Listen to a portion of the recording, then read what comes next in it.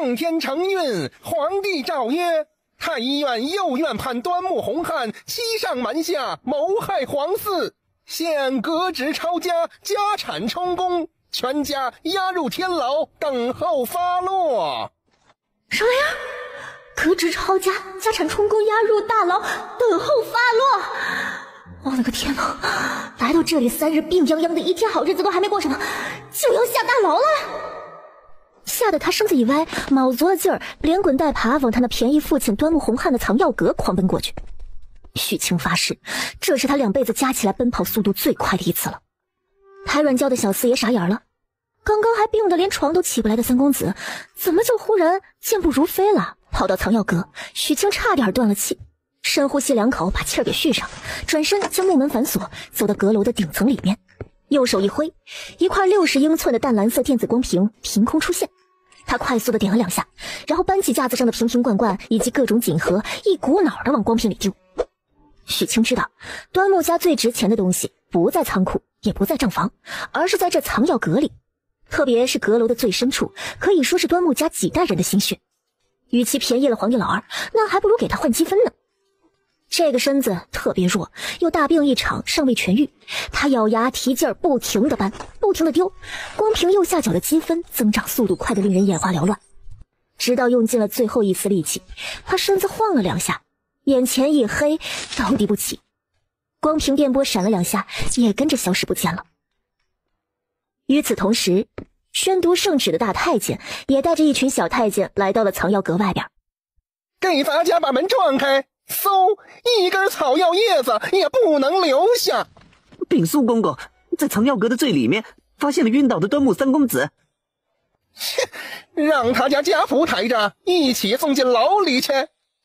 端木洪汉此刻一脸的灰败，从入职太医院，他一直中规中矩，没想到最终端木家的100年基业会在他手上，全家人还受着他牵连，不得善终。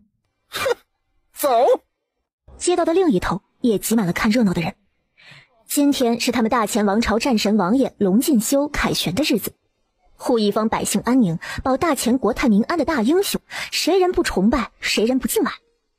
据说3皇子龙进修12岁随舅父护国侯征战北境，14岁领兵杀敌，16岁带人潜入敌军腹地生擒对方将领，17岁被圣上封为靖王，并任命为征西大将军，同舅父秦良镇一起远征西疆，抵御外敌，收复失地。4年时间，靖王和护国侯没有辜负皇帝信任，没有令大前百姓失望，不仅将外敌赶回了他们的老家，还让他们签订了永不来犯，并且年年给大前上贡的协议。如此英勇的少年将军，在民间传得出神入化，被誉为大前战神。不知道是故意还是巧合，2队人马居然在同一个街道上遇上了。哎呦，老奴啊，给靖王爷请安了。发生何事？这回王爷，端木院判谋害了您的15皇帝，圣上啊心痛万分，让老奴啊把这端木符给抄了。小皇子归天，老奴也伤心过头，忘了今儿个您凯旋归来也走这条道啊。老奴疏忽，这就给靖王爷让路，等回去之后啊再向圣上领罚。哼，是疏忽还是故意给了下马威？15皇帝父皇可真的是老能一撞啊。这边苏公公已经开始用鞭子驱赶着端木家的人给靖王让道了。端木洪汉背上吃了一道钩刺的鞭子，瞬间血肉模糊。他忍住剧痛，趁身边的太监不备，带着镣铐冲了出去，跪在靖王马前。求靖王开恩，收我3儿为徒，大恩大德，端木家永失铭记，来世再报。端木院判端木洪汉吗？龙敬修记得他，只是不等他说话，苏公公已经开始继续耍威风了。大胆罪民，胆敢阻拦王爷座驾，这是全家都活腻了，想早点死吗？住手！苏公公好大的架势啊，王爷面前也敢甩鞭子。这是晋王身边的第一谋士尹楚科。老奴不敢，只是这……没人搭理他。王爷，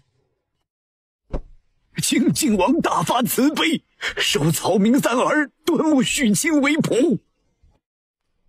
给本王一个理由。请王爷允草民上前一步禀明。三儿许清年17，尚未婚配，请王爷收他为仆，是一门亲事。若是能生下女儿，将来定能为王爷所用。后面一向沉稳的尹楚科眼中有光，恨不得立马上前替靖王应了。传言端木家的先祖是天山深处隐世的神秘高人，有着最纯净、最神圣的血脉，因此端木家的女儿那是天生的圣洁之女。与之婚配的男人可百毒不侵，与之有过肌肤之亲，亦可药到百病消，强身健体。看着眼前戴镣铐的男人，靖王回想起了14年前的申公。谋害皇嗣，那绝对是满门抄斩的重罪。端木洪汉现在冒险求助于他，是想给端木家留一条血脉吧？准了。准了，王爷准了！快将三公子抬过来，送与王爷为仆。殷楚科再次瞪大了眼睛。这双眼紧闭，面色苍白，瘦弱不堪。端木家4个儿子，这院判就不能送完一个健康的、活蹦乱跳的？王爷，您这样行事怕是不妥吧？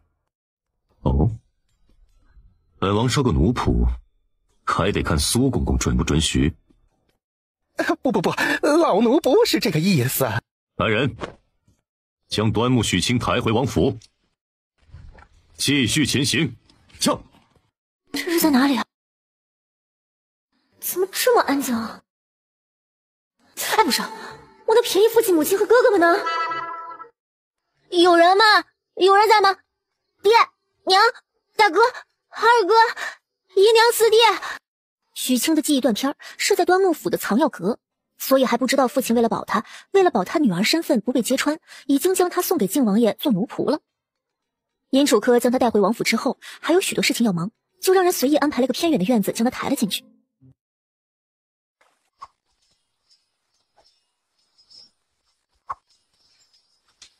传说中的轻功，传说中的内力，他今天终于是大开眼界，看到真实的了。忽然一个黑衣人朝他所在的方向飞了过来，眼看大刀就要朝他砍下，许清一时吓懵了，好在瞬间回神后往旁边一滚，堪就躲过了大刀。最后一人见形势不对，转身就飞。小心，你还好吧？大侠别误会，我是路过，我跟他们不是一伙的，我帮你看看伤吧。靖王手一甩，这是哪里来的混账东西，如此大胆无礼！爱耍小性子的患者，许清以前是见多了，所以这点排斥也不算啥，总不能跟一个伤员计较吧？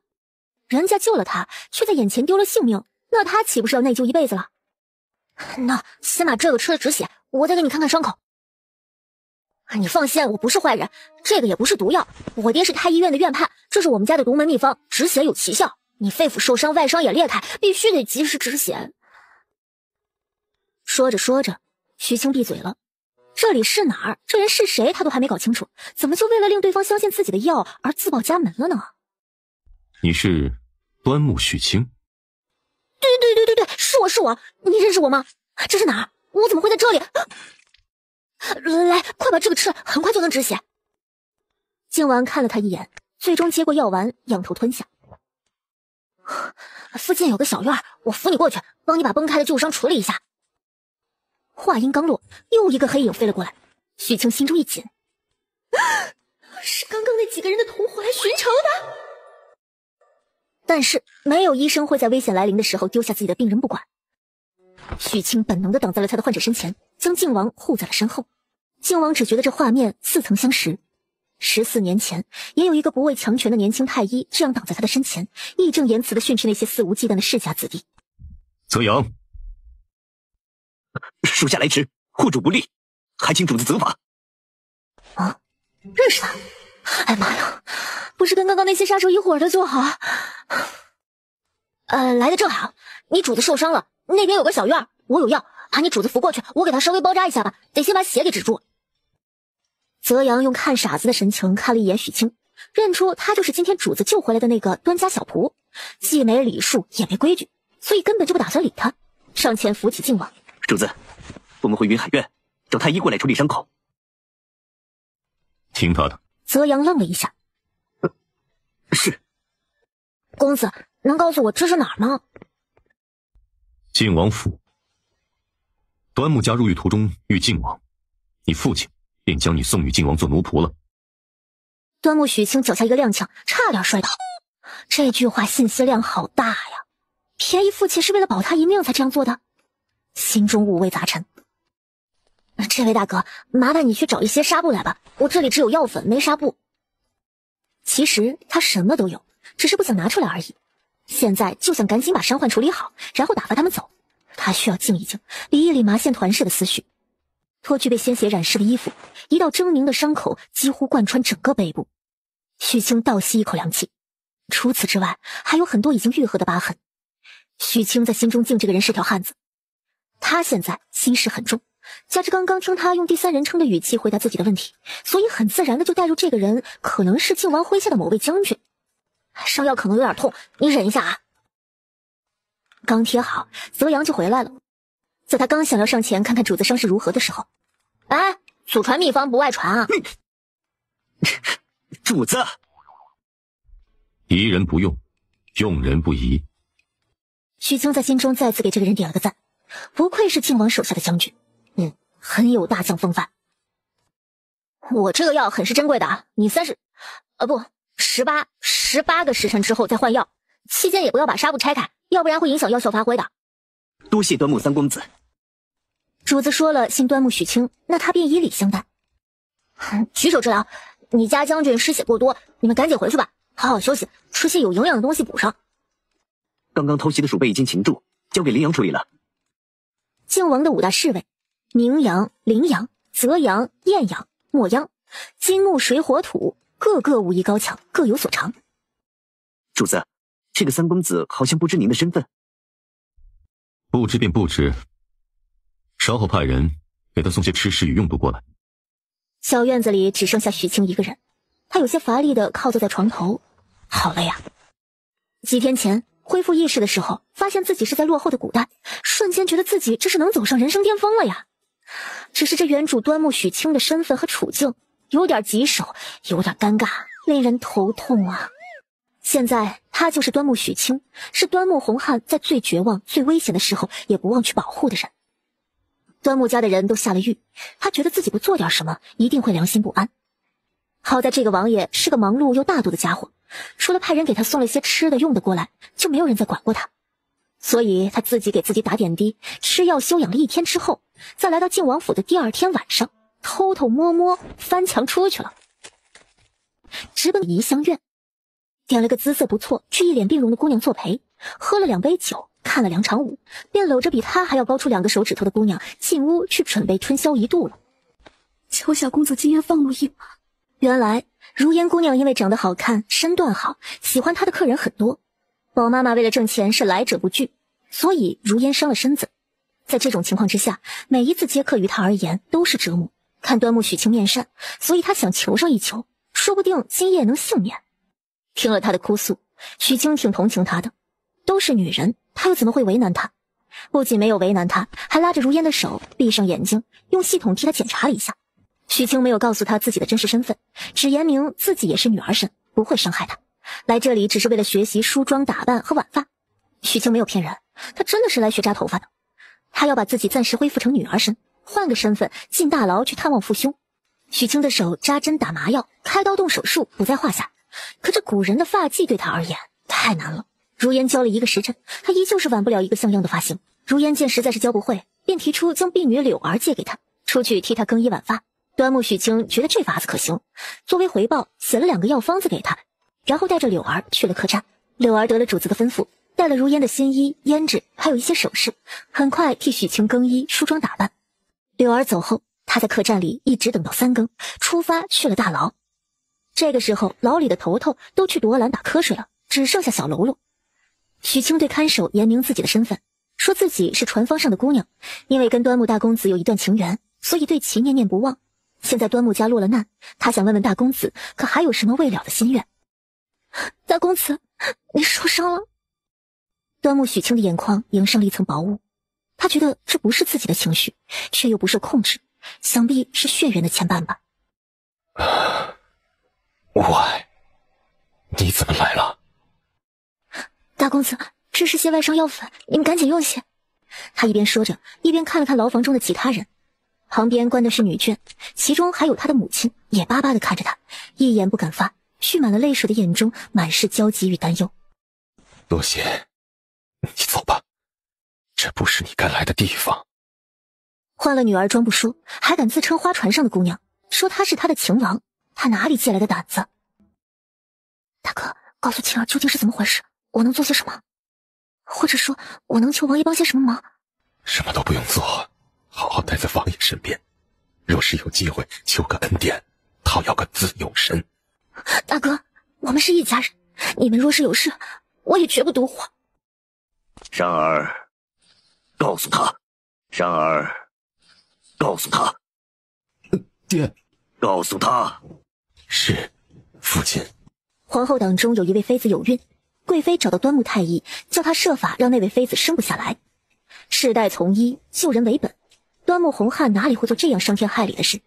所以那位妃子不仅顺利生产，生下的还是14皇子，没能如了贵妃的意。所以在贵妃庶妹丽贵人有孕后，贵妃请求皇帝让端木太医照看丽贵人这一胎。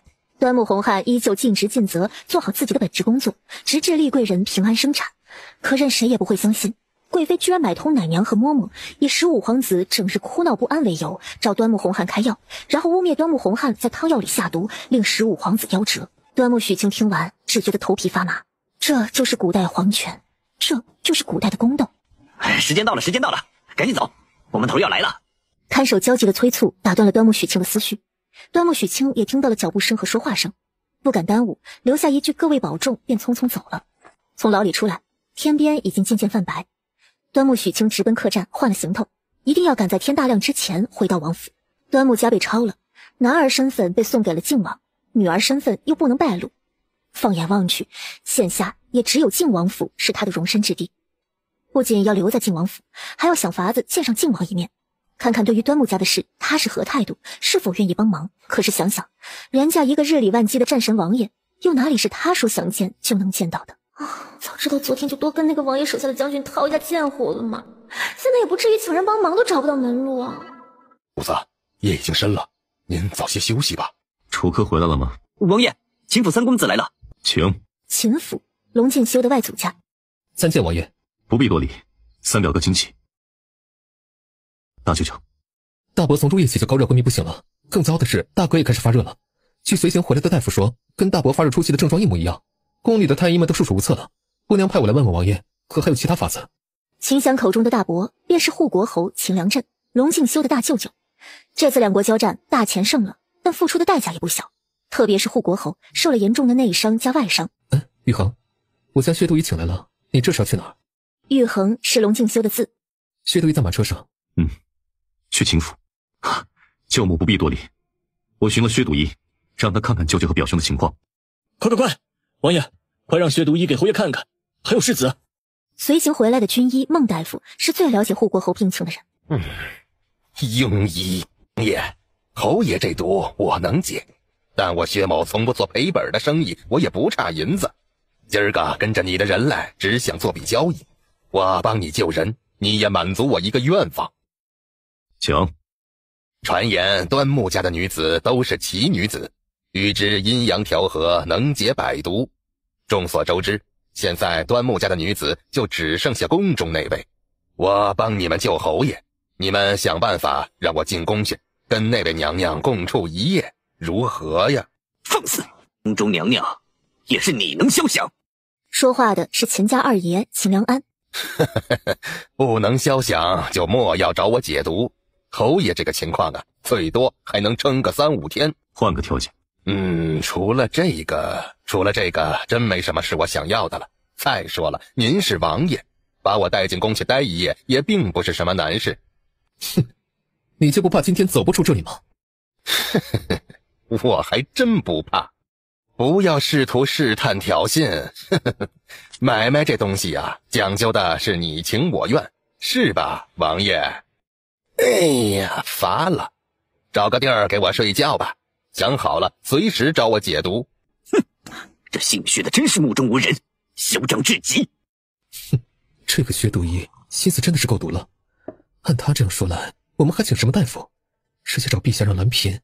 尹公子，慎言。玉衡，你的伤势如何了？前2日换过药了。前2日，王爷，您的伤势也很重，回来几日了才换过1次药。快将衣裳解开，让我看看。王爷，敢问您这背后的伤是何人所包扎？玉衡的伤怎么样了？这是何物？何物？王爷，伤口可有不适？没有。那日包扎伤口的时候，他没有过多关注。现在听孟大夫提起，靖王爷才突然想到之前疼痛难忍的伤口，这2日好像格外安静。王爷，短短3日不到，您的伤口恢复得如此神速，还有这种我行医数十载从未见过的包扎手法，这可能是个世外高人呐！您快将他请来替侯爷看看，说不定能医好侯爷呢。那个瘦弱的端木家小仆。玉衡，快将那位前辈请来吧。去府中将端木家送与我的小仆找来。端木右院判当街送你的那个，他的3儿子。端木右院判的儿子，年龄不大吧？王爷表哥，您睡了吗？三小姐，这么晚了，你有何事啊？孟叔，夜深了，我见王爷表哥房里灯还亮着，便送了些点心过来。三小姐秦玲是秦家2房的嫡女。孟叔，把吃食接下吧，刚好我这1天都没有好好的吃一顿饭了。谢三小姐，时辰不早了，您早些回去歇息吧。这深更半夜，哪有姑娘家能随意敲男子房门的道理？女儿家名声何等重要，即使与王爷是表亲，也断然没有半夜相见的道理。将军，你看起来比前2日好很多了呀！千穿万穿，马屁不穿，来就称赞一番，绝对是没错的。将军，哎，将军，您这个时候让我过来，是有什么事情吗？还是伤口有恙？随我去看看伤者。好。这么个乳臭未干、瘦瘦小小的少年，能行吗？夜已深，表弟还没有休息。我带来一位大夫，替舅舅看诊一下。他指尖轻轻地摁住患者手腕，闭眼启动医疗检测系统，仅仅几秒钟，检测结果就出来了。汞中毒，这是毫无医德的大夫故意投毒的吧？侯爷情况如何了？他中毒了。侯爷确实是中毒，小公子，可知中的是什么毒？水银。侯爷之前身体很多地方应该受了外伤，那个大夫治伤的时候将水银渗在了伤口里，所以就有了现在的状态。孟大夫一直待在伤兵营，无法脱身，给侯爷处理伤口的任务就落在了跟随大军10多年的曾军医手上。碰巧曾大夫这一次没有随大军回京，而是以年老体力不支为由告老还乡去了。可有解毒的方法？将愈合的伤口挑开，清除里面堆积的水银，同时给药，一点一点尽可能的清除血液里的毒素。几分把握？8成把握。要完全恢复到以前的状态是不太可能，但命能保住。小公子，你说的可是真的？开玩笑，我是个有本事的人，今日替你们解毒救人，希望明日你们也能为我端木家出一份力。端木小大夫，老夫给你做助手。许清所用的解毒方法皆是端木家不外传的绝学，还请孟大夫谅解。是老夫鲁莽了，还请三公子不要介意，老夫绝没有偷师的意思。另外，可否劳烦将军将靖王殿下请来坐镇，给许清一间小屋，没有我的允许，绝不许任何人进来打扰。有王爷坐镇，就不怕有人出尔反尔，偷看他施法。本将军就是你口中的靖王。这就是传说中的靖王。他早就该想到，这么好看、这么有气势的男子，怎么会只是一个普通的将军呢？端木小大夫，你何时能替侯爷解毒？他知道玉衡长得好看，让人移不开眼，但他一个小小少年，也不至于像怀春的少女一样盯着他看吧？现在太晚了，我把需要准备的东西列出来，先准备着，等明日天亮，光线好了，就可以开始解毒了。这个先化水为侯爷服下，有利于控制毒素蔓延。端木大夫，家中长子也有了跟他父亲一样的情况，可否劳你一起给看看？自然是可以的，走吧。治一个是治，治两个还能得2份人情，何乐而不为呢？王爷、侯夫人，大公子跟侯爷是同一种情况，但他中毒的剂量相对较少，所以症状来得慢，也不似侯爷这般凶险。可若放任不管，后果也是不堪设想的。现在用些药物控制，等我明日将侯爷的毒解了，再给公子定治疗方案。哎呦，好，谢谢端木大夫，谢谢端木大夫。哎呀，不用谢，不用谢。端木许清豁达地笑着，他觉得此刻的自己一定是天使光环，闪闪发亮，多么高大上的医务工作者的形象啊！可肚子里发出了一阵咕咕声，破坏了这个画面。侯夫人真是赶紧安排丫鬟带端木公子出去休息，不仅准备了精致的小吃，还贴心的准备了热水给他沐浴更衣。这待遇让端木许清瞬间就觉得自己不是来历练的，而是享福来的。自己这会儿是舒服了，可父亲母亲哥哥们还在牢里受苦呢。侯爷是能救的，侯府大公子也是能救的，救了之后要如何跟靖王大将军开口求他出手相助呢？许清公子，侯爷真的有得救吗？何时能好起来？康复的过程会很慢，一天一点慢慢来。我在这里可能需要3-5个时辰，夫人不用紧张，耐心等待就好。如此简陋的外科手术环境，许清真的是醉了。但为了讨要一个人情，他也只能拼了。好在医疗系统里面各种医疗器械、药物都很齐全。先扫射出汞金属聚集的比较多的地方，手术刀划开，用细小的针管注射器吸出来。麻醉师是他，主刀医生是他，助手还是他。从上午到下午，注意力高度集中5-6个小时之后，端木许清已经有些头晕眼花，又咬牙坚持了一会儿，总算是将能抽出来的水银都抽了出来，剩下的游离的只能靠药物慢慢化解。啊，小公子小心啊！许清公子，我们家侯爷是否无恙了？大部分毒素已经清除，接下来还需要用药物将身体里残留的排出来，侯爷就会慢慢好起来的。侯爷何时能够醒过来？晚上应该会醒，熬点汤多米少的小米粥备着，醒来就喂一点，然后来找我准备服药。云儿，快去将端木小公子请来。侯夫人，侯爷的情况基本上算是缓过来了。我儿可是真的有救了，是哪位神医出手救了我儿？快让老身3拜好生谢谢神医。昨日天不亮便去了城外最灵验的普华寺拜佛，他不愿眼睁睁地看着儿子在眼前咽气，没有大夫能救，便只能求佛祖保佑了。70多岁高龄的身体在佛前跪了1天1夜，站起来那一刻差点晕倒，却也是那一刻听到家丁来报说侯爷有救了，便马不停蹄地就赶回府来。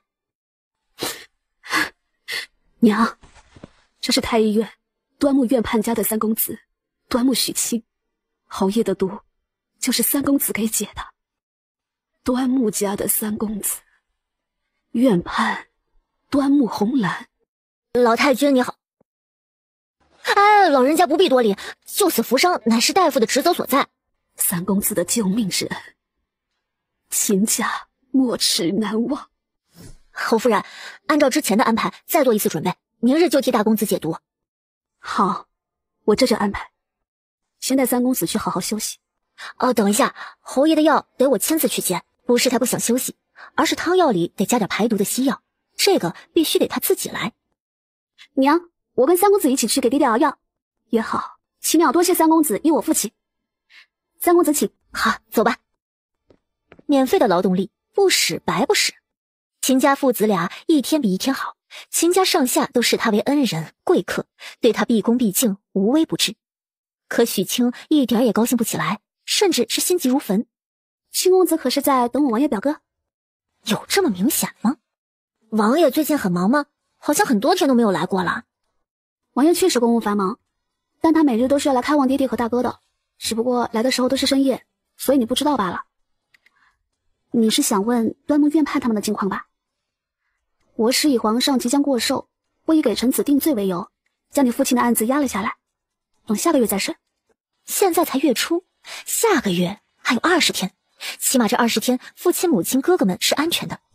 王爷表哥跟爹爹谈话没有逼着我，王爷表哥说这事他会查清楚，若端木院判是被人陷害的，那一定尽力保你家人性命；若是罪有应得，那谁也救不了他们。原以为王爷很忙，忙到见不到人，也没有功夫来问过小人物的生与死，没想到在他不知道的情况下，那位王爷已经有所安排了。清公子，你这样看着我做什么？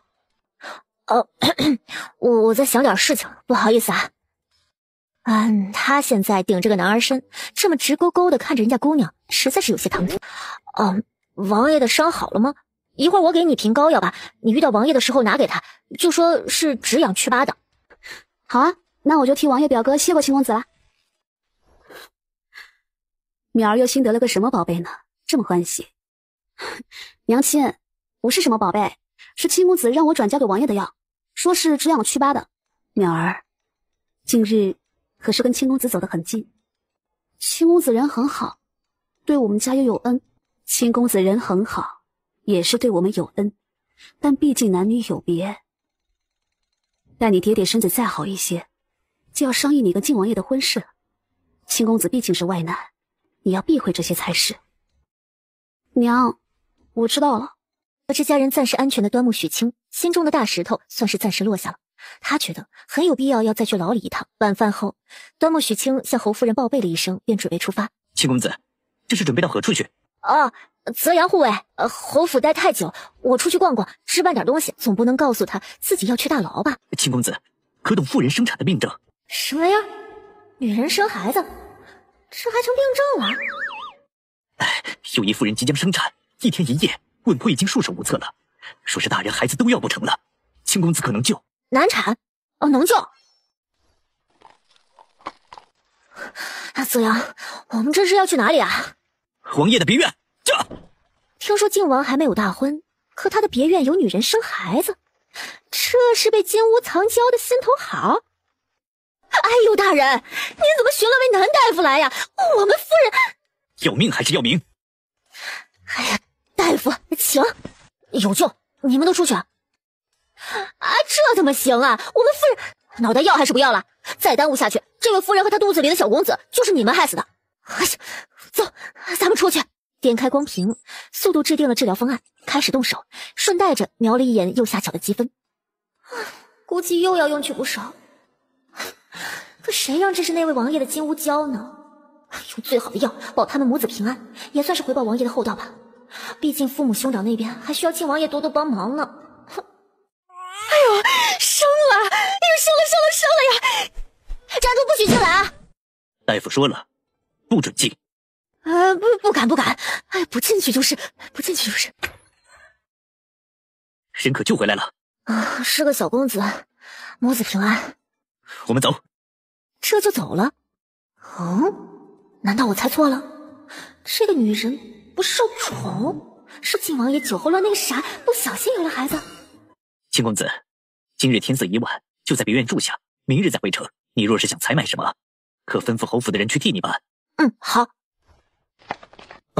下官礼部侍郎吴子洲见过王爷，王爷的救命之恩，子洲感激不尽。将来王爷若是有用得上我的地方，尽管开口，子洲赴汤蹈火，在所不辞。靖王心下疑惑，但面不改色。起来吧。吴侍郎的外室生产很是凶险，稳婆断定没救了。吴侍郎求到府上，尹先生便让卑职去请清公子过来，建议母子均安。尹楚科善于做长远考虑，吴侍郎求到王府来的时候，他就飞快分析出了利与弊，然后让泽阳去找端木许清了。一个小小的礼部侍郎，完全不值得王府出手相助。但他的岳父是吏部尚书孟子策，孟子策是二皇子成王的人。靖王刚回京就被成王试探暗害过2次。所谓敌人的敌人就是朋友。楚客何在？尹先生回城去了。主子刚刚与人打斗，可能是牵动了旧伤，快去把清公子喊来。王爷胸口有旧伤，还没完全好，今日又运气打斗，自然是会有些不舒服的。我一会儿开几副内调的药，好好养养，无大碍。王爷，那可要吩咐下去，今日就在别院安置。不了，回城。你女人刚才跟你生了一个好大儿，你不去看看？王爷要回城，可否带我一起？王爷，许清的医治方法有些特别，还请你叮嘱那位夫人和她的丫鬟婆子不要外传啊。好。孩子在产道里卡了太久，可能对他的智力有影响，需要做一些康复训练。端木许清说的东西太复杂，靖王不感兴趣。端木院判不仅让你学医，还让你学如何给妇人接生。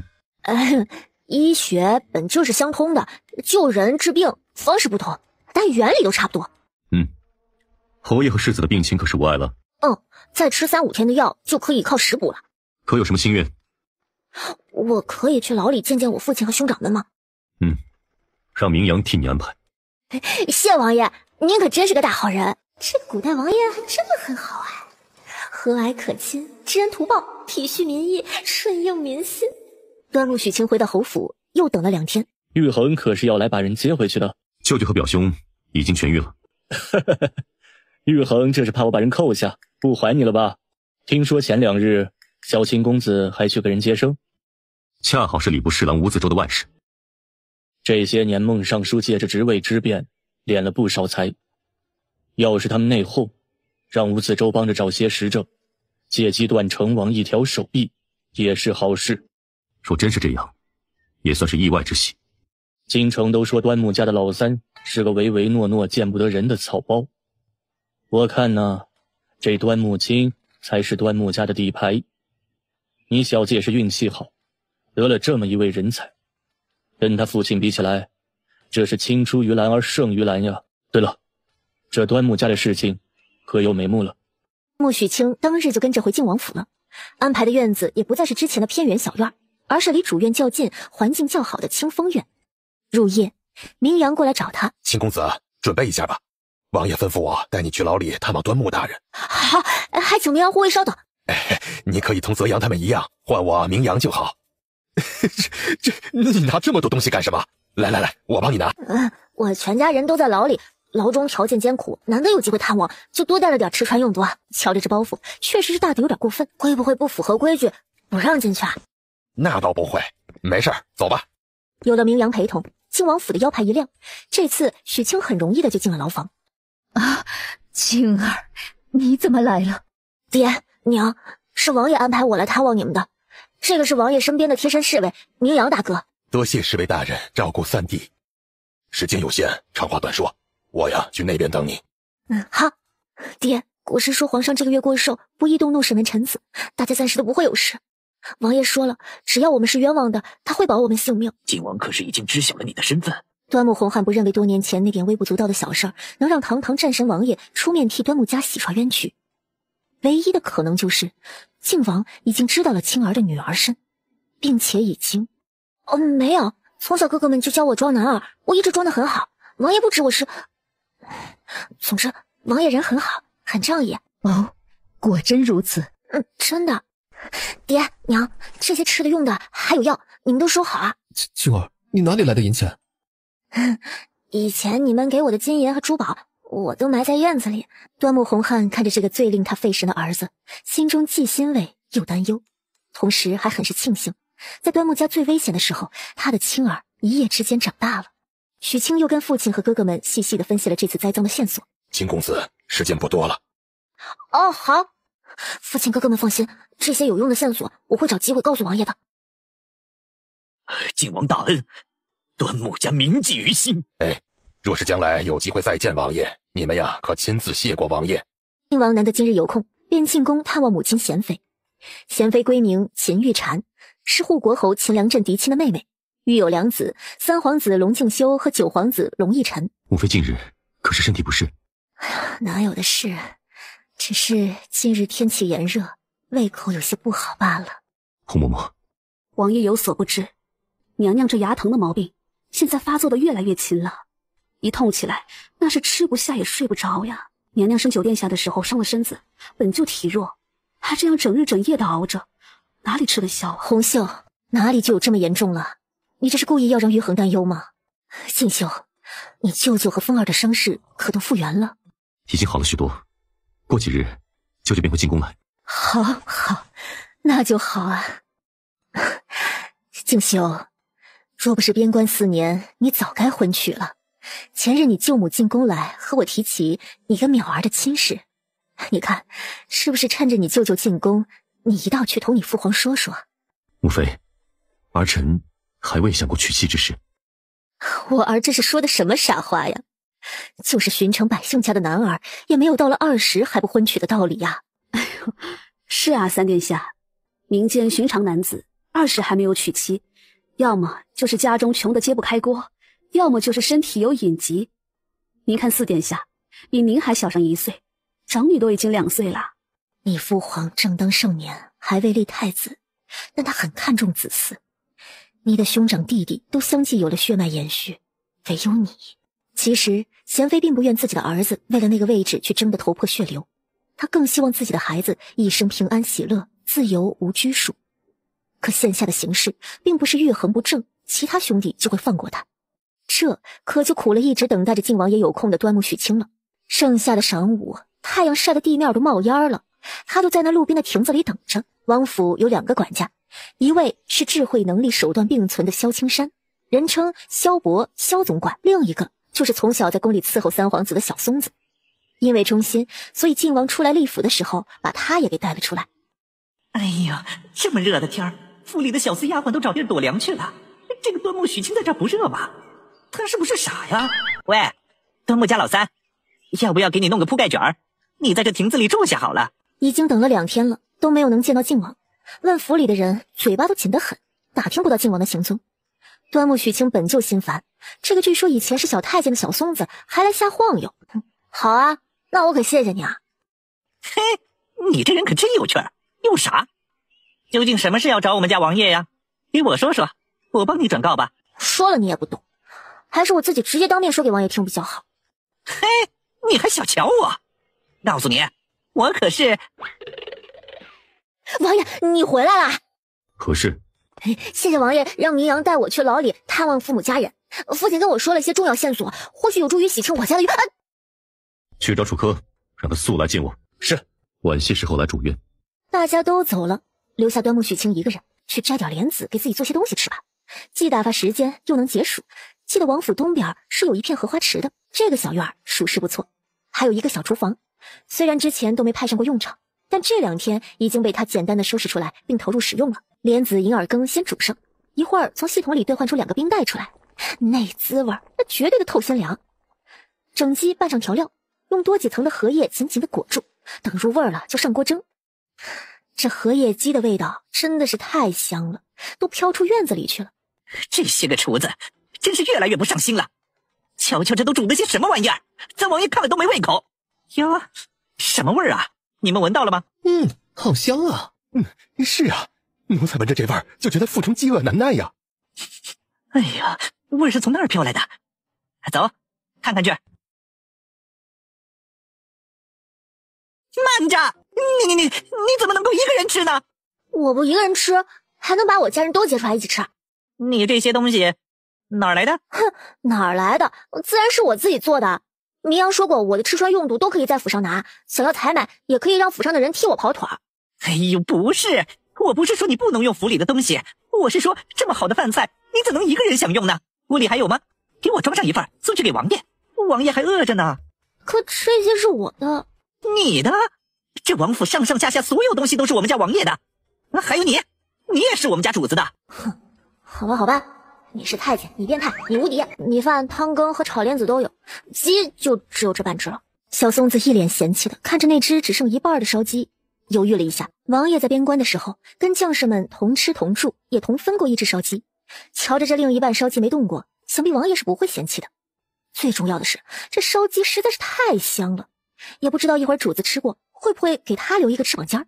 哎，庆公子，你同我一起去给主子送饭吧。瞧着小松子脸上的笑，端木许清就知道这货不安好心。哎呀，罢了，去就去吧。王爷回府的时候说晚些时候过去找他，现在也差不多算是晚些时候了。洪敬修正跟尹楚科商讨要事，都说了不吃，小松子这狗东西还一趟一趟的送过来。小松子赶在主子发火之前，赶紧举起装烧鸡的盘子。主子，庆公子说有要事向您禀报，还送了饭菜请您享用。靖王刚想说让人先下去，尹楚科就被那烧鸡的色泽和味道吸引了。你说这是端木许清送来的？正是，小的路过清风院，闻着香味寻了去。庆公子说小的来得正好，一起给主子送吃食过来。小的想着这毕竟是清公子的一片心意，所以就斗胆带他来了。看着还不错。一恒，要不尝尝？结果这一尝就还有点停不下来了。端木许清还在外面？在呢，一直候着呢。把人叫进来吧。你找我何事？端木许清也不拖泥带水，简单明了的将父亲提供的线索复述给靖王。靖王听后思考了片刻。好，你下去吧。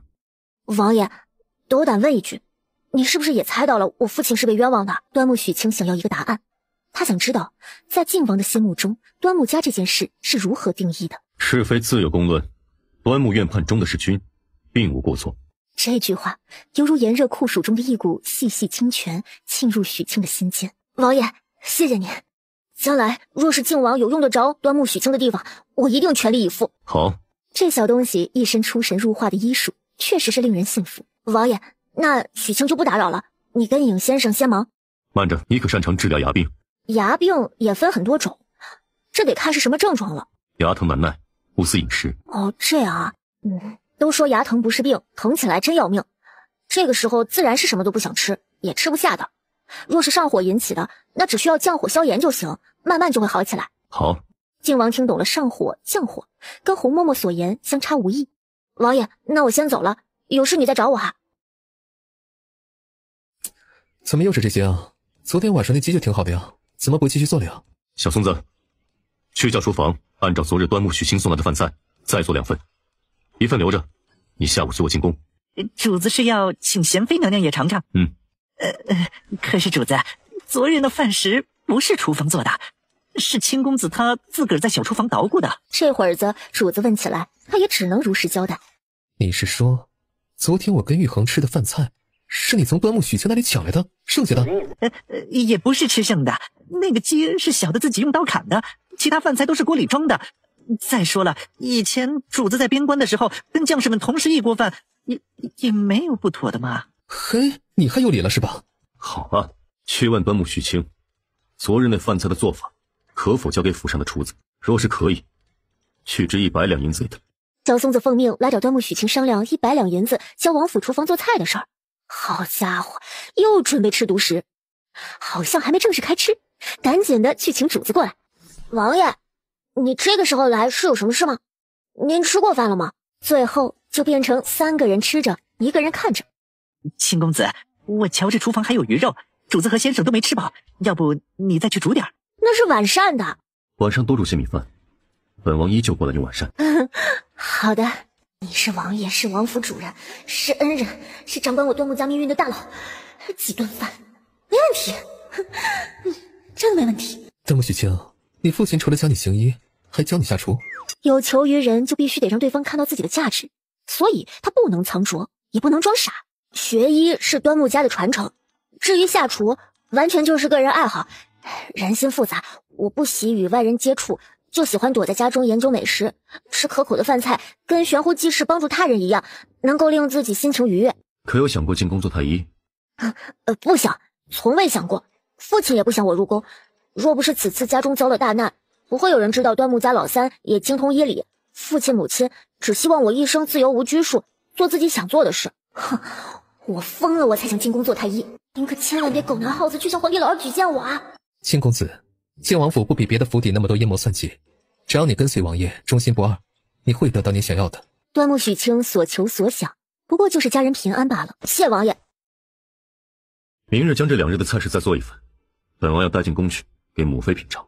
需要什么材料，尽管找管家拿，也可让小松子给你安排人手帮忙。这么多种都要？对，天气炎热，母妃胃口不好，多一些新鲜菜式，想必她能多用一些。哦，好，那我明日准备就是。这王爷还是个大孝子呢。在许清做好饭菜之后，靖王就带着随从提上膳食，匆匆进宫去了。他也早早的吃了中饭，清晨起来的太早，下午刚好可以好好睡个午觉。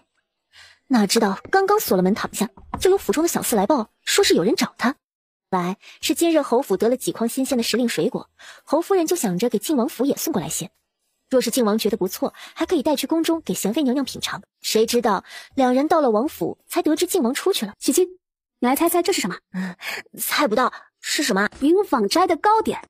上次你在侯府的时候，我请你吃糕点，你说味道一般，还吹牛说自己吃过这世上最好吃的糕点。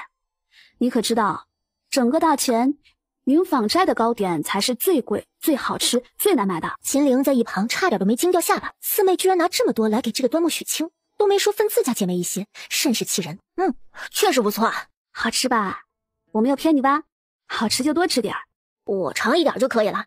既然是这么难买的糕点，留着等王爷回来也给王爷尝尝。王爷表哥喜甜食，王爷喜不喜欢甜食，他也不知道啊。王爷常年在边关跟将士们同吃同住，想必是不挑食的。而且这些糕点难得，自然也该留些给王爷品尝。四妹，既然青公子说留着给王爷表哥，那就留着吧，至少也是你我姐妹的一片心意啊。刚刚秦淼明明说的是他带着丫鬟花了好大功夫才买到了，现在要献给王爷，怎么就成了你我姐妹的一片心意了？偏偏秦淼这个大大咧咧的丫头，好像一点都没发现自家三姐是个老绿茶。好吧，那一会儿若是表哥回来了，你留下一半，另一半着人给表哥送去吧。好，一直保持着得体的笑，好累呀。他只想赶紧把两位娇娇女打发走，好去睡觉，哪知道他要拉着她一起去荷花池游湖摘莲子。四小姐，你看此刻日头这么毒，若是出去会被晒黑的。我们有帷帽，晚家准备了乌篷船，一会儿你负责划船，我跟三姐躲船棚里就是。感情我就是个晒不死的小强了。乌篷船不大，秦府带来的丫鬟们就没有上船，在湖边等着。端木许清生无可恋的划着船，王府这片荷花池打理得很好，荷花大朵大朵的，莲蓬也又多又大。可不知道这位秦三小姐的要求怎么这么高，究竟想要什么样的莲蓬？一会儿让她将船往左边划，一会儿又要去右边。三姐，这周围都是莲蓬，莲蓬都长一个样，你随便摘些回去不就可以了吗？这是要做吃食孝敬给祖母的，哪里能随便？不帮忙做事就算了，还指责我？我就说了一句话，哪里就是在指责你呢？就是有你。好了好了，都是自家姐妹，莫要为了这点小事烧了和气啊。许清，要不你也到船棚里来吧？不用，四小姐你自己做好就行，我到那里去就不好划船了。他现在是个大男人，如何跟两个娇滴滴的小姐挤在狭小的船棚啊？罢了，忍一忍就好了。在他快要被晒得蔫巴的时候，终于听到了一句天籁之音。呀，我摘的够了，我们回去吧。眼看着离岸边越来越近了，突然一阵风吹过来，小船轻轻地飘荡。端木许清正想感叹终于是凉快一点了，小船的晃动弧度就突然大了起来。怎么了？这个是怎么了？船会翻掉吗？你别动，你不动船就不会晃了，再晃船就要翻了。坐下，蹲下别。蠢女人可能是没站稳，直接就栽进了湖里。秦辽也站了起来，半个身子探出船去，要去拉秦岭。这一拉可好，船身一翻，秦苗也扑通下去了。端木许清严重怀疑秦陵是故意的，因为瞧着他在水中的样子，像是会游水的。许清现在后悔的想哐哐撞大墙，他就不该跟着来摘什么鬼莲子。两个表妹要是在他面前出了事，靖王还不得都算在他头上啊？船桨一扔，他也认命的跳下湖去。怎么回事？两位小姐说要摘莲子给老太君做汤羹，本来一直好好的，怎知起风了，小船不稳，小姐们就掉进河里了。泽阳，救人！泽阳，快带她上岸，回去换衣服。你呢？我没事，我能爬起来，你快走。为了掩饰女儿身，她胸前和腰上绑着厚厚的布条，湿衣服贴在身上，胸前的肌肉绝对是会过于发达的，所以她得等岸上的人都走光了再上去。现场就只剩了站在岸上的靖王和攀着船舷泡在水里的端木许清。你看不见我，看不见我，看不见我，快走啊！你就是快走啊！站在这儿干什么？那端木许清一个人还待在水里做什么？莫不是在水中泡太久，腿抽筋了？后日他还有重用，今日是断然不能受伤的。松手！不能松，不能松！这掉下去不是摔死也得呛死。冷没关系，小命要紧。谢靖王救命之恩，我先走了。他为什么要低着头缩着脖子弯着腰跑？好不容易到了清风院，砰的一声将门关上，反锁。暴露女儿身不怕，可怕的是父亲当初隐瞒他女儿身的缘由。再一顶欺君的帽子扣下来，那端木家可就真的没救了。有惊无险，好在是有惊无险啊！也不知道两位侯府小姐落水的事情，靖王会不会找他秋后算账？可细细回想当时的过程，应该是错不在他的呀。秦公子，您在里面吗？在。秦公子，王爷找您有事儿，您看现在跟我过去。主子在正院等你呢。这态度应该不是要问责吧？难不成是今日的饭菜让宫里的娘娘喜欢，所以要奖赏我？今日带去宫中的几道菜，母妃很满意，连饭都多用了一些。能令娘娘满意是许清的荣幸。恰好当时父皇和大哥也在，大哥提议后日去他庄上小聚，父皇说你的菜做得不错，让你后日同行，负责午膳事宜。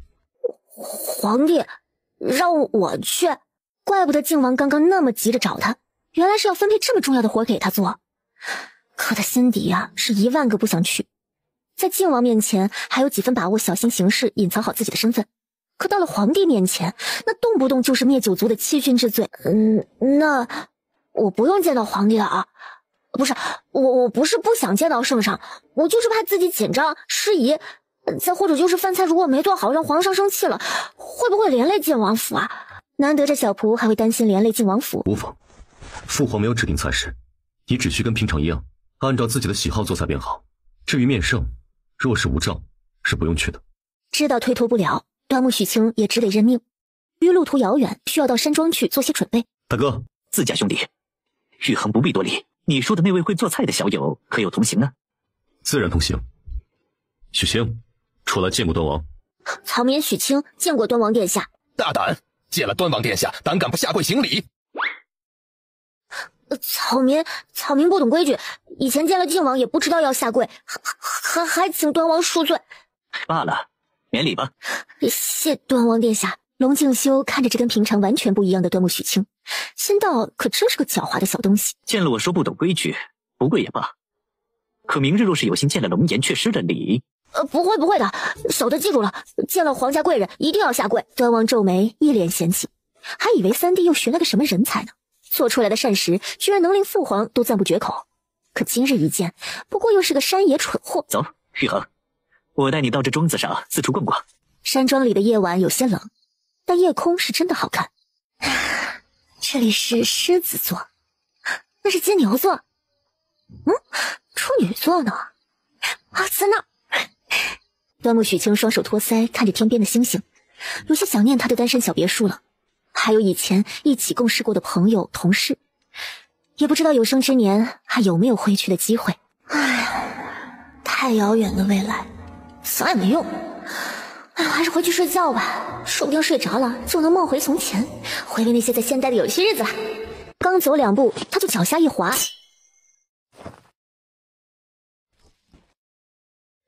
王爷，谢谢你啊！夜已深，你不待在屋内，一个人到处走，还爬到山上去做什么？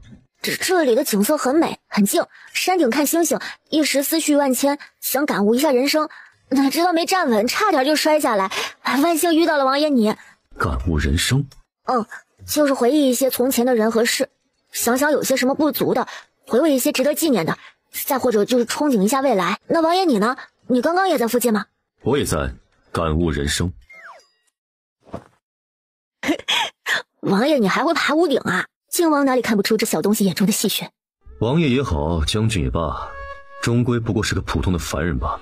端木许清从这位王爷的言语之中听出了落寞和无奈，他偏头看过去，只见靖王目视远方，银色月光照在轮廓无可挑剔的侧脸上，翩翩美男贵公子，又自带铁血男子汉的气概。许清觉得这种气势他得学着点。你怎么了？我饿了。许清有一种小时候做坏事被抓包的感觉。走吧，正好本王有些饿了。今日的午膳呢，很得朕心，想必做这美食之人也是用了心的。玉衡啊，将人喊上来吧，朕有赏。是。草民拜见陛下，愿陛下心想事成，笑口常开。你这拜词儿倒是新鲜，抬起头来吧。今日的午膳呢，备得不错，朕很满意。老三说你是他的小友，朕给他面子，赏你个恩典。说说想要什么，或者是有何心愿？小的在靖王府上有吃有喝，什么也不缺，谢陛下赏赐。若说心愿，那小的还真有一个。成王看向老三，心中讥笑，原以为是献了个宝，结果是个大草包。圣上说赏你个心愿，你还就真敢提呀？你有何心愿？不妨说出来给朕听听。小民心愿，愿陛下万寿无疆，方可保我大钱永远国泰民安。好。玉衡啊，你这小友有些意思。父皇谬赞。他就知道这个小东西不会令他失望。你的愿望啊，朕呢尽量满足。另外呢，再赏你黄金100两，白银1000两，将你会做的吃食法子都交给贤妃的宫人，你可愿意呀？小民自是愿意的。老天爷呀，咱们发财了！端王心中有些堵，原以为是个蠢货，却是个扮猪吃虎的。偏偏父皇还就吃这一套，他费尽心思布置的庄子，安排歌舞，就刚来的时候得了父皇2句夸奖，后面的风头都让老三一个人抢去了。父皇，儿臣还安排了一场别致的舞蹈，要不现在让他们上来表演，等结束后，儿臣再陪父皇和各位皇帝在窗子里转一转，算是消食。好好好。瞧瞧，这一个个看得一脸的笑啊！男人，老子带着一群儿子看露腰露腿的艳舞，还如此津津有味，肯定是在皇宫的时候有太后、皇后管着，很少见到这么大胆的舞蹈，所以才会看得格外起劲吧。父皇小心！你想死啊？多好！你家王爷在外面杀敌，你自己多好？不是说皇权社会奴仆都很护主的吗？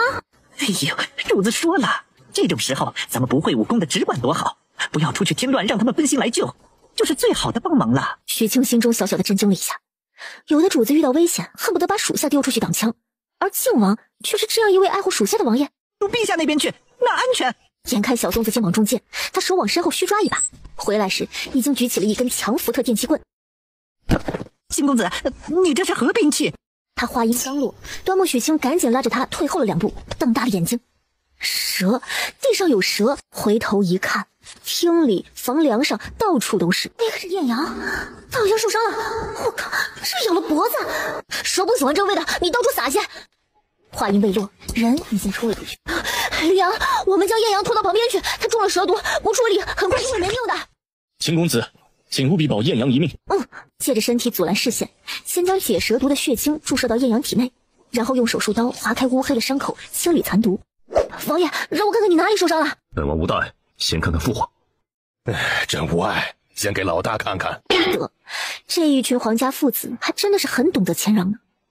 但端木许清觉得皇帝更多的是瞧不上他这个山野村医，再熟悉不过的电子光屏。此刻打开后，出现了一个系统升级的提示，也就是说，现在要是选择花10万积分做系统升级，他的积分就只剩一个零头了。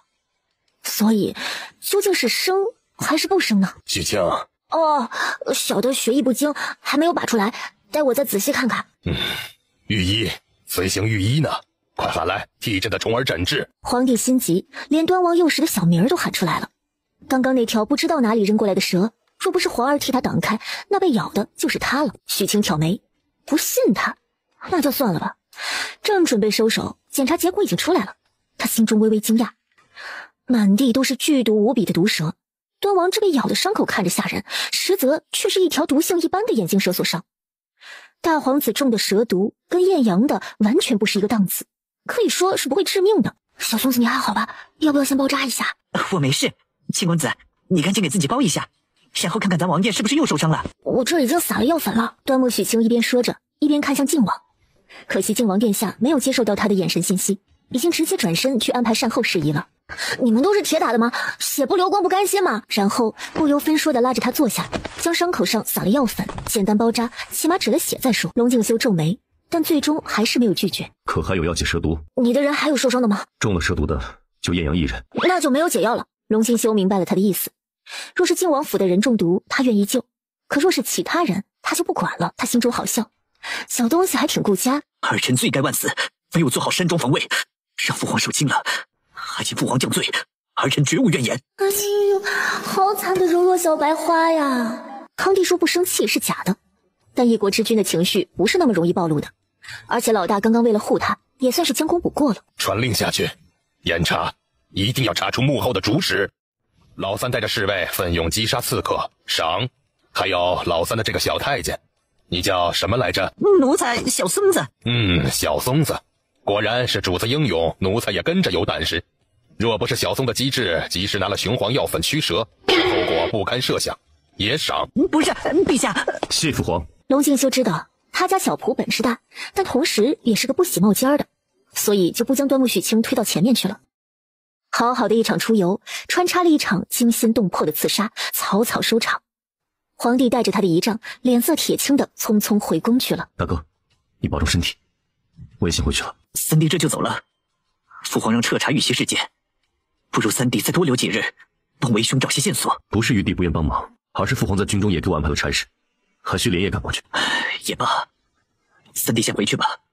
不过三弟手下能人居多，若是大哥需要，可否找你借2个人？大哥，你说笑了，我手下的人都是只知道打打杀杀的鲁莽之人，又哪里能帮得上大哥的忙？靖王又不傻，没事找些事情给自己做，左右不过是场刺杀，也不是第一次遇上了。你呀，从小就是这个样子，心爱的东西死死护着，不肯给旁人给予半分。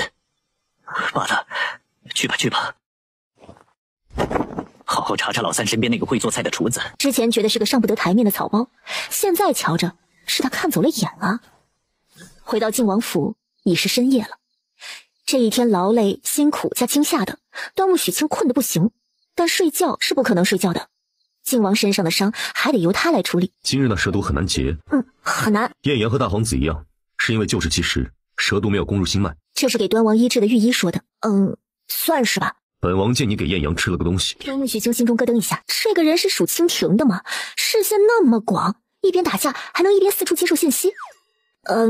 祖传秘方的解毒丸，刚好就带了一颗，放在身上保命用的。你端木家的祖传秘方好像格外丰富。这个王爷话怎么这么多？问题怎么这么多？靖王也不计较他的不回答。可有何心愿？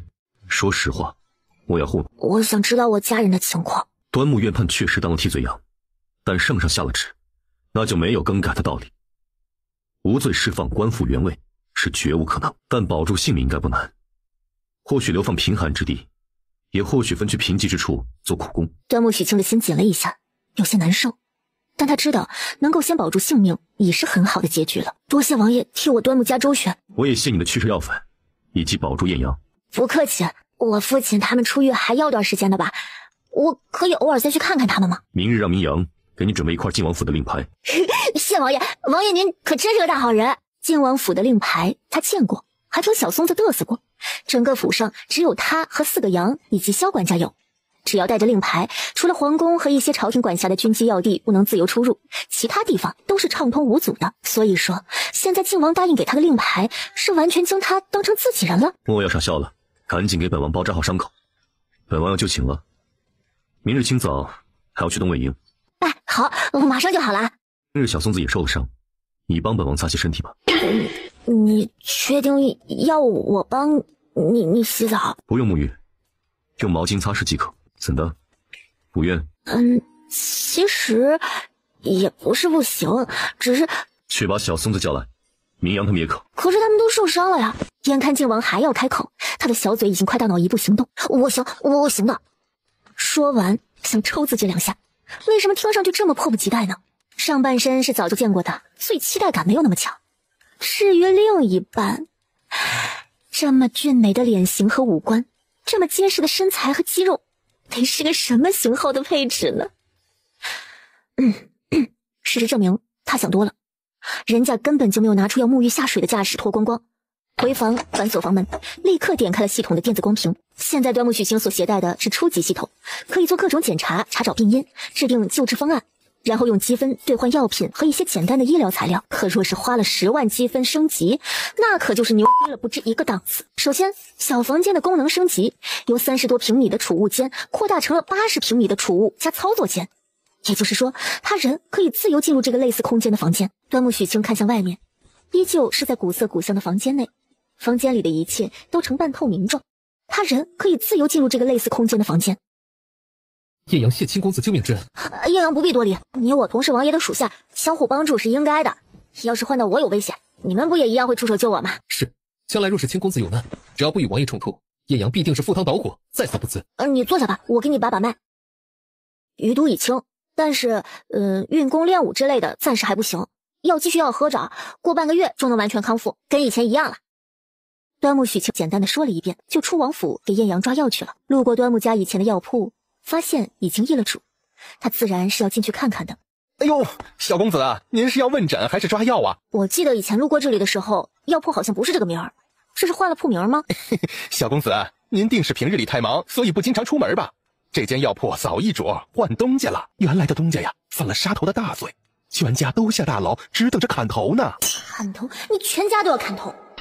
真的？我确实不知呢。那我之前开的药方，还有存放在店铺里没有取走的药怎么办啊？这个小公子尽管放心，之前的账本啊，我们东家都已经派专人接手登记了，只要是有记录在册付了银子的，都可以取药。当然了，咱们店里的大夫呀，也远比以前的大夫医术高明。小公子不妨让我们的大夫重新帮您看诊一下，也是极好的。我记得这家药铺以前的风评不错，珍贵药材也很多，也是现在的东家一起接手了吗？那是自然，我们家大老爷可是在御前伺候的。药店出来的端木许清只觉得心中憋着一口气，或许有原主的情绪，也有他自己的。等回去之后，要找小松子打听一下，这接手端木家药铺的人究竟是何方神圣。许晴贤弟，霍家大哥，这是永和堂的少东家，贺家大少爷，也是大哥端木善成的好友。小三在靖王府，一切可都安好。靖王爷是位极好的王爷，我在王府一切都很好。贺大哥，你可知我家端木堂现在是谁接手了？此事说来话长，那人你也知道，正是端木伯父昔日的同僚傅御医。傅御医全名傅盛德，也属宫中太医院，但他凭着一身好医术以及溜须拍马的本事，一步步获得了皇帝的信任，被任命为专为帝后、太后服务的御医。现在端木家的药铺易了主，更了名，亲东家正是傅德胜嫡亲的二弟傅盛福。当初端木家出事，傅家只花了8000两银子就把端木堂收入囊中。我和父亲当时听了，也觉得许是弄错了，但这话是傅盛福身边的管家酒后亲自说出来的，想必应该是不会有假。这跟白吞了端木家有什么区别？可谁让端木家倒霉，被人陷害，抄了家呢？贺大哥，不早了，我该回去了。若是有任何难处，随时来永和堂找我们。好，谢谢贺大哥。哎呦，小青子，你上哪儿去了呀？小松子等端木许清吃饭，等了许久。我叫许清，或者是端木许清，不许叫我小青子。小松子告诉他，王府有马车，以后出门可以驾车，而且最好同府中的人说一声去哪儿了，免得时辰晚了还没回来，府中人会担忧。来到这个驿市，原本是有个家，可才3天家就被抄了。现在在这靖王府，突然又有了点家的感觉。端木许清点头应下，又提起自家药铺的事儿，想让小松子帮忙打听一下端木堂医嘱的内幕。小松子拍着胸脯说这个事儿就包在他身上。那日答应秦淼用珍珠给他做祛痘的膏药，后来遇上落水，那姑娘又正处于经期，于情于理也该去侯府看看她。秦世子亲自接待她，在得知她的来意时心中感激，但还是说要先禀报母亲。许清也没在意，毕竟他现在顶着个男儿身，要见人家闺中小姐肯定是得先知会一声的。可过不了一会儿，甄夫人亲自过来了，先谢过了端木许清，然后说秦淼睡着了，暂时不宜见客。许清本来还想给秦淼把把脉，看看那日落水有没有对他造成影响，可现在见不到人，那就算了。将带来的祛痘膏和驱寒调理少女身子的中药交给甄夫人后，就告辞了。许清来了，娘，他人呢？在我院子里吗？春梅，快给我更衣梳头，我去见他。躺下。母亲，怎么了？已经走了。走了？就给我送了药就走了？淼儿，娘同你说过，莫要与亲公子走得太近。我许清他还特意来看我，娘怎么可以就这样将人赶走？娘没有忘记亲公子对我们家有恩，我们可以给他银钱报答，也可以让你爹爹在朝中周旋，替端木家奔走，但绝对不能为了报恩将女儿许配给他。娘，你在胡说什么呢？他以前只是喜欢跟端木许清一块玩，这次也只是感激他救自己而已。甄夫人是过来人，女儿是他生的，是他养的，他哪里会看不明白呢？只是淼儿自己可能还没有意识到而已。可正是没有意识到，才要明确的跟他说不可以，不可能。小松子办事效率是极快的，没过2天就给端木许清带来了他要的消息，大致跟贺延辉所说的差不多。还有连贺延辉都不知道的是，你问药材上哪儿去了干什么？端木许清，你该不会是想等艳阳伤好了，让他跟你一块去把药材都偷回来吧？你可千万别给王爷添乱呢。我为什么要叫上艳阳一起啊？他自己一个人去不行吗？不叫艳阳，你自己还能飞檐走壁了不成？端木许清懒得理他。哎，你要上哪儿去啊？进大牢。昨天我才陪你去过，今天又去啊？对啊，昨天你陪我去，所以今天找艳阳了。哎，不是，你别急呀，我还有事儿跟你说呢。哦，那你说。昨儿夜里王爷回来了，你不知道吧？然后呢？然后主子让我把这个给你。这是给我的，特属于我的。哎呀，都有你名字了，不是给你的还能给谁啊？那日靖王说要给他个腰牌，他心里挺高兴，也挺期待的，但着实没想到这么快。靖王如此的信任，他定不辜负。即使有一天离开，也必定要将腰牌归还。有了腰牌，端木许清也不用喊上艳阳，也可以去牢里看望家人了。我们在这里一切都好，小三你莫要总给靖王府的人添麻烦。没有添麻烦呢，父亲放心。父亲，你跟傅御医关系如何？傅御医，他医术不错，很得圣上赏识。你们可有过矛盾或者过节？你父亲为人和善，与同僚相处都十分融洽，小三为何忽然问起这个？端木堂现在的新东家就是傅家。傅家？他跟姓苏的狼狈为奸，8000两买了端木堂，堂中一部分药材归了傅家，另一部分归了苏公公，并且父亲原本的差事也由他接手了。狗东西，那日将我府中药阁搬空私吞，还逼供我和大哥，问将药材转移去了哪里，简直是贼喊捉贼。罢了，身外物没了也就没了。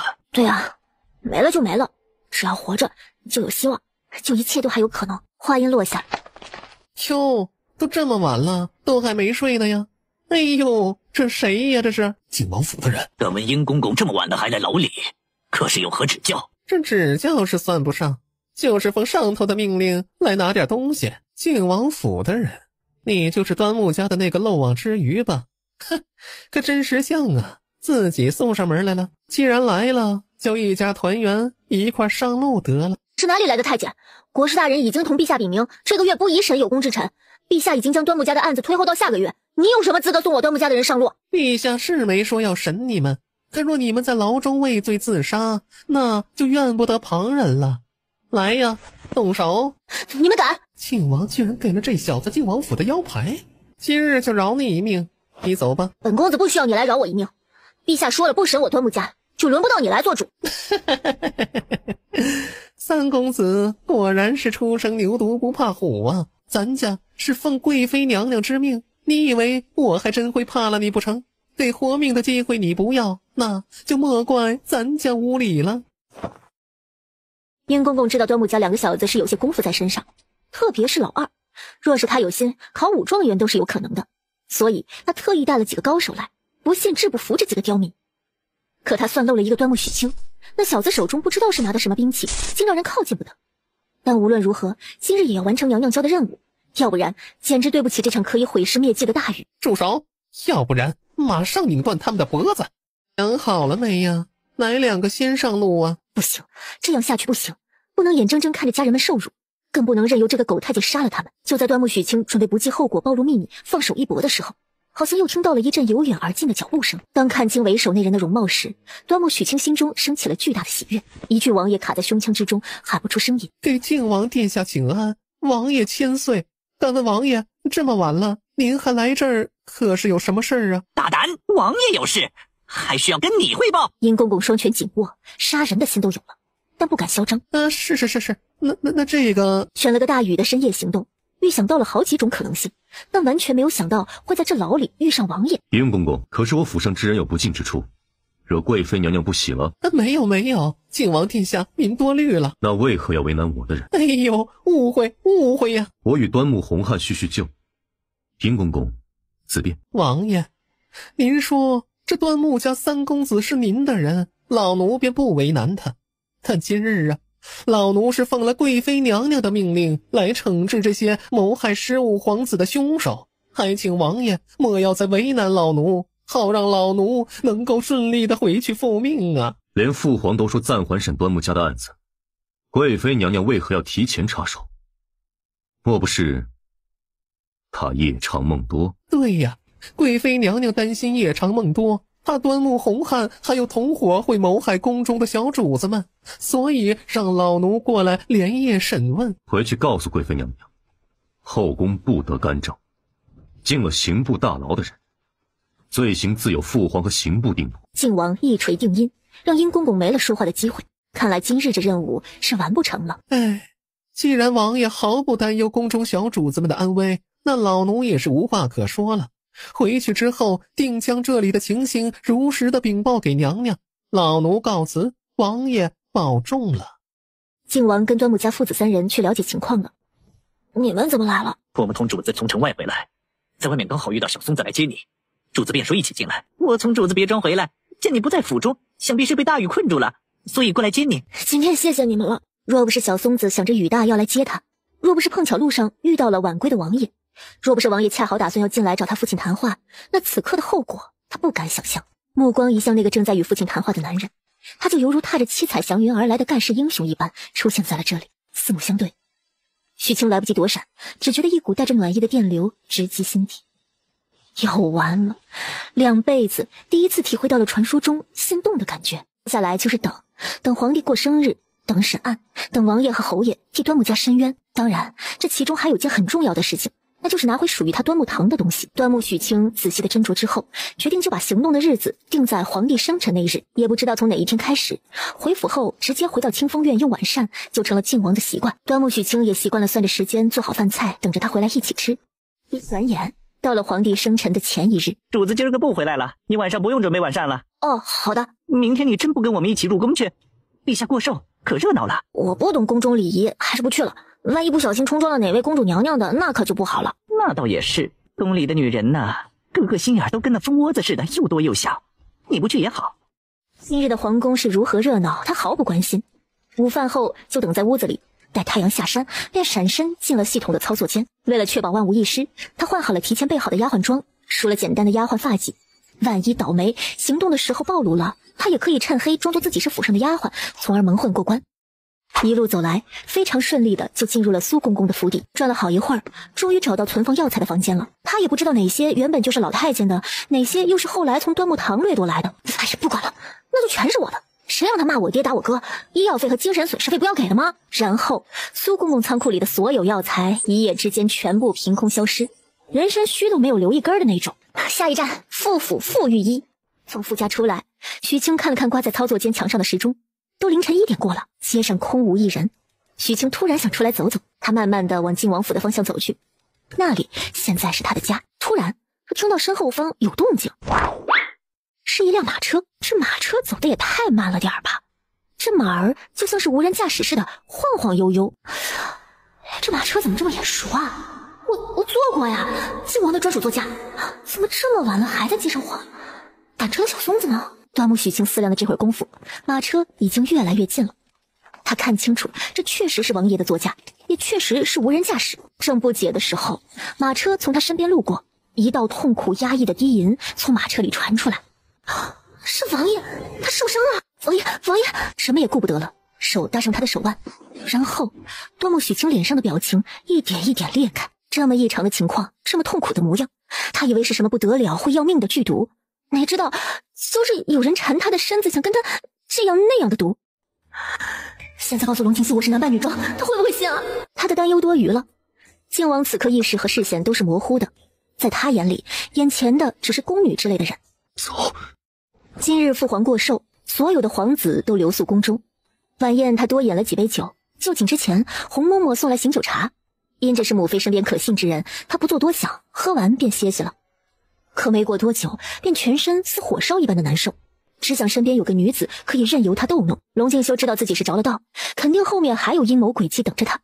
他必须尽快离开这里，需尽快出宫回府。府中有端木许清，不管是什么毒，他一定有法子解。靖王驾着马车出了宫门之后，便有些意识不清了。这也就有了端木许清看到的无人驾驶。龙静修还是强撑着短暂的清醒过来，他清楚自己已经出了宫，是在王府的马车里，可车上怎么会有个宫女？王爷，王爷，这宫女的声音又怎么会有些像府中的那个端木许清？定是自己从发现中毒起想到的就是寻他，所以此刻才会出现幻觉。王爷，你听我说，我们先用些药。我靠，这是想将我当解药了呀！小东西，怎么是你？我是谁？是我府中的小大夫。龙静修知道自己此刻已经是意识不清楚，整个人魔怔了，竟会将这个不知道哪里冒出来的宫女认作是端木许清的脸。可他已经管不了那么多了，顺心而发。许许，一句许许让端木许清心中掀起了惊涛巨浪。他甩了甩脑袋，告诉自己，靖王现在是不清醒的。滚！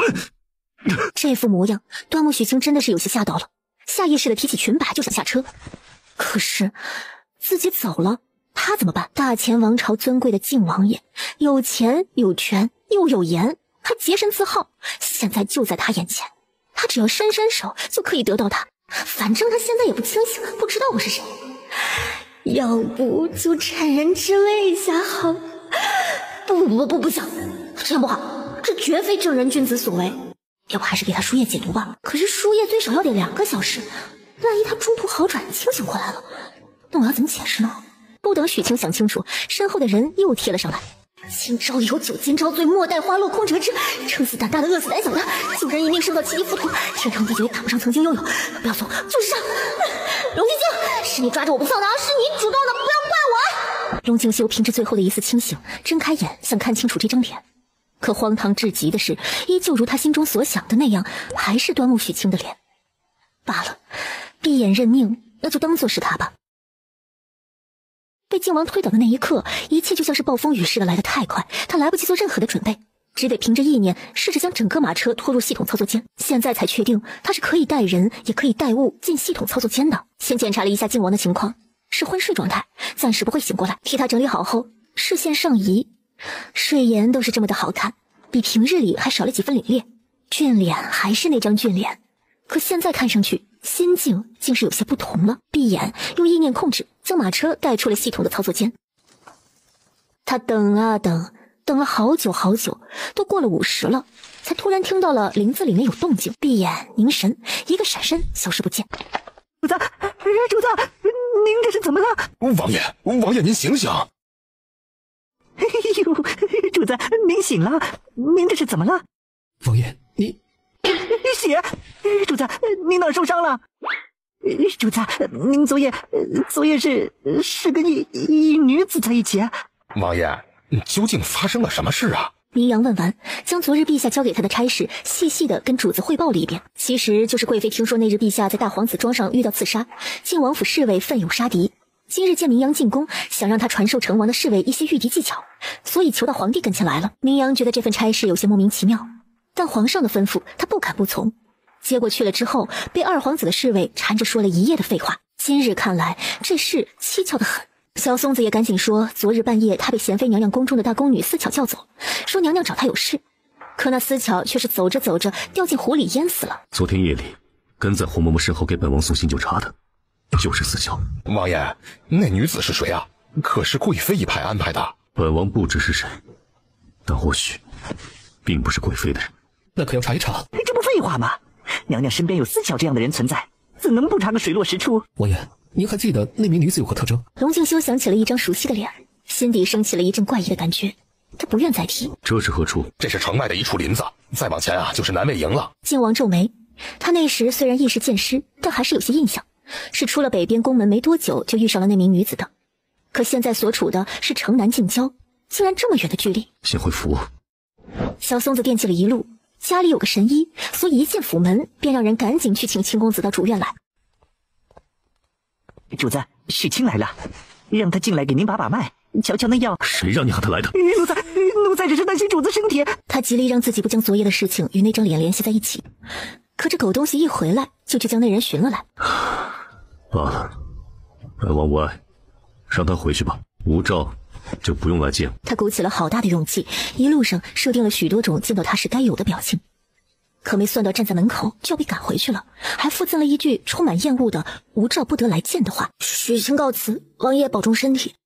靖王沐浴过后换了常服，坐在主位上，将事情大概经过给几个心腹说了一下，让他们分头去查找线索。明阳离开的时候将药瓶双手呈上。王爷，这是许清刚刚走时留下的，说请王爷每日睡前服一粒，有助于清余毒。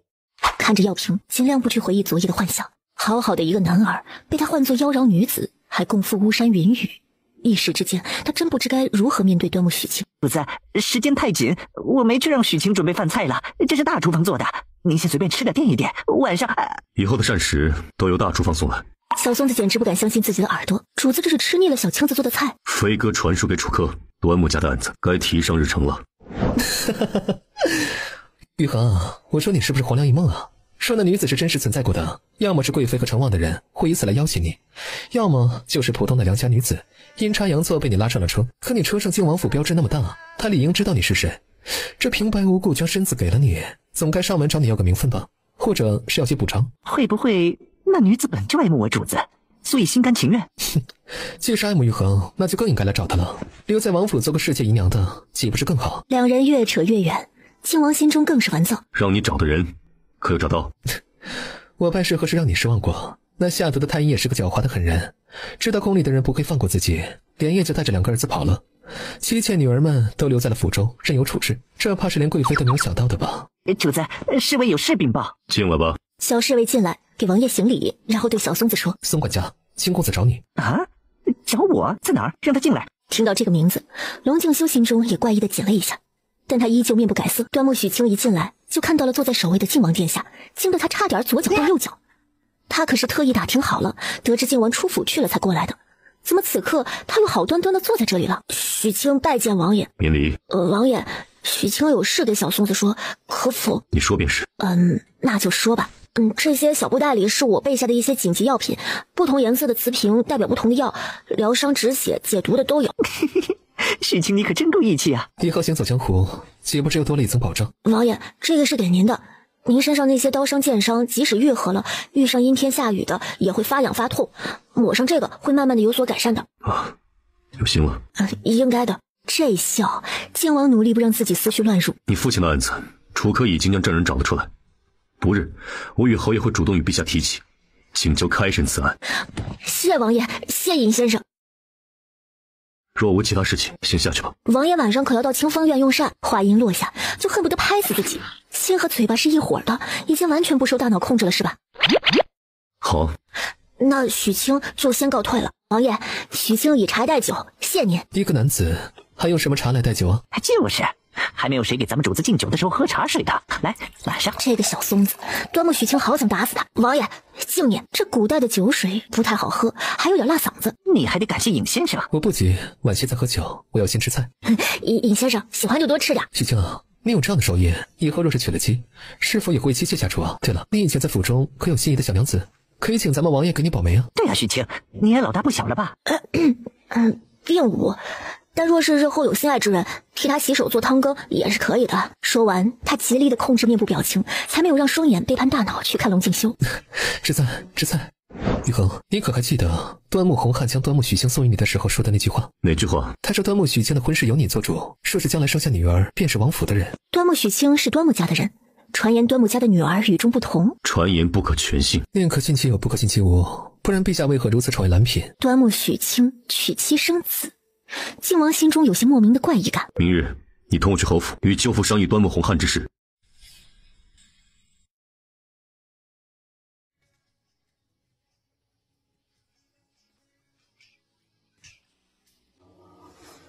他居然，对方还是个男子，魔怔了，他真的是魔怔了。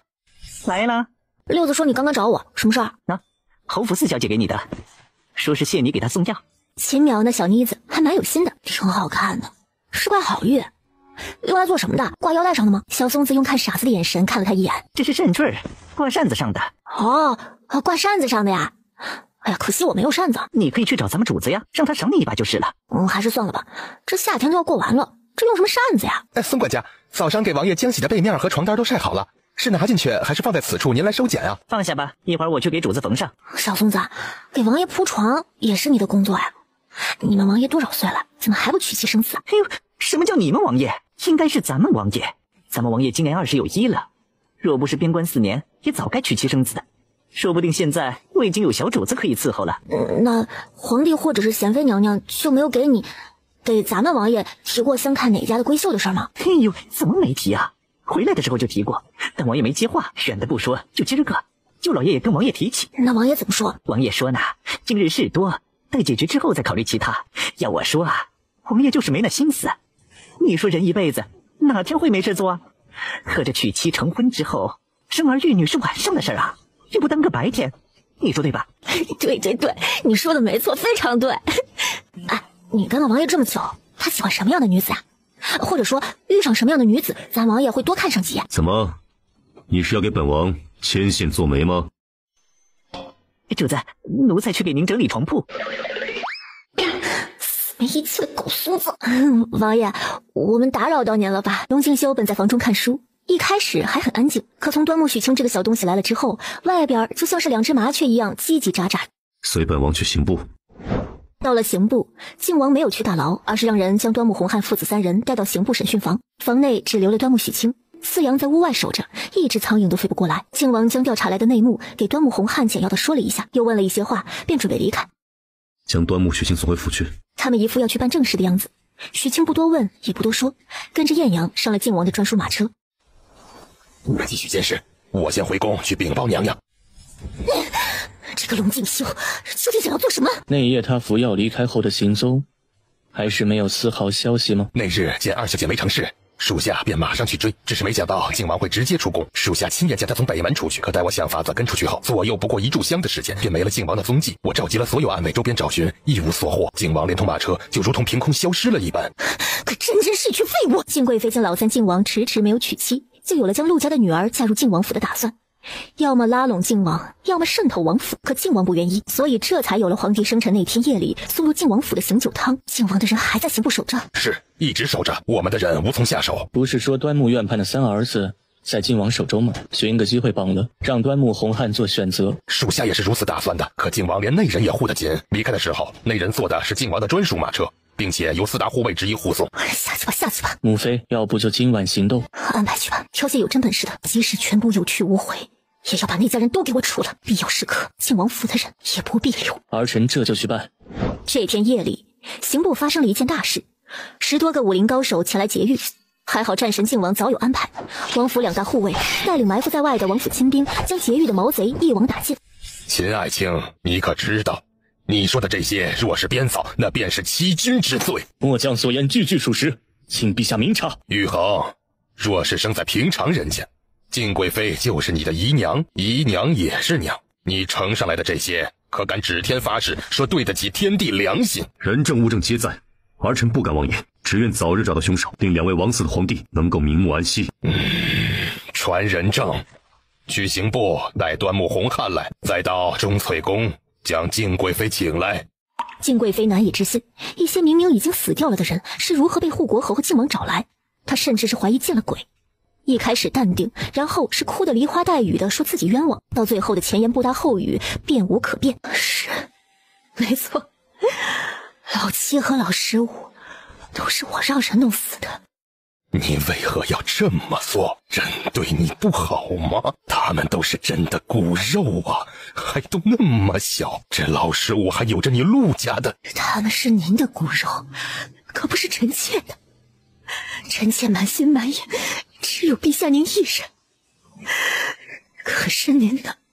还有贤妃那个狐狸精，明明不是最得宠的，却能生下老3，多年后又怀了老9。臣妾有幸得陛下您宠爱，却是在成儿之后怀的3个孩子，一个都没能保住。在这后宫想要立足，谁人不是踩着别人的尸骨，一步一步往前爬？荒谬，真是荒谬！一切都是臣妾所为，与成儿无关，他什么都不知道。陛下要如何惩治臣妾，臣妾都无话可说，只求陛下莫要迁怒于成王殿下。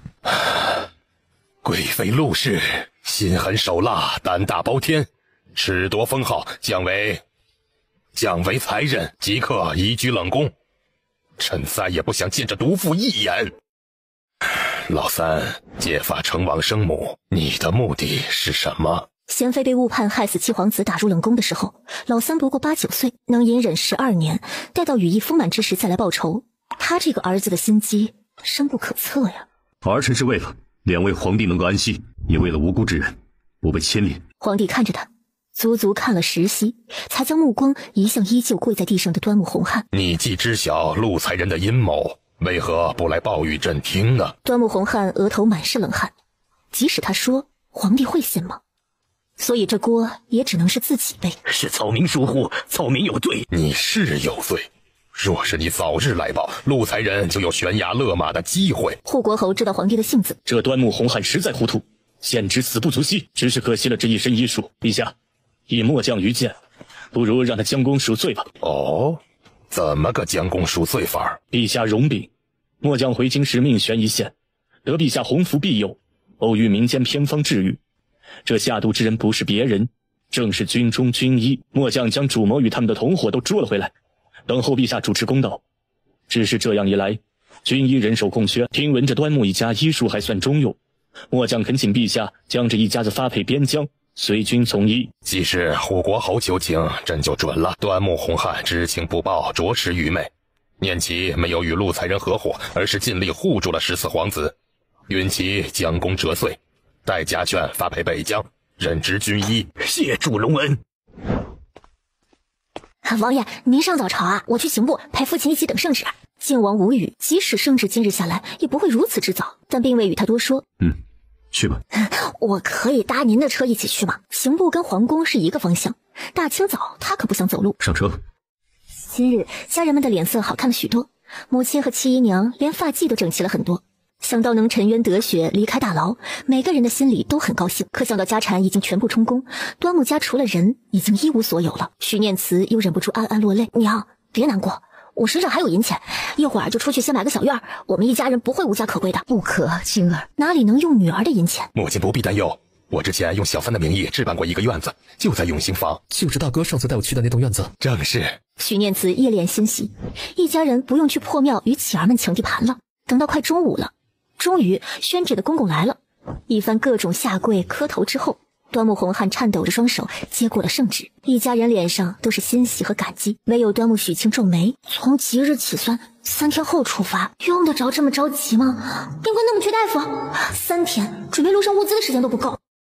从牢里出来，没用上半个时辰，便到了永兴坊。家团聚，我们也就不多打扰了。端木大夫他们日后清早就要启程，这个你拿着，去置办一些路上用的物件。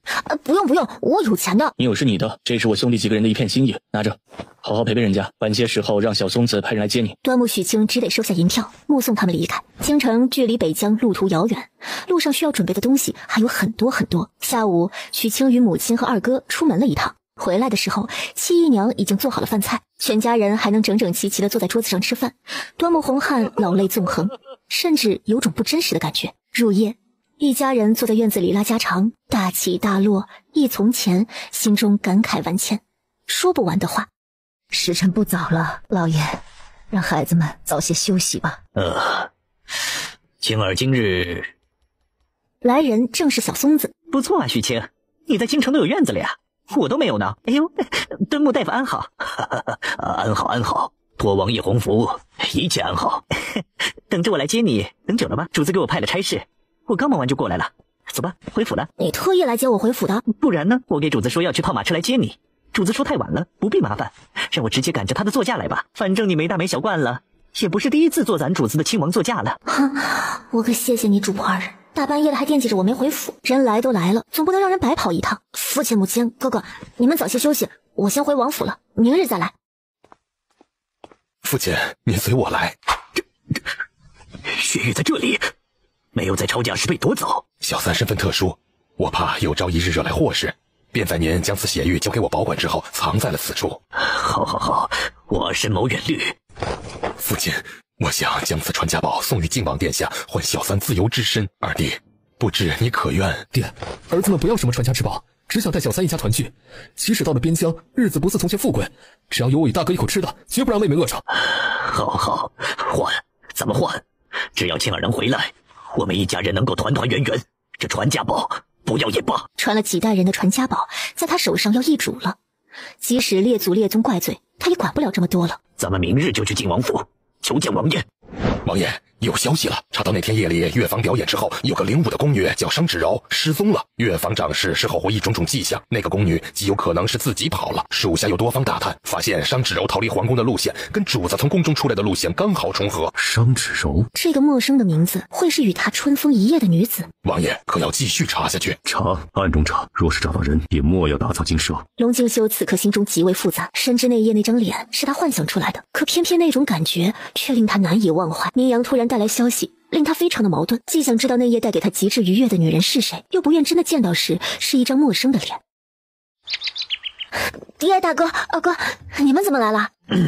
这个小三还以为他懂事了，结果基本的礼仪都不懂，哪有来了不先给王爷问安的？爹可是赶了风寒。小三，王爷在呢。王爷，您今日不用上朝吗？用过早膳了吗？龙敬修没有理他。端木大夫，你这个儿子在本王面前从来都是这样没大没小，不分尊卑的。王爷恕罪，都怪老夫教子无方。起来吧。他其实没有怪罪的意思，只是阐述一个事实而已。端木许清在一旁穷得很，他又不是封建礼仪制度下的产物，自然没那么注重。用过早膳了，今日不上朝。这是回答他刚刚的问题。爹，你们怎么这么早就来了？母亲呢？端木家的王爷相助洗脱罪名，于情于理都是因上门来谢王爷恩情的。王爷大恩，端木家永世难忘。端木许清，你自己招待父亲兄长，中午在府中用膳，本王营中还有事，先走了。哦，好。王爷请留步，老夫还有个不情之请。讲。此乃端木家相传6代的宝物，名唤赤玉，今日献给王爷。赤玉，王爷容禀，这赤玉乃是难得的舐毒神器，因通体赤红而得名。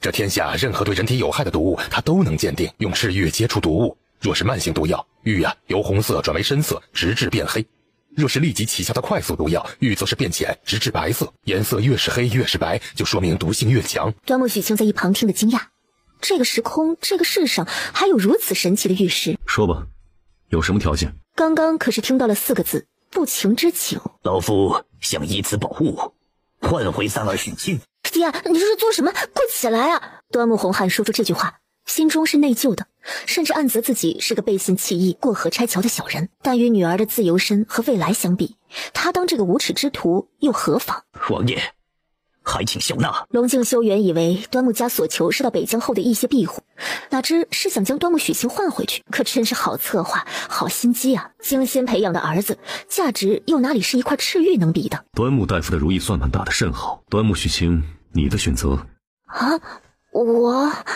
我能想一想吗？一直女扮男装，身心都是折磨，不想也不能再继续这样下去了。并且他已经意识到自己对龙敬修有了无法控制的念想，这是一个很好的契机啊！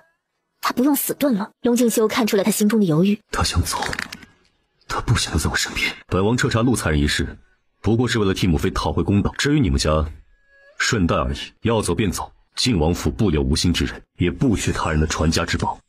小松子光看背影都感受得到主子的愤怒。你过河拆桥，你们戏墨杀驴！哎呦，呸！你们才是驴，背信弃义的驴！还有你忘恩负义！来人，送客！说完，赶紧跑了出去追主子。秦公子，请吧。这端木洪汉不知如何自处了。王爷是答应了青儿离开吗？可是这玉他没收下呀。王爷说了，人不留，玉更不留。秦公子，请。端木许清心中也有一撮无名火。爹，大哥，二哥，我们走。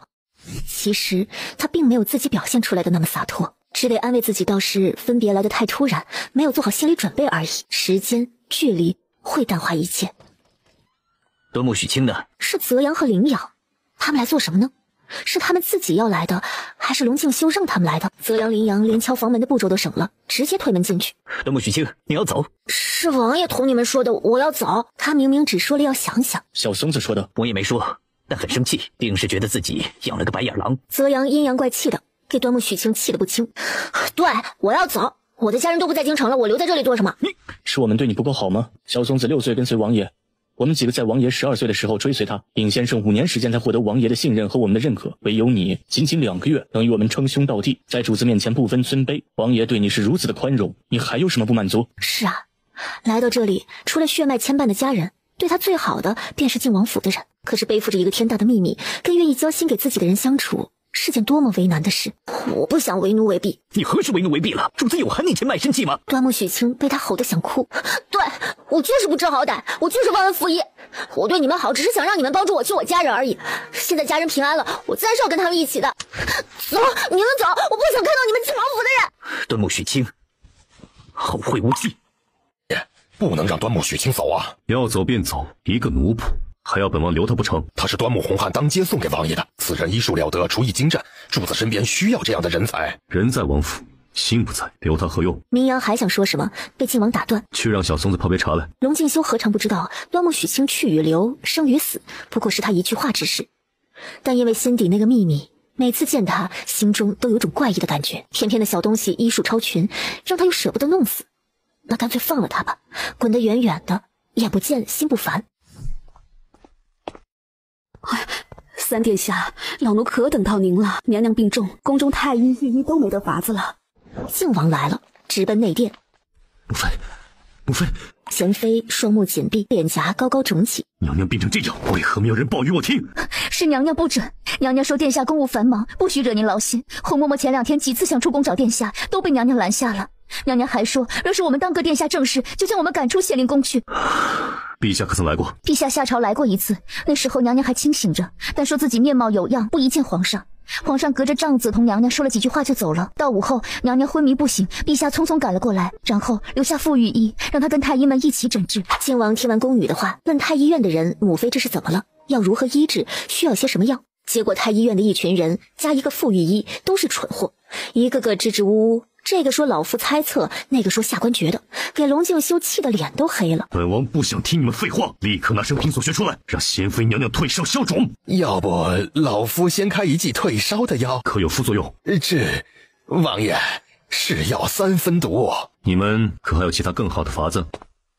师父曾教过下官一套针法，能够控制高热。你师父是谁？定王爷，下官的师父是原太医院院判端木洪汉。去做准备。听到这个名字，靖王便信了3分。半个时辰的施针，贤妃的高热果真是退了一些。可还有法子让娘娘面部消肿？下官只能给娘娘稍稍退热，这面部脖颈肿大，还有昏迷，下官无能为力，而且不找出病灶及时医治，最多到了晚上，娘娘又会高烧。洪嬷嬷急得哭了。一屋子的太医，他走的时候他们在商量，这都回来了，还没商量个法子出来给娘娘治病。哎呦，主子，奴才去把端木许清追回来。靖王看了他一眼，没说话。难道堂堂皇宫之中的太医院，就真的还比不过那个10来岁的少年？请主子准许奴才去把端木许清追回来。去吧，他此刻应该已经到邵州府了。让泽阳、艳阳随你一同，将本王的黑药带上，让他沏上黑药，用最快的速度赶回来。是。哥，母妃这是怎么了？母妃有些累了，睡着了。恳请父皇允许孩儿这几日不去国子监了，留在母妃身边侍疾。好儿小心可嘉，朕允你便是。你母妃这是怎么了？太医诊断说是牙病引起的。贤妃一直有牙疾，可从未如此严重过，可有法子医治？太医们正在商讨。朕去找他们问问。说完便出了屋子，并且再也没有回来。龙敬修心中一片凉意，父皇无情，好在幼弟有心。哥哥照看母妃辛苦了，您到旁边矮榻上歇息一会儿。好，好好守着母妃，为兄休息片刻。端木许清，你可是已随小松子他们回来了，莫要让本王失望。泽阳，还有多久啊？快了，再有1个半时辰就能进城了。1个半时辰，3个小时啊！天哪，怎么那么远啊？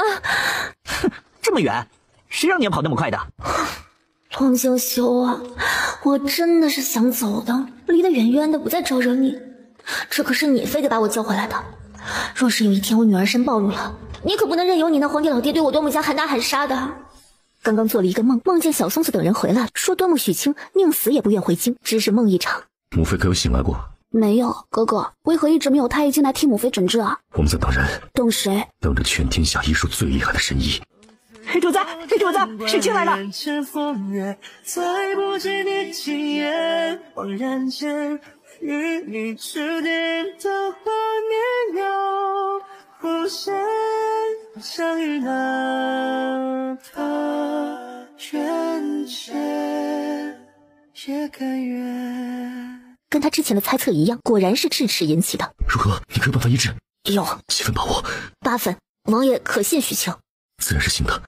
王爷知道许清的医疗方法与旁人不同，可否让所有人都出去？这里只留我一个。那怎么可以？无论如何，老奴也是要守在娘娘身边的。依你。殿下，若是让其他人知道了娘娘深更半夜与一外男独处，即使是治病，万幸陛下不怪罪，也会有各种流言四起。跟母妃的性命相比，一切都不重要。端木许清是我的人，我信他。本王立刻就去做安排，力保此事再无其他人知晓。可需要留人供你使唤？不用留人，但是许清要提前同你说清楚，我现在只能给娘娘消肿止痛降体温。她犯病的根源是2颗埋在牙龈里的牙齿，牙齿不除，以后牙疼的情况不会少。那埋着的牙齿可否一起除掉？这个要以后再说。我现在只能控制住病情，不能再往更坏的方向发展，让娘娘慢慢恢复原来的容貌。好，本王的母妃便交给你了。确定人都去了外间，端木许清拿出生理盐水、消炎用的头孢注射制剂、抗生素、退烧药、输液软管、针头等，做好准备。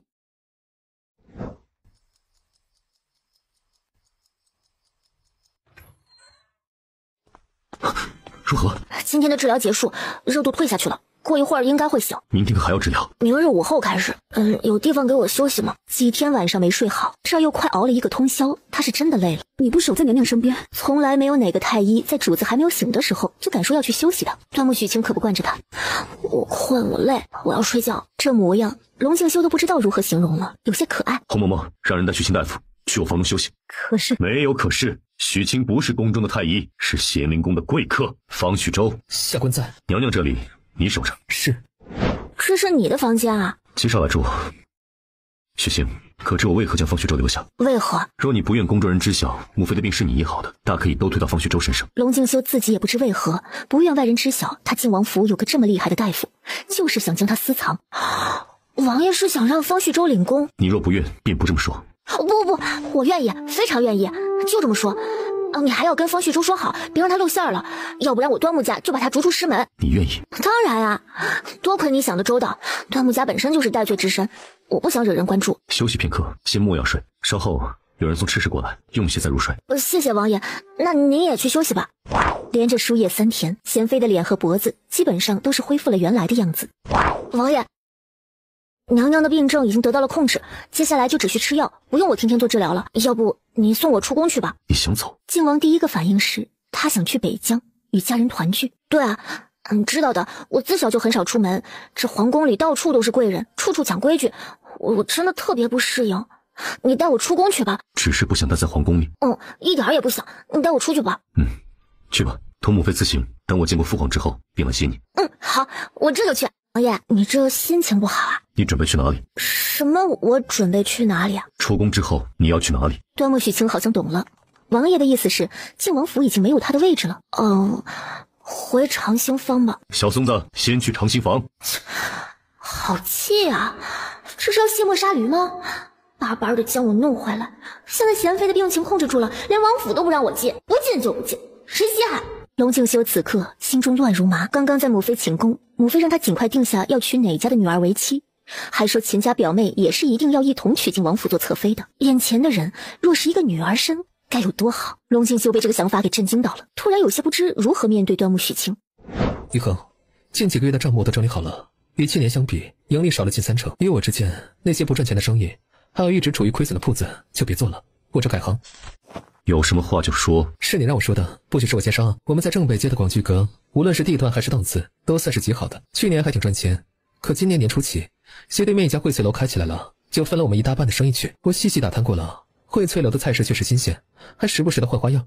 我就想着，我们广聚阁也可以多推出些菜式，吸引顾客嘛。取长补短，只要我们不效仿荟萃楼的菜式，这算不得奸商，去安排吧。哼，这么说你同意了？那这还得用到一个人。谁？端木许清啊！这小子的脑子也不知道怎么长的，能想出那么多新鲜玩意儿出来，连陛下都赞不绝口的菜式，若是放到我们广聚阁去卖，那还有对面荟萃楼什么事啊？端木许清，端木许清，怎么哪儿都是他？玉衡，倒是说话呀！你母妃身子好些了吗？端木许清什么时候能够回王府来？母妃身子基本好了，端木许清已经出宫，但他现在不在王府了。不在王府？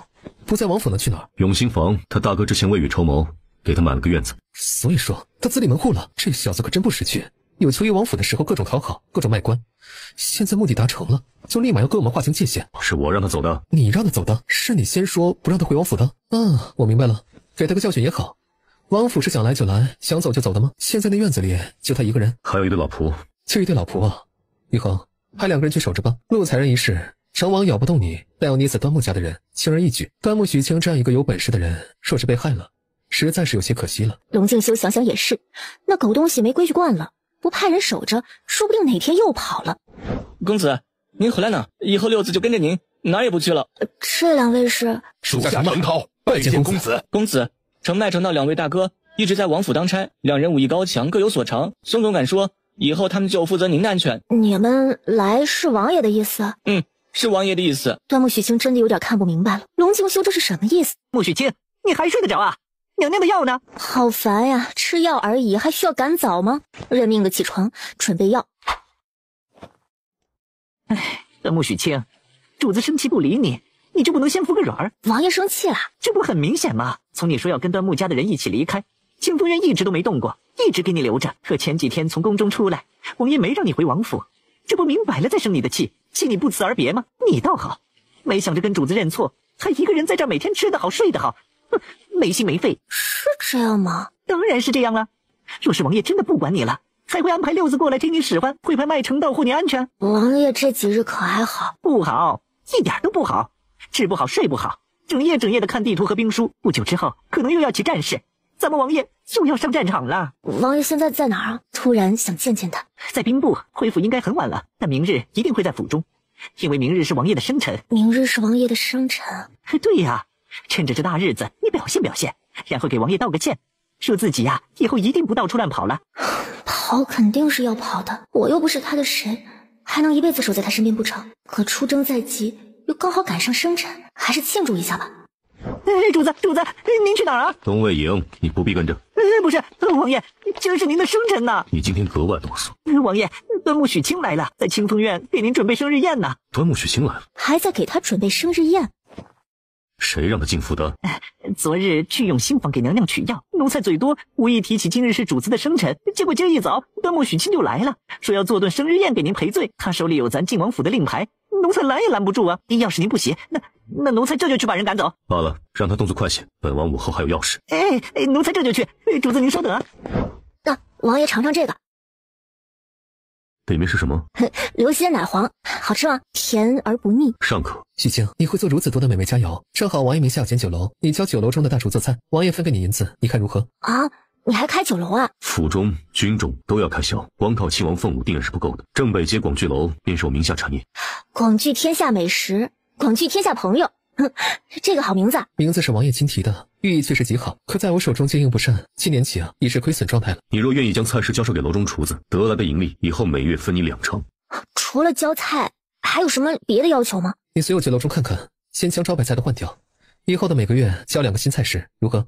那再加一条，若是多个月之后我想不出新的菜式来，那就不用给我分钱了。若是离京了，没道理还让王爷名下的产业白白分钱给他。这话却令尹楚科对他高看一眼。那用过饭，下午你就随我去楼中看看。下午许清去同我进宫，给母妃看诊。今日本就要进宫，端木许清恰好也在，便带着他一同进去。可端木许清不想啊，他一点儿也不想去宫中。娘娘的病症已经控制住了，不用我去，方旭州他们应该也能诊断得出来，真的都好了。本王只信你。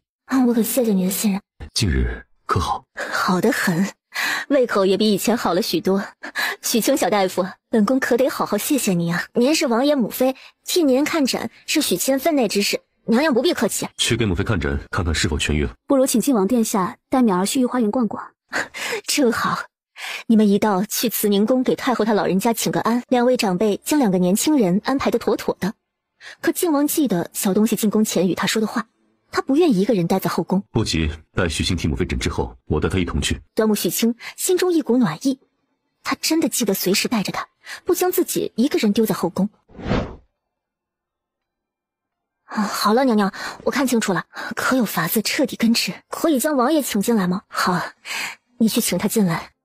娘娘牙龈的尽头各长了一颗祖生齿，本宫生的与旁人不同。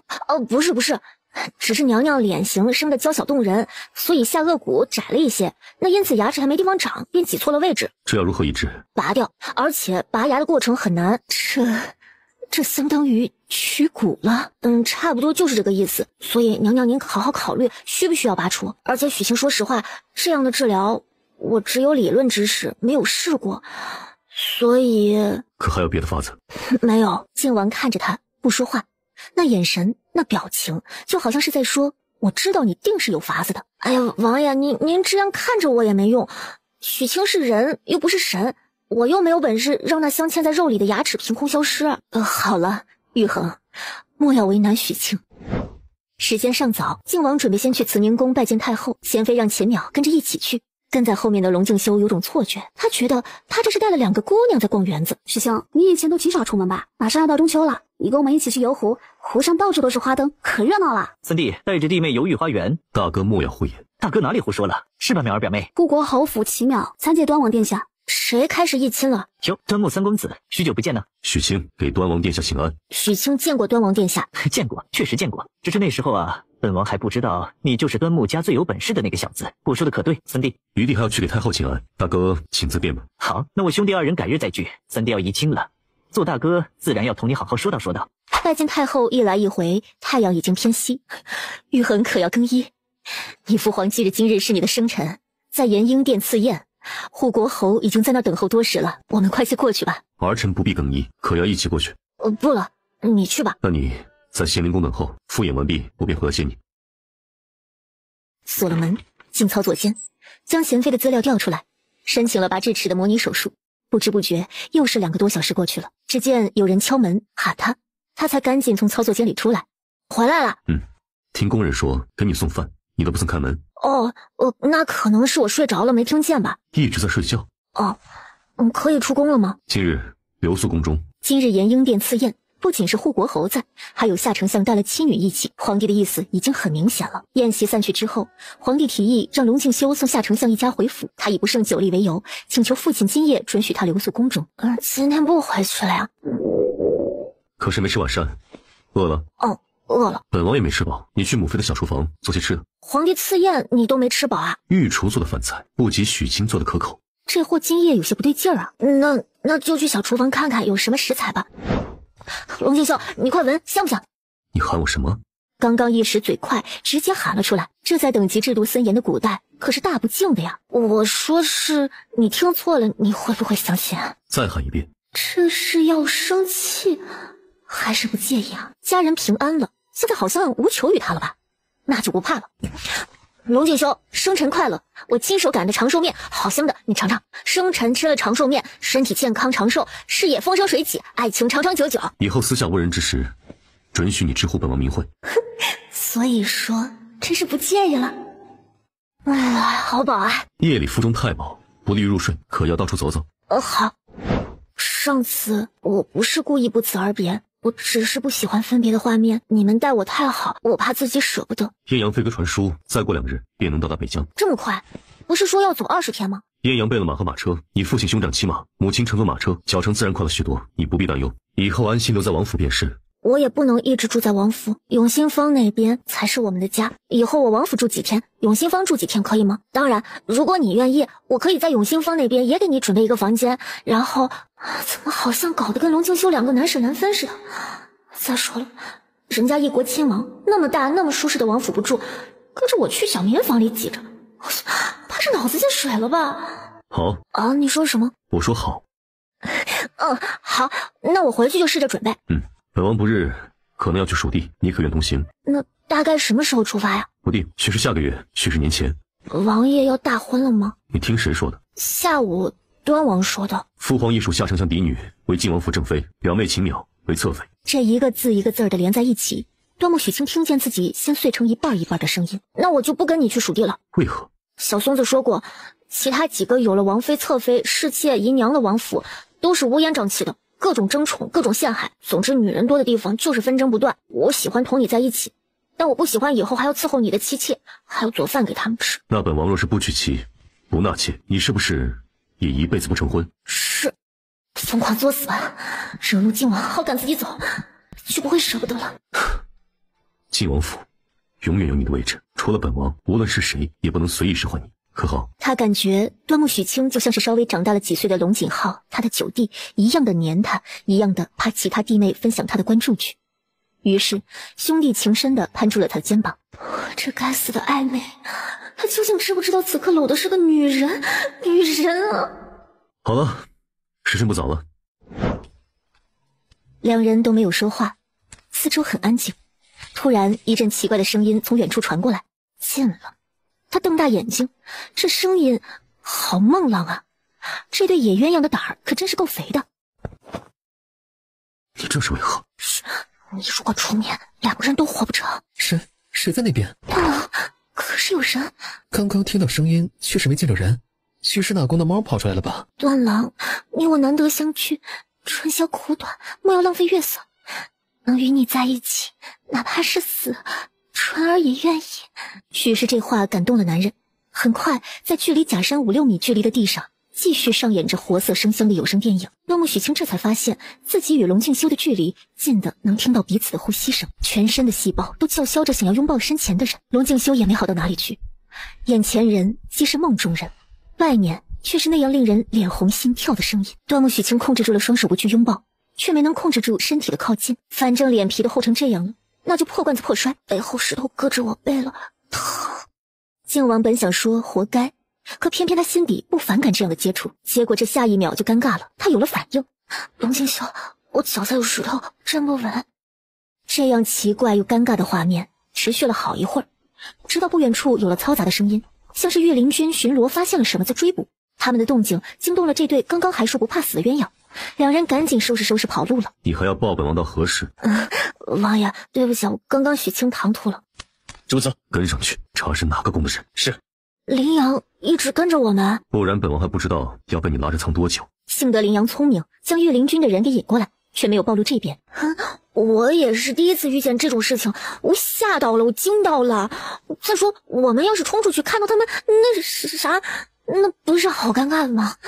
靖王气得没脾气了，心想本王被你拉到角落抱抱摸摸，那就不尴尬了吗？深吸一口气走了。不治我大不敬之罪了，不计较刚刚的拥抱了。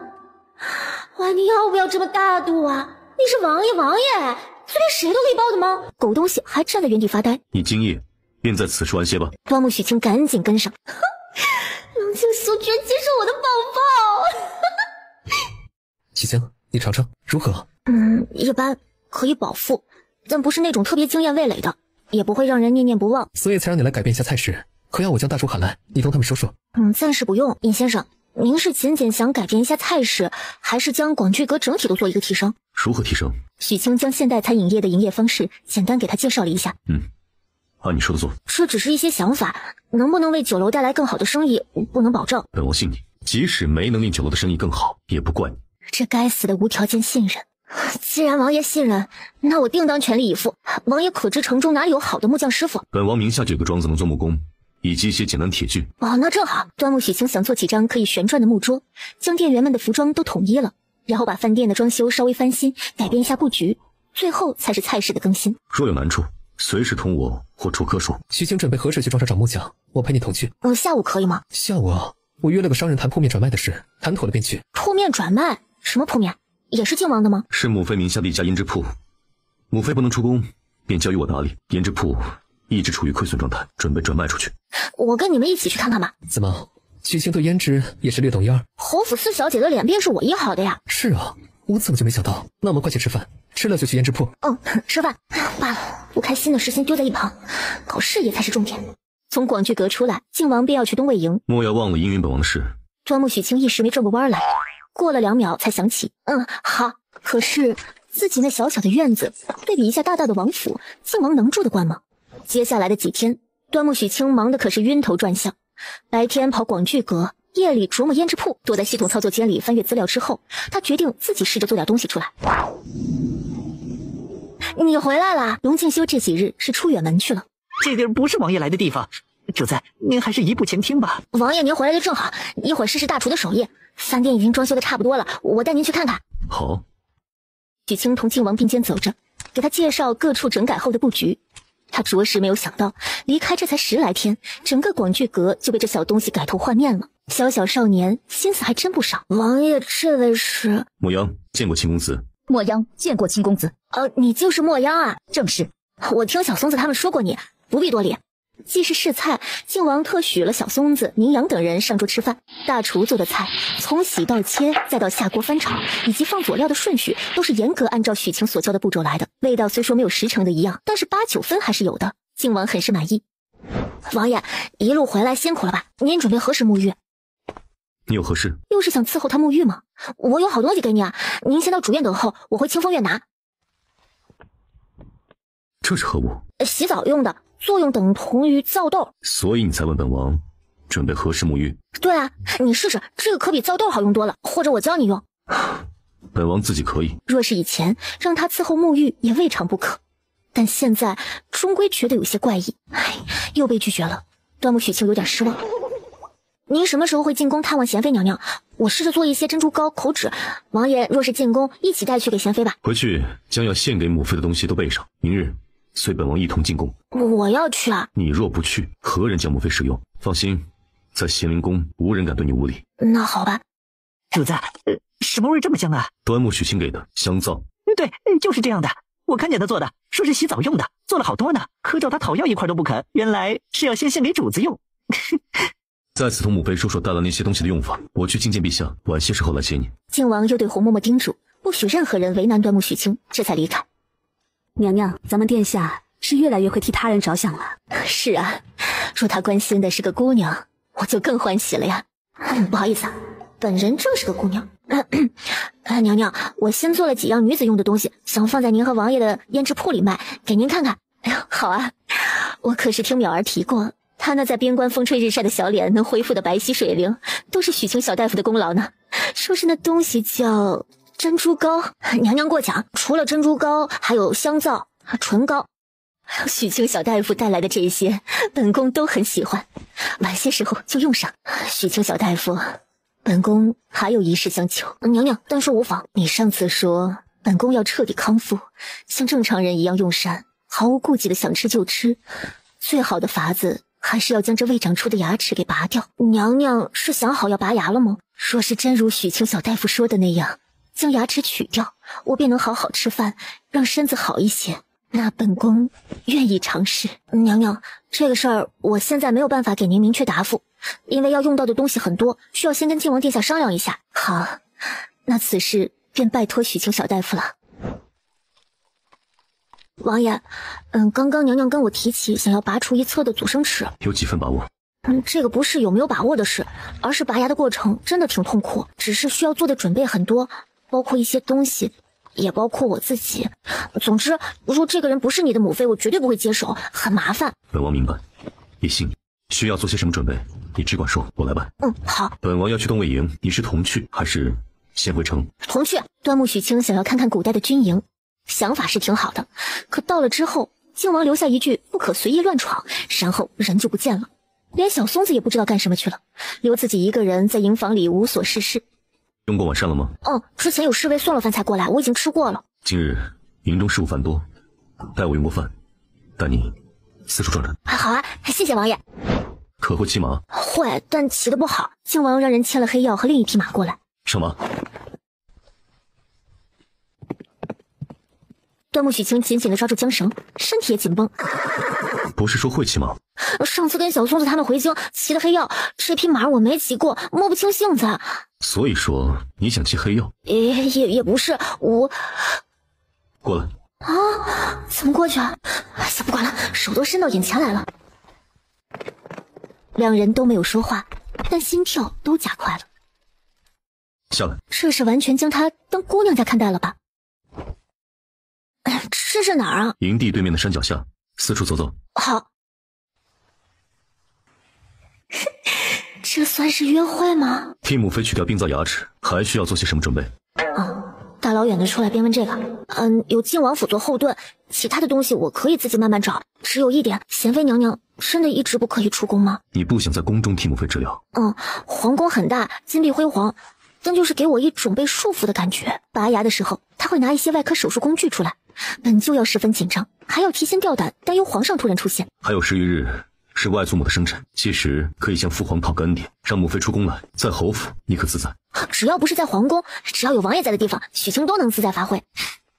好，王爷，您可答应许清一件事情？何事？您先让我想想，我组织一下语言再开口。两人肩并肩沿着河边往上游走。王爷，将来若是我家人犯了什么罪，皇帝盛怒要杀头，都请您务必保他们一命，可以吗？靖王觉得端木洪汉一家已经远离京城，还能如何触怒皇上？好。龙敬修，若是有天端木许清也犯了错，你可不可以不要迁怒于我的家人，也请给我个解释的机会。你有何事隐瞒本王？何事？那事情就有点多，有点大了。说话，说实话。我是女儿家这6个字堵在喉咙里，张了张嘴也说不出来，偏偏龙敬修还盯着他，眼神还带着威压。既然躲不开，那就迎难而上吧。君子一言，驷马难追。王爷，您答应不迁怒我的家人的。端木许清，你可知道自己在做什么？知道。他是不是要愤怒了？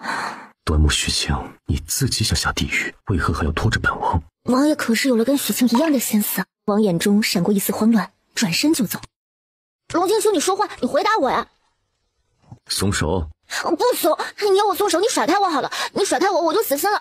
最好将我赶出王府，我以后看不见你，端木许清便不会痴心妄想了。龙静修只觉得自己的人生、信仰和认知都乱了套，舍不得责骂他的无理，舍不得训斥他痴心妄想，也舍不得甩开他，让他死心，更舍不得以后见不到他。既已经疯了，那便顺应本心，顺应梦境疯狂一次吧。现实与梦境重合，他终于如愿抱住了这个磨人心、乱人性的小东西。端木许清，你自找的。明白他的意图，端木许清暗道糟糕，玩大了。我还没准备好。那夜的记忆如潮水般涌来，他怕有了开始，自己会忍不住将人生扑了。不行，现在还不是时候。就算真的要脱马甲，也要等到出了京城。靖王却是被自己的鲁莽惊到了，真是生气了。大胆！我就大胆了，你要把我怎么样吧？端木许清，本王给不了你想要的。许清想要的不过就是跟现在一样，可以时刻陪伴在你身边罢了。龙静修盯着他的双眼看了许久，从挣扎到认命到接受现实。以后人前不可对本王动手动脚。那没人的时候便可随心所欲吗？龙静修哑口无言。回营就回去了吗？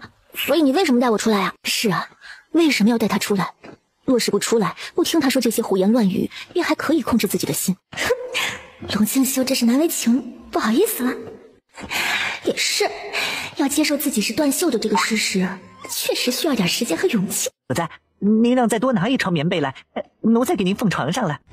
主子，许清也在营中，他晚上同奴才一起睡，还是跟明阳他们一间房啊？端木许清晚上睡我房中的他。那奴才去给您准备热水。可要沐浴？不用。可是早上要进宫，所以沐浴过了。对啊。靖王似笑非笑地看着他，我真的洗过了。再说今日也不热，没出汗，我不脏，不用洗。本王没嫌你身上有汗味，只是许清以前伺候本王沐浴，伺候的甚好。什么时候让本王回报你？不用，哪有您伺候人的道理啊？龙静修伺候他洗澡，那还得了？好在小松子及时出现，替他解了围。许清晚上睡床还是他？我还可以选择。自然，就算是两个男子互相倾心，也是分主次、分上下、分攻受的。承认自己的惊世骇俗，但他相信自己绝对是主导，是上面的那一个。他自然应该多让着他些，多迁就他些。王爷身材高大，自然是睡床舒服一些。许清矮小，睡这榻刚好。怎么样，我是不是很懂事？只要能与王爷呼吸着同一方天地的空气，我就心满意足了。靖王觉得自己又被这狗东西给调戏了。端木许清偷着笑，就喜欢看他生气又隐忍，无奈又放纵的样子。许清可有小字？哥哥们有时叫我小三儿，父亲母亲多叫我青儿。便只在后院长大。极少出门，没有朋友，也没有自由。靖王心想，以后定要多带他出去走走，增长见识。早些睡觉，明日一早起来操练。操练？操什么练？你身体太弱，需要勤加锻炼。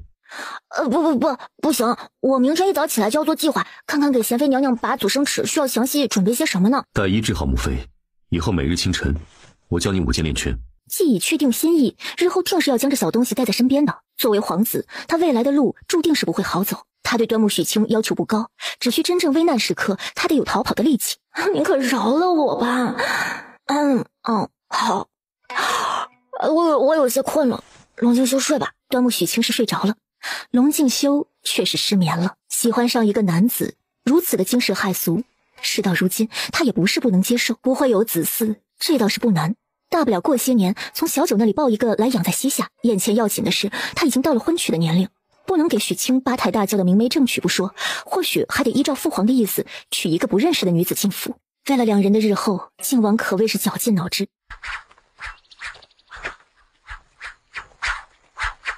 喜欢看，何不自己学？又来了，龙静修为什么那么执着让他学武呢？王爷今日回城吗？营中事务繁忙，需要留上2日，后日回城。那我一会儿先回城去吧。小东西就没有不舍。许清好像看懂了他的眼神。我要回城赚钱啊，以后我们花钱的地方还很多呢。以后我们这2个词很令龙静修满意。端木许清一出手，广聚阁和胭脂铺都迅速有了成倍增长盈利。仅5天时间，2家店铺的收益都能顶上之前1个月赚的银钱。这端木红艳还真是深藏不露呢。玉衡，你说端木家祖上都是大夫，他一个太医院的太医，瞒着天下人，偷偷在深闺培养这么一个无所不能的儿子，是想干什么呀？端木红汉想做什么，靖王不关心。端木许清何在？前2日他带着程迈、程道2兄弟，说是要去搬些什么东西。今儿个好像是去主子庄上看什么椅子去了。备马去别庄。从那夜将话说开，两人便再也没有单独相处过。他虽没有经历过，但也知道互生情谊的两人是会时常聚在一起互诉衷肠的。哪怕是洒脱如他，也想每日见见他。你来了。椅子可做好了？师傅还需要打磨一下就可以了。饭店和胭脂铺的生意都很好，你很厉害。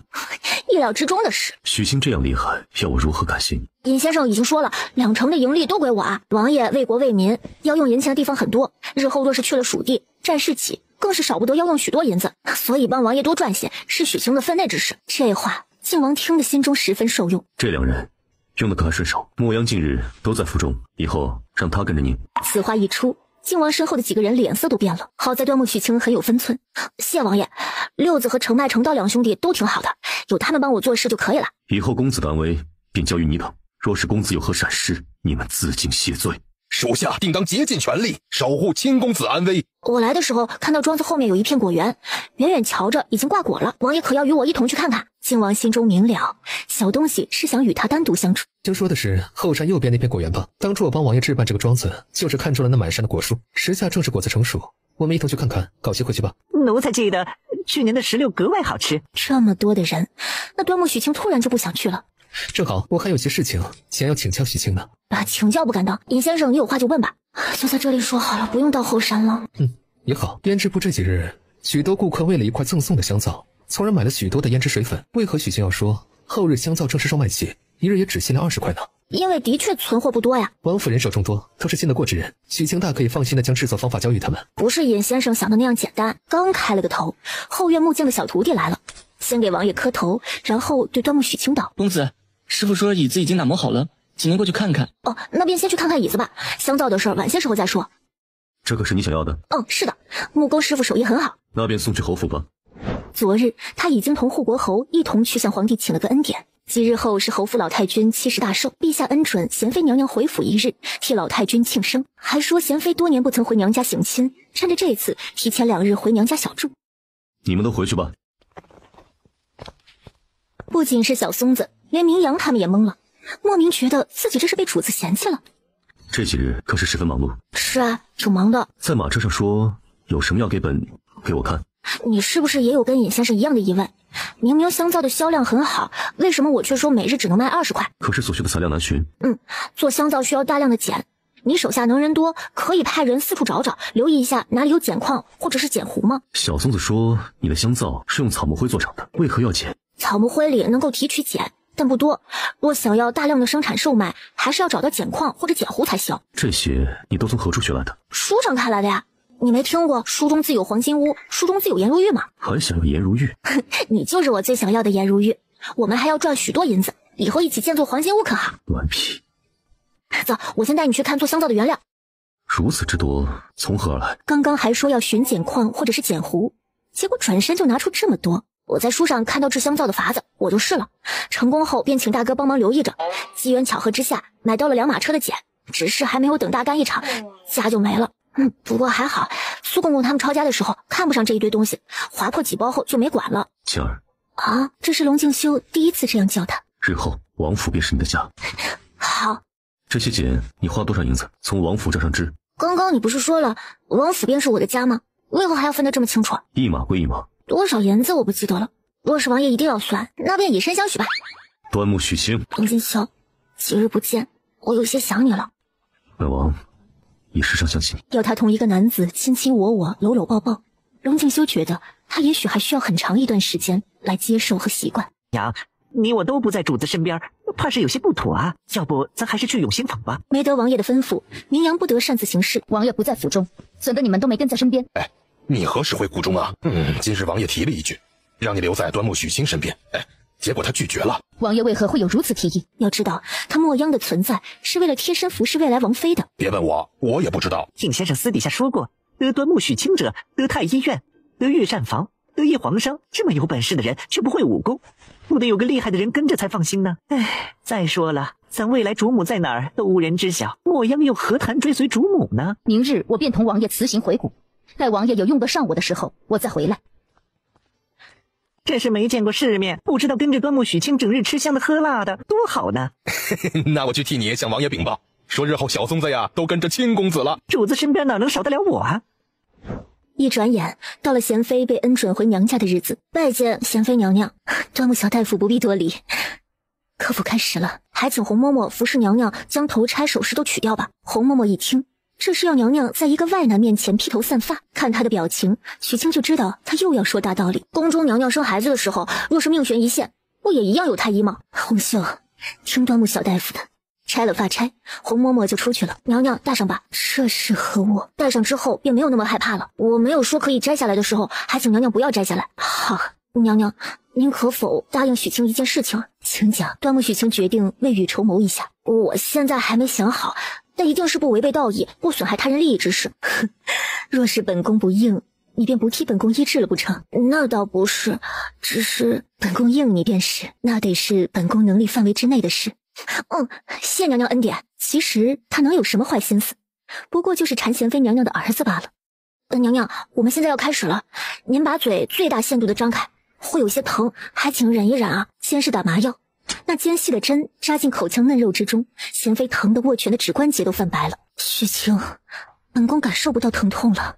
这就对了，娘娘您只管张大嘴巴就是，有任何不适可举手，我可以稍微停一下，但切记莫要来抓我的手啊。好，本宫记住了，你开始吧。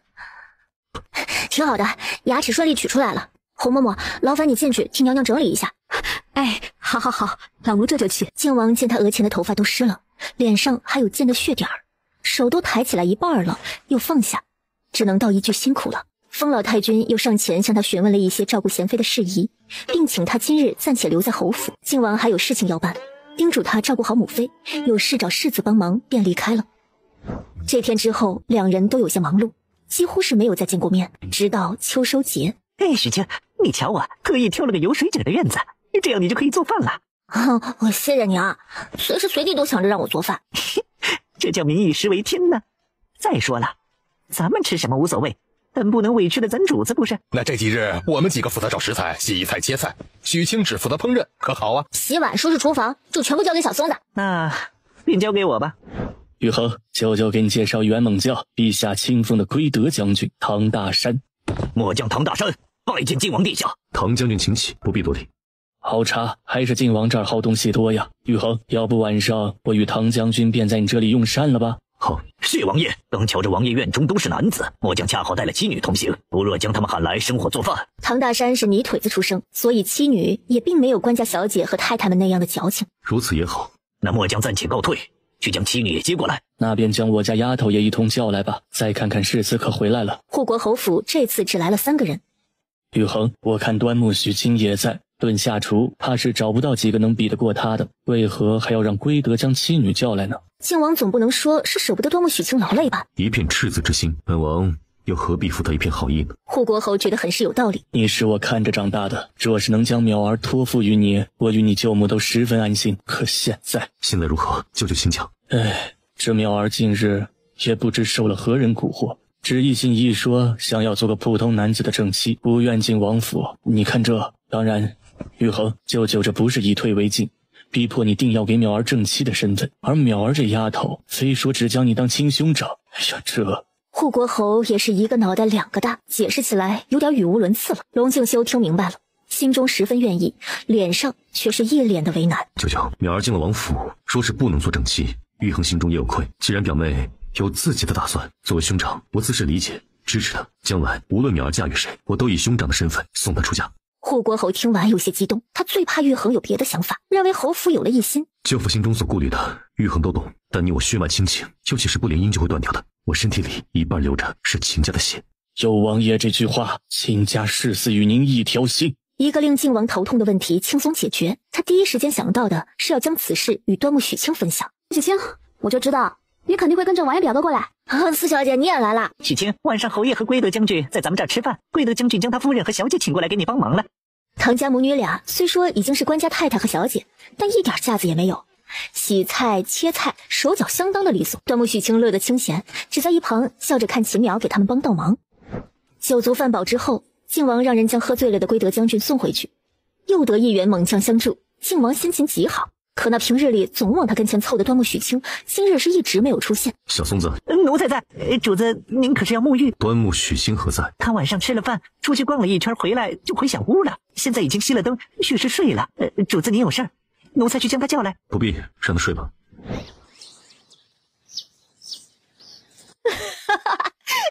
小孙子，笑，你还笑？昨儿就跟你说了，今日要穿粗衣麻衣，你倒好，还一身的绫罗绸缎，还不赶紧回去换了？哦，马上就换。再次推门出去，刚好同正房出来的靖王遇上。盯着本王做事，不认识了？不是不认识，只是王爷你怎么穿什么衣服都这么好看啊？当然，不穿的时候最好看。今日跟在本王身边，莫要乱跑。好。这秋收节跟古代的狩猎还有现代的运动会也差不多，先是祭祖，然后领导发言，各代表队展示，然后就开始分组秋收，最终收得粮食最多的一组夺冠，由皇帝亲自颁发奖励。这次分队由6位已经封王的皇子为首，其他的王公大臣及其家属可自行选择想要参与的队伍。靖王殿下，老夫看陈王年纪最小，队中的人也最少，思量再三，还是去帮陈王队中。至于青儿，便托付给您，可好啊？丞相还是将夏小姐一并带去六弟那边吧。丞相大义，玉衡啊，莫要因为夏家小姐是弱女子，你便不想将她收入队中。你不能一味的只要强者而嫌弃弱者，对不对呀？皇帝这样说了，只得应下。端木许清目测了一下自己的队伍，好几个花一样年龄的女子，都怪龙敬秀，太招蜂引蝶了。何故同一群女子生气？本王又不会多与他们接触。我哪里生气了？我只是想着我们队太多不会做农活的，怕是摘不了头彩了。这些王公大臣们，又有几个是会做农活的？我也不会。无妨，你的那一份本王替。好。不好了，王爷不好了，我们家小姐受伤了。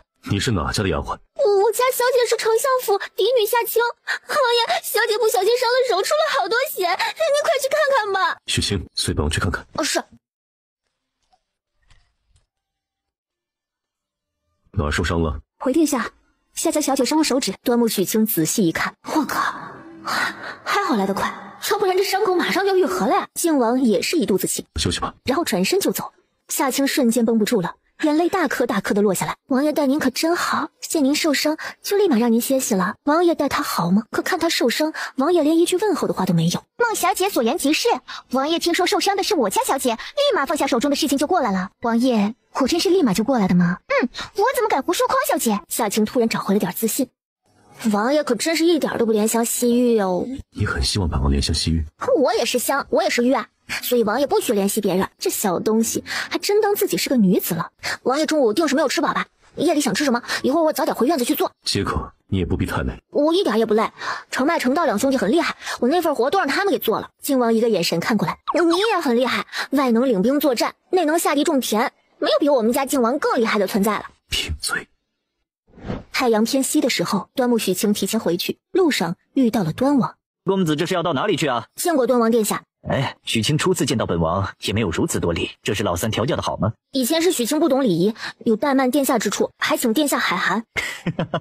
本王还是喜欢那个有点呆傻却又眼睛长头上目中无人的端木许清。本王与老三是兄弟，许清如何同老三相处，也可同样与本王相处，不必拘谨，也不必多礼。谢端王宽容。听闻三公子医术得端木大人真传，本王这腿依三公子看可还有救？许清才疏学浅，医术自然是赶不上父亲，也赶不上宫中太医的。许清如此，就是说本王的腿一辈子都只能这样了，是吧？这狗王爷还真的给他下套了，说是不对，说不是也不对。端王殿下鸿福齐天，说不定哪日机缘巧合便遇上了神医呢。既如此，晚些时候我就去同老三说，待秋收节后接三公子到端王府小住，请三公子帮我医腿。端木许清恨不得一把泥巴糊他脸上，这个人是听不懂人话吗？靖王殿下派许清去办差，若是耽误了，三殿下怪罪下来，许清担当不起，所以先告退了。说完也不管这狗东西端王什么表情，直接绕过他就走了，一直到走出去好一长段距离，还能感受到身后那道令人讨厌的毒蛇般的目光。这个端王的腿根本就没有问题，他是装的。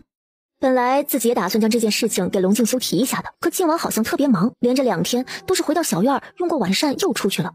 这天中午是玉米糊糊配煮红薯，味道实在是不怎么样。端木许清啃了大半根，吃不下了。可皇帝说了，不可浪费粮食，他又不敢扔。许清，随本王去看看前方田地的近况。好。实在难以下咽，也丢了。明日起早上多用些食物，怕饿就塞2个鸡蛋在袖子里，允许你中途偷懒去吃鸡蛋。如此明目张胆的偏心吗？谢玉衡，你近日都在做些什么？为何从不来寻本王？许清在龙敬修的话语里品出了丝丝哀怨的味。我每日都在王爷眼前晃啊，只是王爷好忙，每天晚上也不知道何时才回的院子。前日夜里，父皇帐下棋，昨日陪父皇用晚膳。昨天皇上请你吃饭，那你还特意从田里回来吃我做的？父皇那里的饭菜没有许清做的好吃。这个态度都很令端木许清欣喜。这么美的气氛，若是可以牵牵小手就好了。主子，您快回去，国师大人和南巡公子来了，正等您呢。晴儿，我们回去。南巡一直问他心仪之人是谁，今日就带给他看吧。国师和弟子，那可能是有火眼金睛的危险人物啊！我还想去那边走走。玉衡，你先回去吧，我稍后再回来。靖王盯着他看了几息，莫要走太远了。嘱咐完，便快步先回去了。说陛下要给你与夏家小姐赐婚，我不会娶夏家小姐。夏家小姐没有复命，不仅如此，她如何？本不是八字硬的刻薄之命，可偏偏要给自己安上一个，她定会如愿的。不出3年，若是嫁人，可夫嫁；若是不嫁，可自嫁。千万莫要与她扯上关系才是。南巡的话，我记在心上了。就算南巡不提醒，他也不准备与夏家小姐有任何的瓜葛。小姐，你是来找机会跟靖王殿下多些相处的，我们总是躲在这小溪边，也不是办法。我是再也不要下地去，到处都是黄泥，那稻子和叶子还扎手。若是早知这么艰苦，我便不来了。找其他的法子同王爷接触也是可以的。小姐说的也没错，那样粗重的活儿他都做不了，更别说他家小姐了。晴儿，夏青的心跳都加快了。啊，这声音是靖王殿下的，他唤青儿，是靖王殿下，他是在唤小姐吗？青儿，殿下不是在唤他，还能是在唤谁？我在这儿呢。端木许清特意同你说了，不许走远。你一人跑这林子里来做什么？他总不能说自己是来小姐的吧？我看见一只野兔，我追着就进了林子，哪里知道就跑远了，让王爷担心，是许清的不是，以后不敢了。走吧，回去。若是喜欢野兔，待我空带你去狩猎。好，谢谢王爷。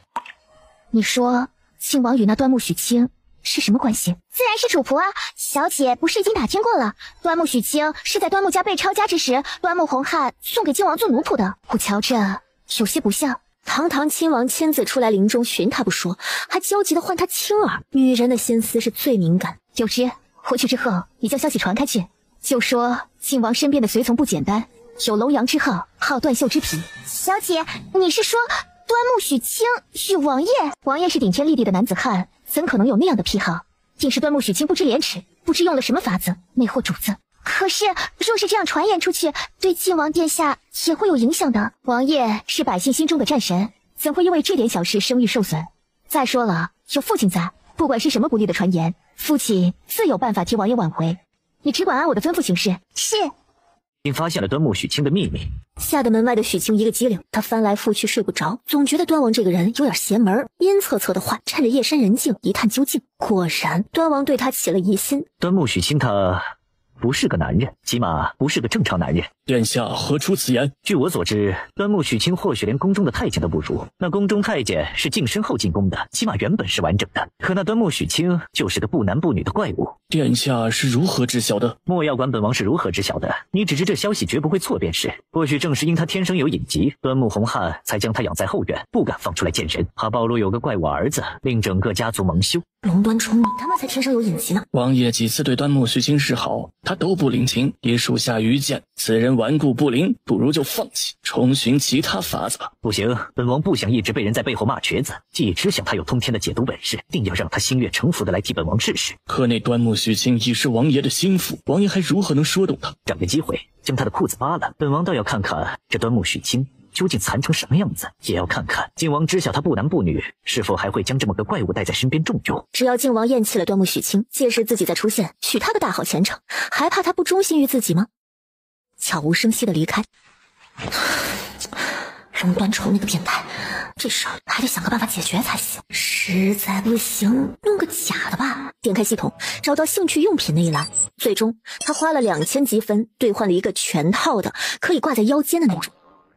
你们什么时候发现这棵梨树的呀？昨日下午收工的时候，你们看那顶上的都黄澄澄的，肯定很好吃。确实是啊，这顶上的肯定比下面的好吃。一回头就看到了大皇子带着2个随从往这边走。这本王肯定也是来摘梨的。哎呀，不行不行，端王带的人都会武功，他们若是来了，肯定就将最好的梨摘了。我清宫虽不及名扬，但上树摘几个果子应该还是不难的。哎，他刚说了一个字儿，秦苗已经唰的一下跳上树去了。不就几个梨子吗？用得着这么拼吗？端木许清，别发呆，将你的衣服下摆兜起来，装梨。端木许清才不要呢！你小心些！四小姐，你快起来！成何体统？你快些起来！不行不行，我闪到腰了，我不能动了。端木许清，你藏了什么东西啊？所有人的视线都落在了端木许清身上。准确的说，都落在了端木许清腰间。在场的几个男人，包括小松子，都明白那是什么东西。护国侯只觉得老脸起火了。端木三公子，你这可是……许清的脸唰的一下子就红了。完了完了，他挂在腰间的东西没有收缩功能啊！若是可以，他想原地挖个坑埋上算了。三弟，你这个小仆，为兄都不知道说什么好呢。龙静修并不接他的话，他心中心疼，但也愤怒，甚至不知此刻自己该是什么反应。他喜欢的人，他想要为之挑战世俗的人，想要握在手心之人，此刻大庭广众之下，对着其他女子生气、失落，觉得自己愚蠢至极。王爷，玉衡，我错了，龙静修别生气了，给个解释的机会可好？你说，我不该跟他们去摘梨。好了，说完了，出去吧。你不出去，本王走。哎，别，我走。那等你明日气消了，我再来。次日就是秋收节的最后一日，皇帝宣布齐王的队伍收粮最多，晋王第2，端王第3，老六陈王第4，成王、瑞王分别是第5、第6。虽是得了第2，但晋王脸上却没有半分喜悦。艳阳，你回来了？回来了，可有想我？想，特别想。我父亲、母亲、大哥、二哥、姨娘、四弟可都还好？想我是假的吧？想你的父母兄长，这才是真的吧？哎呀，都想。中午想吃什么，我都给你做。这还差不多。除了你姨娘，其他人各自给你写了一封信，看到吗？好。王爷，属下归来之时路遇变故，带回一人。何人？商芷柔。属下将他安置在您南城外的别庄里了。去将人带来吧。民女商芷柔拜见晋王殿下，殿下千岁。抬起头来，2个月前陛下过寿那夜，你在哪里？民女本是宫廷乐坊的舞姬，几年前商家在朝中官居2品，可商芷柔的父亲因为贪污赈灾的银子，全家落了罪，男丁砍头，适龄女子被送入宫廷乐坊。可他心中一直记挂的还是姨娘娘家的远房表哥，两人私下里一直是有联络。这才有了皇帝过寿那日，他偷偷的逃跑，想要隐姓埋名的和表哥私定终生。可没想到顺利逃出了皇宫，却被人掳上了马车，失了清白。思量再三，最终还是对表哥说了实话。怎知表哥大怒，嫌弃他脏了身子，性情大变，甚至还要将他卖入青楼。他拼死逃了出来，却遇上了人贩子，幸得王府侍卫出手相救。那你可记得那夜将你掳上马车的是什么人？不知，当时我又急又怕，一心只想脱离魔爪，因为刘医师被何人欺负了去。小松子，将人带下去安顿。敢问主子，安顿在哪里？暂且留在府中客院。王爷，商姑娘可是那夜的女子啊？不是。可时间、地点，那姑娘都对上了。漏洞百出。难道这是有人特意给我设的套？此人真是心思歹毒，还胆大包天。或许连那伙人贩子都在那人的算计之中。既如此，我们便将计就计。小松子将人安顿好之后，便接到了新的任务。往外传言说他家王爷将商姑娘留下了，其他的任由那些关注此事的人去自由发挥想象好了。坏就坏在小松子有时候喜欢自作主张，添油加醋。这么开心啊！小松子见四周有好几个打扫院子的小厮。许清你还不知道，咱们王府的娇客说不定过几日就要提成姨娘了。王爷要提谁做姨娘？这个咱主子倒还没说，只是我瞧着应该是好事将近了。究竟怎么回事？你能一次性说清楚吗？回来3日都对我避而不见，是因为有家人在侧了？哪来的狐狸精啊！小松子被他突然而来的反应给惊讶到了，但这正合他意啊。小青子就是聪明，这演技配合的多好啊！哎呀，你天天只顾着帮王爷赚银子，一点都不关心主子。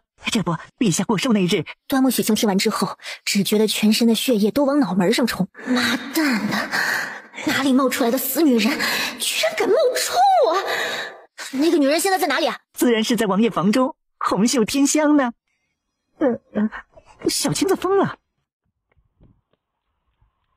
何事？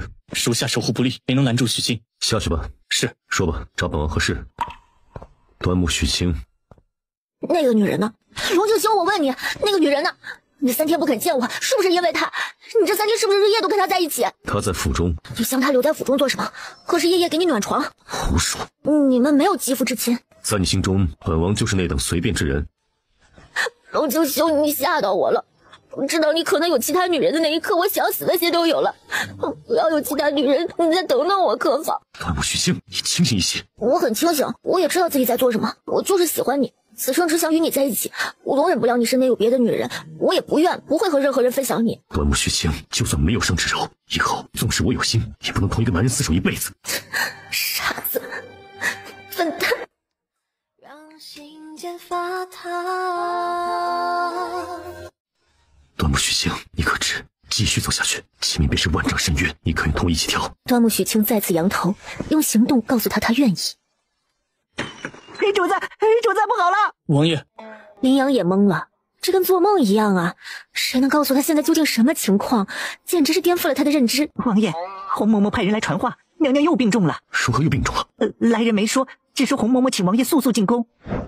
匆匆赶到咸宁宫，洪嬷嬷守在门口。许清小大夫，去旁边客房休息吧，娘娘只请殿下一人进去。不是说病重吗？为何不急着看大夫？先去休息，稍后我过来找你。靖王吓了一跳，只见母妃拔牙一侧的脸红肿的变了形，转身就要去找许清。我儿留步，你莫要去找许清小大夫，母妃不要他来问诊。这是为何？贤妃一脸坚决，殿下人言可畏呀。究竟发生何事了？玉衡，许清小大夫是个好的，但他毕竟是个男子，而且又不是宫中太医。可是有人在背后嚼舌根。玉衡，莫要问了。方旭州可有来过？来过，这药就是方御医所开。母妃好好休息，玉衡去就来。如何？娘娘是哪里不舒服吗？母妃的脸又红肿了。肿了？可是另外一侧是去掉牙齿的一侧。拔牙的一侧？不可能啊！秋收节的前一日，我还特意替娘娘看过，伤口恢复的极好，不可能再次红肿的呀。即使不去看诊，你也能确定母妃拔牙一侧不会再犯病。不会。好，本王知道了。不需要我去给娘娘诊治看看吗？母妃去世在与我较劲。贤妃与靖王较劲，什么情况？我今夜会留在宫中侍疾，派人先送你回去，可好？可是娘娘这边，母妃这边不严重，还有整个太医院在，你莫去担忧。好。有殿下，您来得正好，快劝劝娘娘将这碗汤药喝了吧。母妃，喝药。不吃了，这些年母妃吃药已经吃腻了，这副身子也不知道还能撑多久。不吃了，太苦。母妃，父皇给儿臣派了差事，这一走，说不定就得10天半个月。若是情况紧急，也许就直接去蜀地了。您身体这样，让儿臣如何放心得下？贤妃瞬间没了刚刚的虚弱感，为何这么急？靖王看着母亲不说话，他就知道母亲和洪嬷嬷是在一唱一和。娘娘，玉衡，去下府提亲吧。母妃最大的心愿，便是能看到你成家，有个知冷知热的王妃在身边照顾你呀。儿臣不喜欢下府下刑，可是放眼京城，没有比她更适合做靖王妃的适龄女子了。一个苦劝，一个坚决不妥协，母子俩谁都不让着谁。玉衡若是不答应去夏家提亲，母妃从今日起就不吃不喝，饿死算了，病死算了。正僵持着，有宫女来报说端王殿下听闻贤妃娘娘又病了，送了些补品过来，太不进来拜见了，只叮嘱了宫人好好照顾娘娘，愿娘娘早日康复。端王，龙敬秀心中一亮，母妃可知儿臣为何这么多年身边没有一个女子吗？为何？因为儿臣在战场上伤了根基，对女子起不了反应。对着母妃撒谎，还是承认这样的话题，靖王忍不住的耳根发烫，但他也是别无他法了。我的天下哟，这事可不能随便说呀。本王没有随便说，若不是这个原因，本王身边怎会从未有女子近身？可有找大夫看过了？母妃以为玉衡是如何与许清相交的，正是因他医术高明，儿臣才如此看重于他。许清小大夫他医术高明，定是能医好我儿的。我儿要好生听许清小大夫的话，配合他好好用药，早日好起来。见母亲如此担忧，龙敬修心中有些过意不去，但为了一劳永逸，他只能继续装下去。王爷，贤妃娘娘可还好？肯吃药了，想必不日就会好转。你明日进宫替本王探望母妃。好。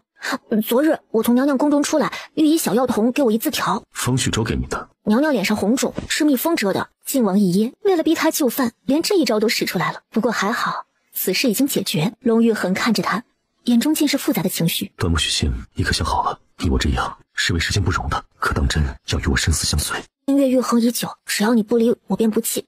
只是许清心很小，人也小气，心中只装得下你一人，同时也容不下你身边还有其他的人。傻瓜，晴儿。这几日我会很忙，你老实待在府中，过些天就要去蜀地了。不管去哪里，我都跟着你。等我出了京城，给你个惊喜。是何惊喜？现在说了，到时候就不是惊喜了。府中那个女子究竟是怎么回事？龙静修皱眉，青儿她好像还不知道那夜的事情，那便先不同她说了。许是二哥给我下的套，一颗棋子而已，留着将计就计，也值得你吃醋。我才没有吃醋呢。靖王笑了，也不点破他的死鸭子嘴硬。端木许清，我有话同你说。你说。我从未想过你会对王爷起这样的心思。许清挑挑眉，反正这事儿现在没法解释。你若真心爱慕主子，更是应该将这种心思藏于心底，不对任何人提起。主子贵为亲王，将来还有可能是这天下之主。若是有了这样的污点，如何让天下臣民幸福？所以小松子觉得我应该怎么做？远离王爷吗？总之，以后你不准亲近王爷，不许胆大包天，对主子做一些越矩之事。好。那若是王爷要对我越矩怎么办？我是从了呢，还是拼死反抗？端木许清，玉衡啊，你我父子许久没有好好说说话了。父皇操劳国事，日理万机。再忙啊，儿子的事情该管还是要管的。朕同你提过，应下府嫡女为靖王妃的事情，过去这么久了，你可考虑清楚了？儿臣，莫要说你无心儿女私情，为了你的亲事，你母妃是整日操碎了心呢。蜀地那边朕斟酌许久，只有派你去最为合适，朕最放心。但是啊，在出发之前，你的亲事一定要定下来。朕准备直接给你与夏家夏清赐婚。父皇，不可，儿臣不愿娶夏清为妻。那我儿中意哪家闺秀啊？说出来，父皇帮你看看，可还合适？儿臣没有中意的闺秀。没有中意的闺秀，那可是中意了哪个男子吗？端木老三。郑修心中一惊，但瞬间就又冷静下来。清者自清。朕也不信，朕那战场上勇猛无比的儿子会喜欢男子。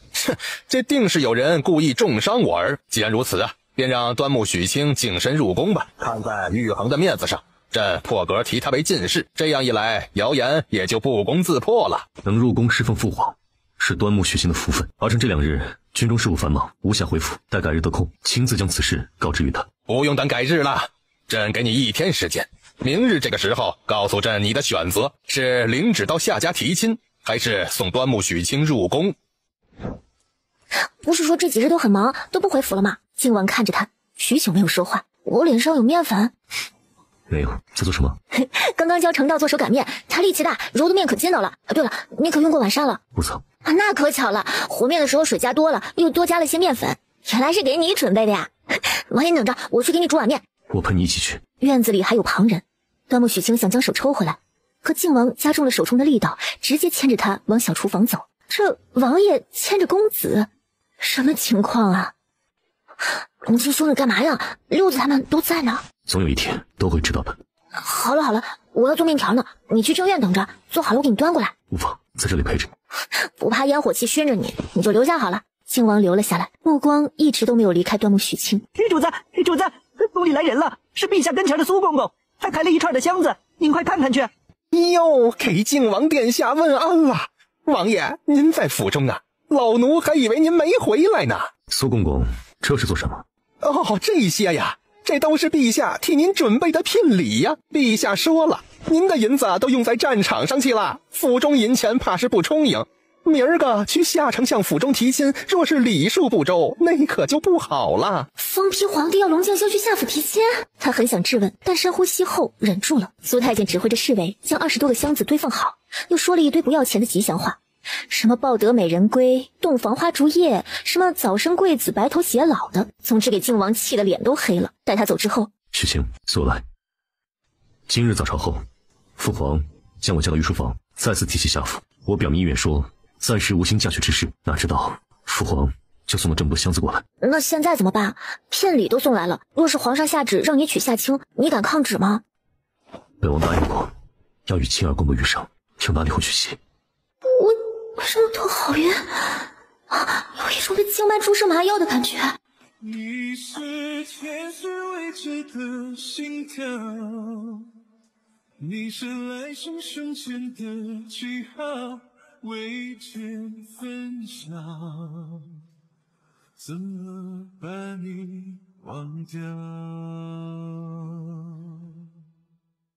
小松子，立刻准备马车，将马车拉去后门。是。带端木许清去玄心谷，你暂时不必回来，留在谷中同莫阳一起照顾他。许清足智多谋，你二人要设法将人看好，不准他出凌云峰半步，一切以他的安危为重。王爷，那若是青公子醒来不肯留在谷中，属下和莫央该如何同他说？许清不会武功，走不出玄心谷，你们二人只需将人看好，照顾好便是。他若是问起，就说本王答应他的事，定会做到，让他安心等着。本王从蜀地回来，便去接他。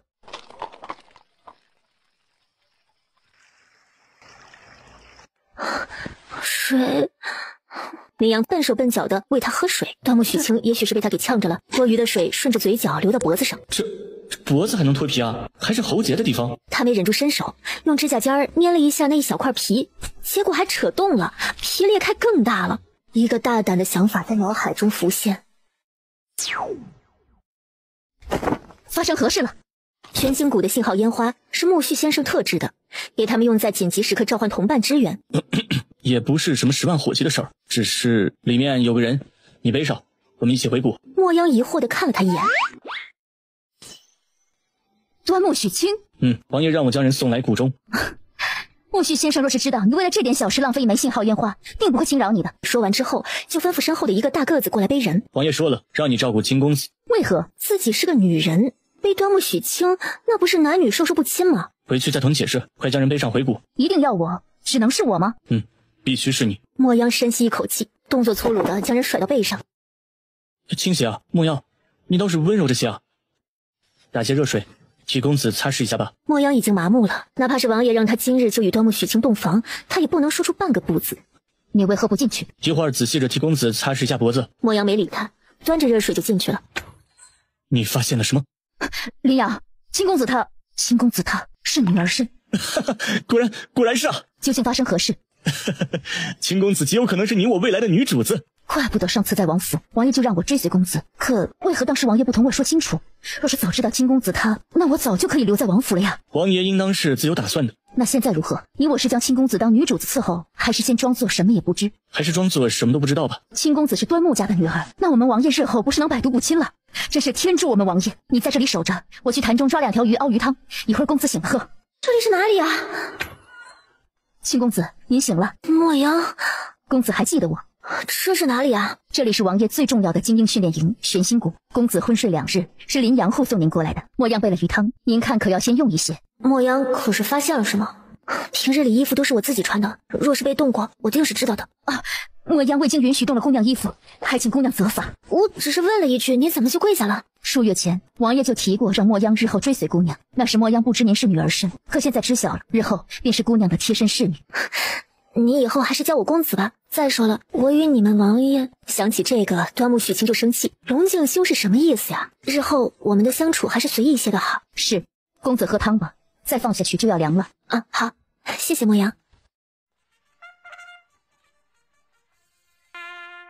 可是外面的声音打扰到公子休息了。没有，这个是谷中的人要起床晨练了。是，谷中规矩，卯时起床锻炼身体，亥时就寝。这个玄心谷是谁在替你们王爷管理啊？玄心谷是木须先生在替王爷管理，木须先生就是府中尹先生的师傅，也是大前国师的师弟。那我突然到这里来了，是不是应该去拜见一下先生？先生几日前出去了，还未归谷。待先生回来，莫央定带您去见他。我先去给公子打水洗漱。公子醒了。你家王爷这是有什么打算？为何将我送到这里来？林阳一噎，走得急，他忘了问王爷，公子若是问起来为何要来玄心谷，他如何回答？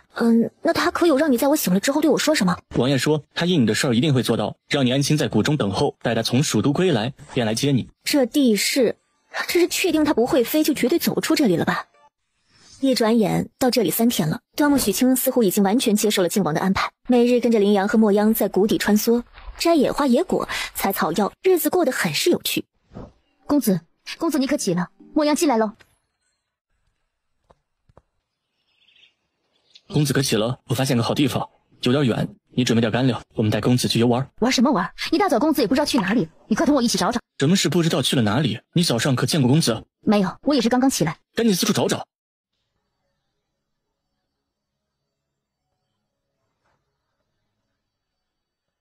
来到谷中，公子没有哭闹着要寻王爷，我怎就如此大意，以为他真的会听王爷的话，好好留在这里呢？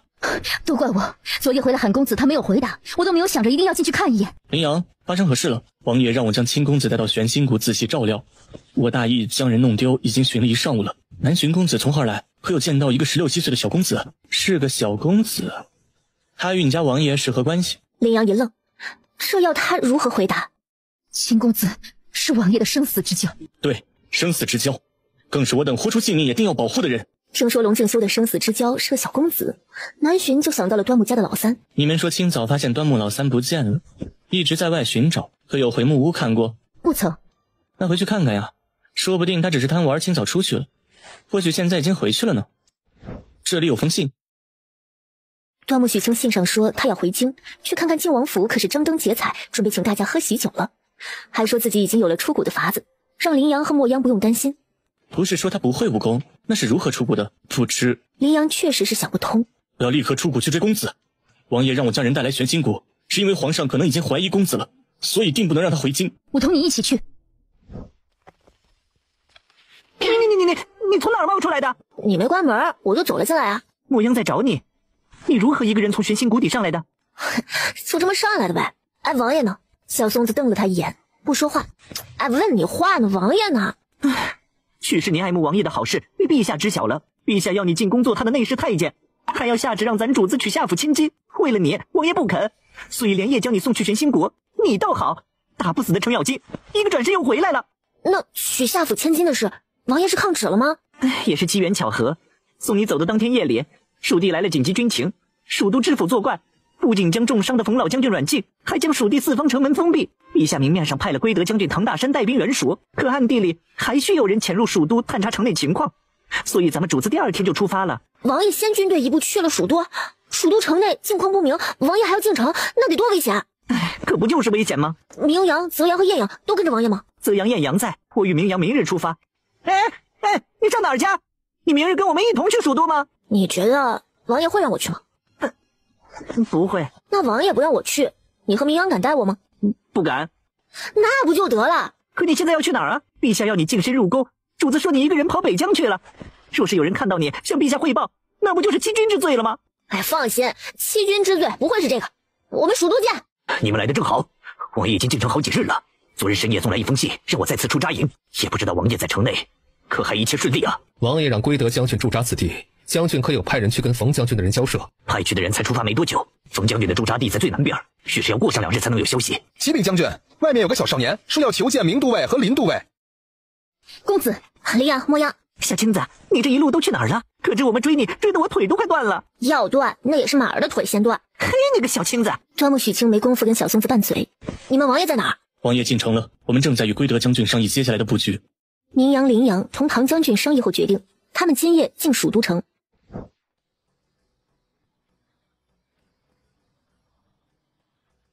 林阳、莫央护好许清，有人来了。主子，艳阳，明阳，快扶主子回芙蓉巷找大夫，我去见泽阳。玉衡哪里受伤了？许清，王爷中毒了，已经服了你家的复原丹控制，你快看看还要如何解？晴儿，我在，莫要说话，我先看看你怎么了。说完就闭上了眼睛，开始检查。无碍，只是神经毒素，会令人昏迷不醒的，解了就好。龙静修中的也不是什么致命致残的毒药，只需要输液1天，然后再吃点药，基本上2、3天就会好起来。林阳，公子何事？打些热水放门口，我要替玉衡擦身。林阳一噎一愣，最终还是应是。莫阳很轻的咳了一下，脸红了，心想公子定是爱王爷爱到了极致，所以才任何事情都亲力亲为。仇敌这么多，想要害你的人也这么多，每次都是我替你解毒。我告诉你啊，下次遇上困难你再敢送我走，那我走了就再也不回来了，让你彻底失去我。哼！这是主子在蜀都的属下陆远征。陆老爷子，两位少爷，这是主子身边的亲公子。敢问公子，主子伤势如何？无大碍，大概要2、3天复原。陆家兄弟告知明阳等人，城主和曾知府开始挨家挨户搜人，问他们可有对策。若实在不行，便将王爷和泽都尉都送到陆家去。可主子现在身上有伤，又昏迷不醒。你们随陆家兄弟去陆家，这边留我于月衡还有泽阳，我自有办法。明阳还是有些担忧，最终他与林阳留了下来，换了粗布麻衣，装作是替主家看守宅子的仆人。公子，你是如何做到的？那些人进院时就中的毒，由这带致幻效果的香引发，他们自然就看不见身上撒了药粉的玉衡和泽阳了。为了有一个合理的解释，端木许清可谓是脑汁都费尽了。那我与明阳为何能看见你们？你哪来那么多为什么呀？羚羊是打算拜我为师，同我学医吗？羚羊一噎，闭了嘴。他还是老老实实跟着王爷当个侍卫好了。哎，如此一来，日后我等若是出去办差，不想让人发现的话，许清，我们是否可以向你讨要药粉呢？哪那么容易？你当是给你喝了隐身药水啊？这香之药很珍贵，配置不易不说，用量控制不准的话，不仅起不了效果，还会适得其反。哎呀，罢了，隔行如隔山，三言两语跟你也说不清楚。许清是如何躲过搜捕的？许清说那些人进院就中毒了，加上他焚了致幻的香，我也有些说不清楚。许又是他端木家的秘书呢。公子今日说那令人看不见自己的法子很难，可我明日还是想向他请教。冯将军的遗体还在城主府，主子醒来也定是要想法子去抢回的。若是可以，这2日我们仔细商量一下如何抢回老将军，即使无法送出程序，也定要入土为安，待数度恢复正常再移关。那我们去找许清，同他说明此事的重要性，想必他定会助我们夺回老将军的遗体。可没想到第2天一大早，冯老将军的尸首被挂在了北城门上。我们晚上去将老将军的遗体带走吧。许清可是有了对策。端木许清将自己的打算同他们说了一下。城内城墙上，他负责将老将军遗体带下来，送出城门；城外就需要他们将老将军送回军中，或者是京城，入土为安。你一个人不需要接应？明阳，我不知道要如何同你解释，一个人要躲过那么多侍卫的眼睛，众目睽睽之下将老将军带下来，想着确实挺让人难以置信的。但我可以很负责任的告诉你，我可以。行，我信你。我也信公子可以。你们出城，天彻底暗下来之后，我们就行动。计划就这么定了下来。主子，你醒了。我昏迷多久了？泽阳如何？您昏迷2日了。许清说泽阳跟您中的是一种毒，只是身上的伤要重一些，所以可能要得明日才能醒来。主子，这刚好的药，您趁热喝。靖王接过药碗送到嘴边，突然就反应过来。你说谁？许清？正是许清，这几日都是他照料着您。丽阳说是许清自己从玄仙谷出来了，他与莫阳都没有拦住，然后他一个人跑来蜀都，他们一路猛追也没能追上。玄心谷都管不住那小东西。人呢？许清有事出去了。主子，你先喝药。他走时说了，这药得按时喝，以便清除您体内的余毒，早些恢复。龙静修看了他一眼，一饮而尽。晏阳这才敢将这2日发生的事情和端木许清此刻的去处简单明了地说给王爷听。龙静修听完之后，心中十分愤怒，用最快的速度到了北城门。可眼前的一幕却是令靖王和晏阳都惊呆了。只见那已经死去多日的冯老将军遗体呈一种奇怪的坐姿悬空，缓缓从城墙的阶梯上下来。这老天爷开眼，佛祖显灵了，老将军被神仙附体了。百姓们纷纷跪拜。小东西居然还有控尸的本事。四下张望，却是没有看到端木许清的身影。突然一声巨响，火光四射加浓烟，城门硬生生的烂了好大一个洞，城门被炸开，被困城中的许多百姓们也都沸腾了，纷纷朝城门涌去。公子，许清沉沉的睡了过去。醒来的时候已经是第3天早上了，一边喝着莫央给他煮的粥，一边听羚羊说这几日城中和城外发生的事情。王爷连夜将冯老将军遗体送回了冯家军，取了虎符，第2日就带兵上阵杀敌。那王爷是不是近日都会留在冯家军中？这个属下就不知道了。端木许清心中盘算着，龙静修若是要打仗，暂时回不来，那他明早就去军中找他。只是没想到，当天傍晚，风尘仆仆的龙静修就出现在了芙蓉巷的小院里。穆许清，本王现在可是管不了你，你可是要上天。这人一回来还凶到前面去了，你不经允许将我迷晕送回玄星谷，不听遗嘱醒过来就乱跑，我都没有给你算账，你还先问我是不是要上天？跟我进来。公子，您莫要与王爷犟，进了屋里赶紧服软。你可知错？许清没错，错的是您，遇事不与我商量，用一种自认为是为我好的法子解决问题，最终的结果就是我们要分开许久。我不想与你分开，我只想无论欢笑喜悦还是悲伤困难，都能够与你一同分享，共同承担。其二，你中毒刚刚醒过来就跑了出去，还上战场，若是余毒未清又引起毒发，该如何是好？你有没有想过我也会为你担心的？龙静修明明打算回来好好说教他一顿，可小东西此刻一脸正色，还句句在理，他居然找不到反驳的话。你可知我为何将你送走？知道，皇帝要我进宫做太监。那你还不好好在谷中待着，一个人跑出谷不说，还敢会京，若是让父皇的探子发现，直接就抓了你进宫，待我回来，一切都为时已晚。好嘛，你迷晕我送我走不对，我偷跑回来也不对，那我们扯平了，以后不管发生什么事情，一起面对，不准瞒着对方。那你一人擅自保城墙上去呢？如此大的事，不与我商量就擅自行动，可有想过我醒来之你不在府中有多焦急？你不准一见面就凶我。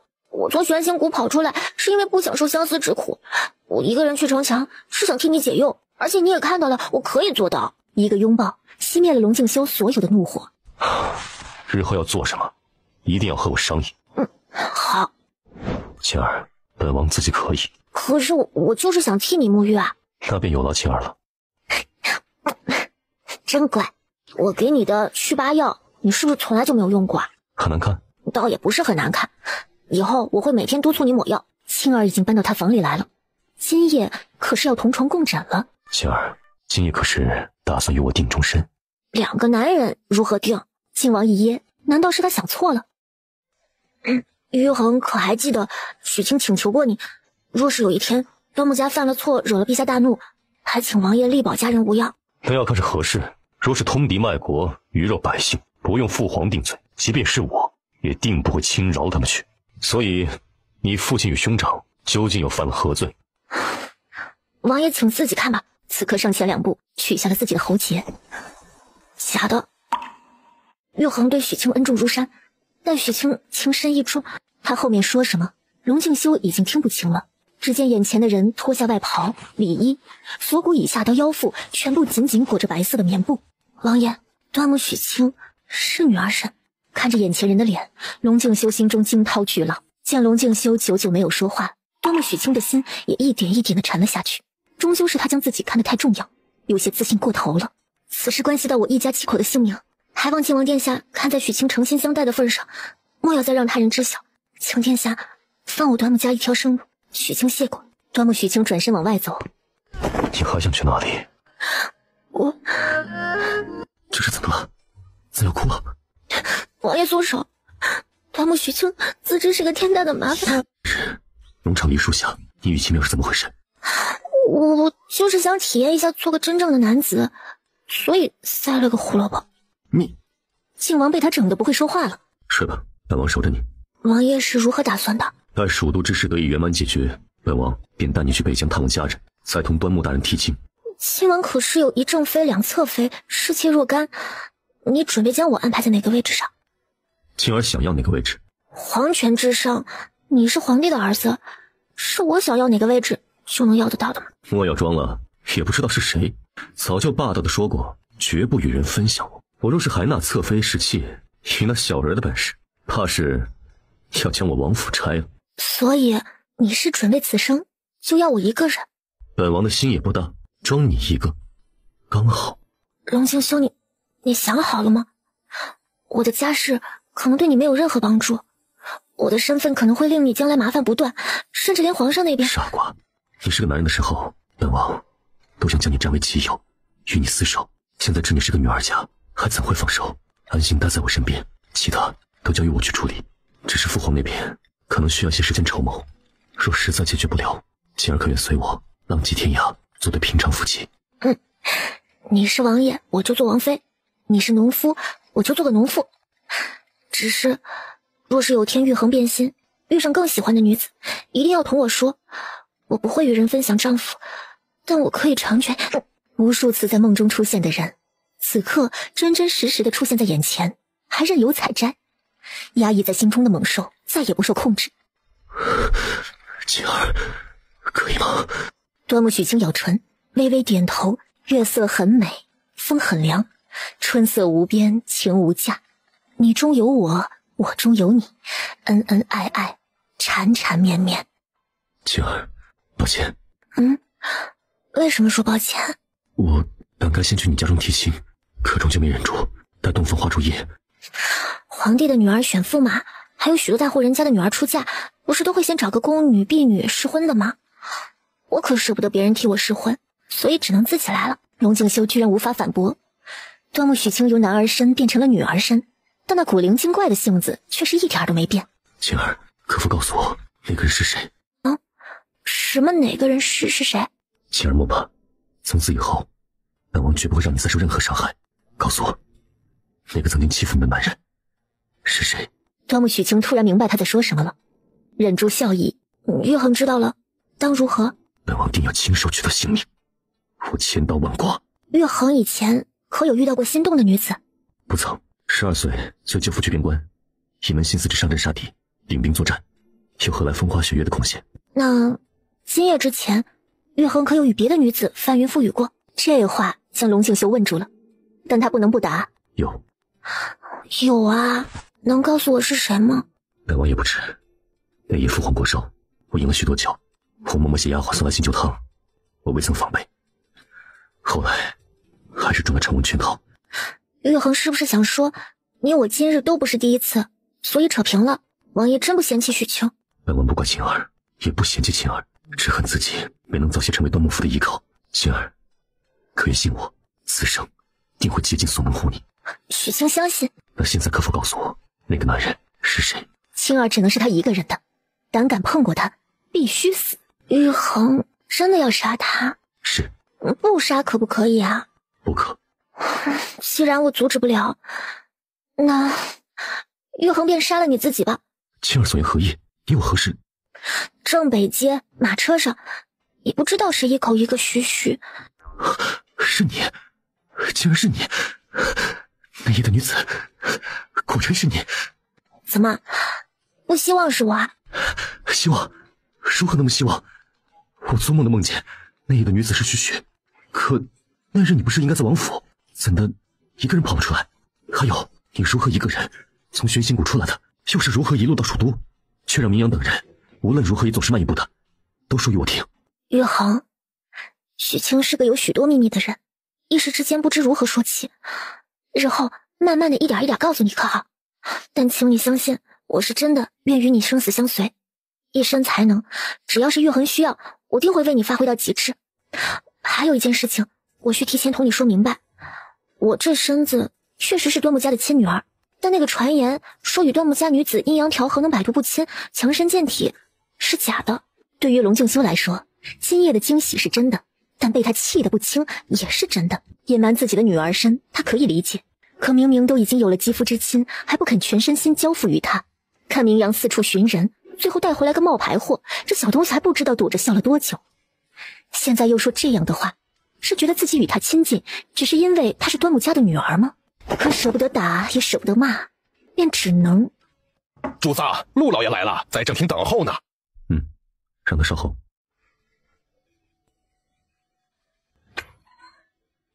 你站在此处做甚？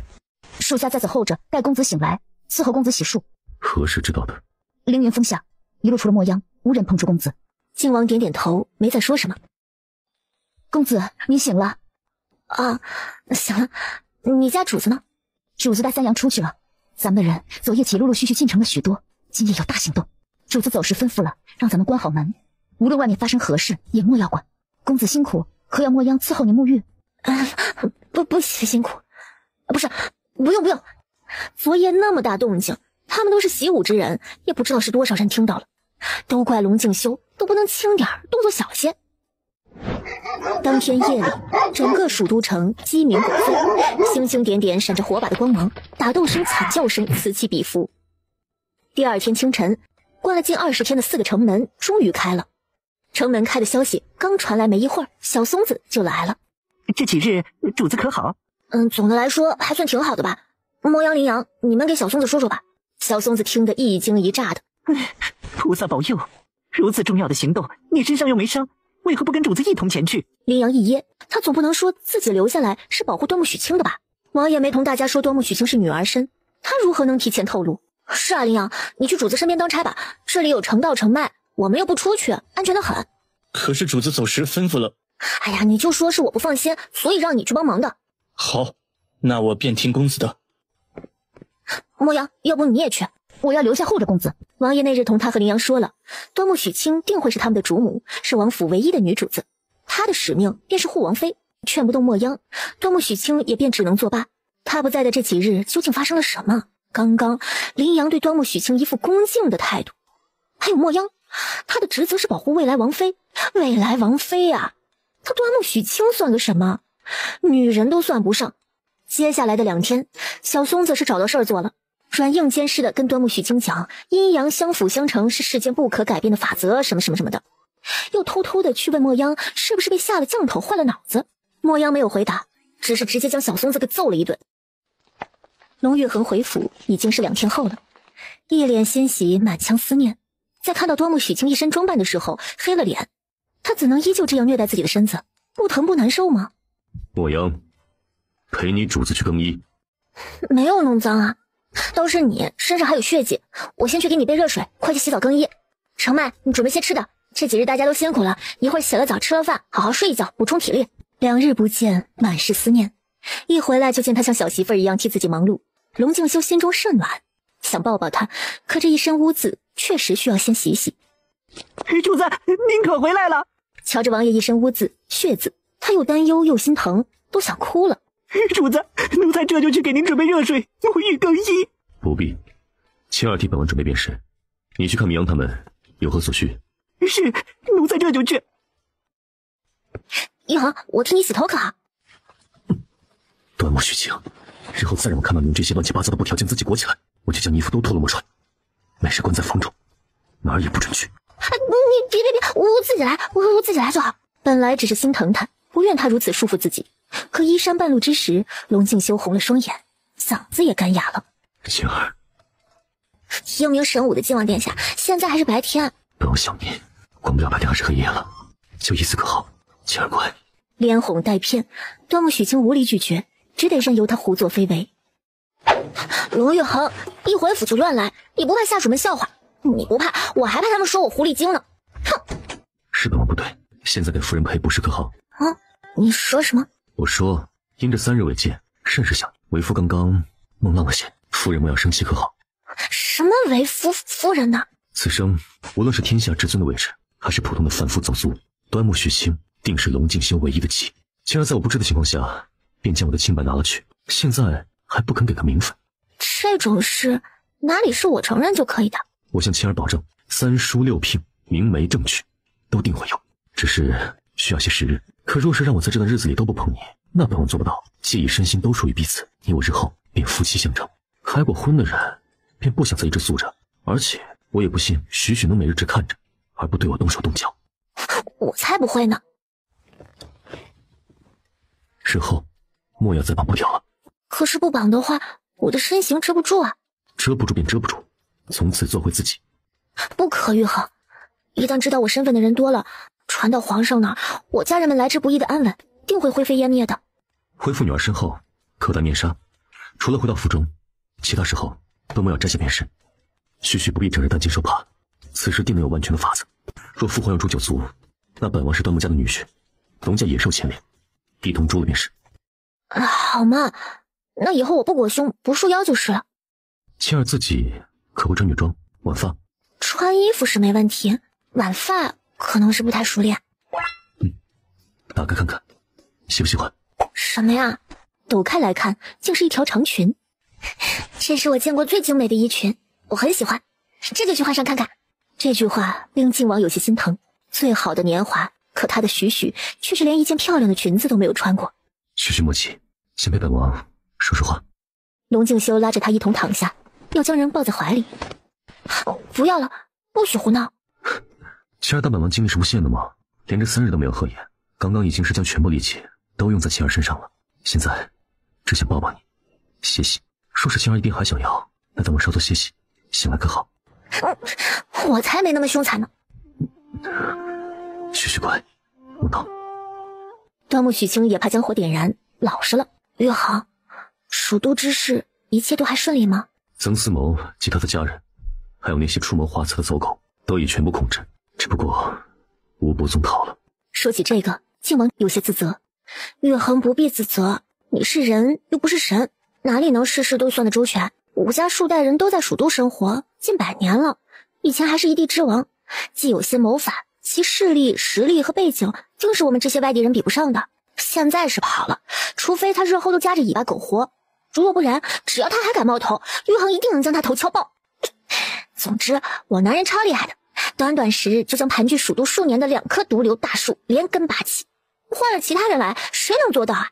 小妖精这荣辱与共的语气，还有那句我男人，令龙静修心中甚暖。从来没有人心疼他累不累，心中难不难过。男人心中激动愉悦，最好的表达方式就是狠狠去爱这个女人。看着身边带着一脸满足沉沉睡去的男人，端木许清好想将人拖起来打一顿呐。说好的只是抱抱的呢？这男人呢，就是夸不得，你一夸他，那尾巴都跳天上去了。夫人，您醒了，莫央可以进来了吗？啊，夫人，进来吧。龙月恒让你改口的。啊，王爷说了，您就是我们的主母，是王府唯一的女主子，让我们以后都尊您为夫人。都没有拜堂成婚呢。夫人是着急穿喜服了。莫央可是有中意之人，我明日就去买最好的红布，让你学着那些女子绣嫁衣。不要不要，莫央错了还不成？夫人可莫要折磨我。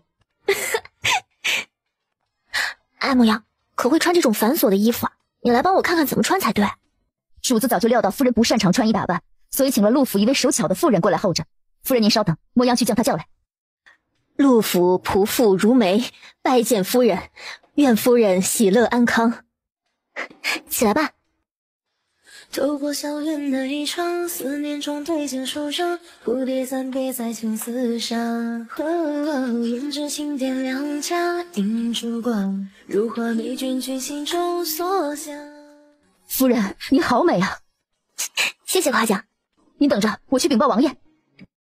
屋檐下，风铃轻轻摇曳我的心弦啊，暮色碎了一地，无人能回答。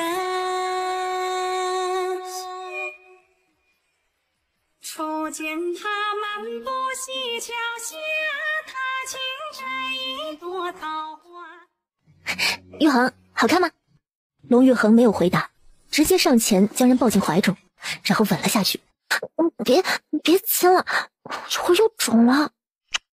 暂且放过你，走，与我到前院去，在一旁的屋子稍后，让莫央陪着你。好。你们都是本王的左膀右臂，今日本王有件十分重要的事要告知你们。即日起，你们有主母了，晋王府王妃人选已定，日后你们要像追随本王一样，对她忠心不二。敢问王爷，我等主母是哪家闺秀啊？小松子求主子收回成命，求主子收回成命，求主子收回成命。你这是做什么？快些起来！王爷，不可啊！您是龙之子，不能执意妄为，令天下人笑话您啊！王爷今日这个决定，定是被端木许清蛊惑的。林阳，将小松子先拉到一边去，让他先闭嘴。是。闭嘴吧你！先听王爷说。你若还是咋咋呼呼，我便将你敲晕，送去敌国的南风馆做小官。这么狠的吗？杀人也不过头点地啊！这是不是兄弟啊？王爷，小松子闭嘴了，您快与我等说说。莫阳，将夫人请进来。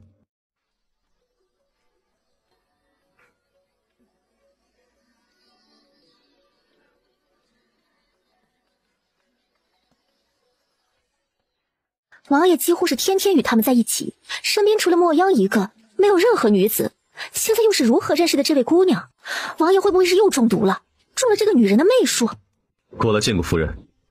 几人尊重、敬畏、忠心于靖王，那是不假，但也并非愚忠。虽说娶妻是王爷私事，但若是个来历不明的女子魅惑了主子，他们是绝不答应的。所以此刻几人都是一脸的戒备，并没有行礼。好了，晴儿，摘下面纱吧。主子，这是怎么回事？每个人眼中都是惊讶。这女子怎么有些像端木许清呢？你！为了接近王爷，端木许清这是豁出去，又男扮女装了。端木许清还有个妹妹。泽阳，端木许清只有哥哥和弟弟，没有妹妹。你为何不想，有没有可能我就是端木许清？没错，我们的夫人就是端木许清。主子，夫人可真的是端木许清？是我等曾经并肩作战的清公子。如假包换，青儿便是许许，是端木院判当街送与我的端木三公子。只是本王也从未想过，岳父大人竟是送我一位贤妻。王爷，他想说还请三思。端木家的女儿是天下众多男人做梦都想得到的，而这其中也包括陛下。端木许清是女子，那端木一家就是实打实的欺君之罪，是个宝，也可能是个天大的麻烦呀。本王与青儿早已生死相许，一个男人还是当朝亲王，说是连自己心爱之人都保护不了，那岂不枉为人？尔等无需多劝，也不需多想。端木许清从此是你等主母，也将是晋王府唯一的女主人。哈哈，王爷英明。莫阳，暂爹，大哥可是觉得我说的不对，还是大哥觉得夫人配不上王爷？明阳并无此意。几个月的相处，他是真心认可端木许清的能力。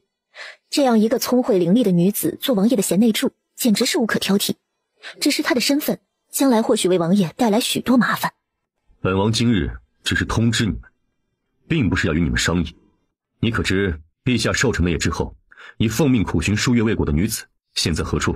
属下失职，但真的不知。远在天边，近在眼前。又一个炸弹，将所有人都炸懵了。王爷如此坚决，话也说得如此清楚了。如此的巧合，端木许清与王爷可谓是天作之合呀。属下拜见夫人。大家请起。我知道，在你们每个人的心中，王爷都是重过于自己生命的存在。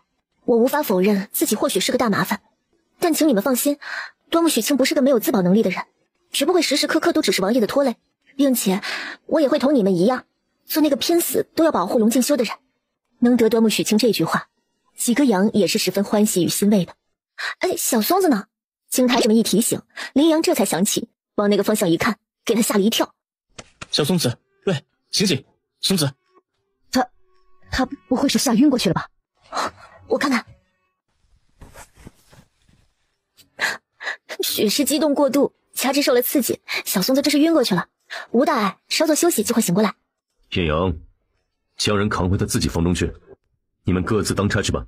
小松子跟着我的时候，自己也只不过是个5、6岁的孩童，无论是富贵之时，还是母妃被打入冷宫的岁月，都不离不弃。他除了人蠢笨了些，也没有什么大的缺点。望看在夫君的薄面上，夫人稍稍包容他些许可好？月恒不必担忧，不知者无罪，我不会同小松子较真的。在主子走错路时，敢于站出来劝谏，可见他是真的忠心于你。走错路时，究竟谁的错？我的错，都怪我没有早早的告诉你实情。现在也不晚，我们的将来还很长很远，有1辈子的时间。我可不可以再贪心一点，继续预定月恒的下辈子、下辈子？好，生生世世，我都是亲儿的。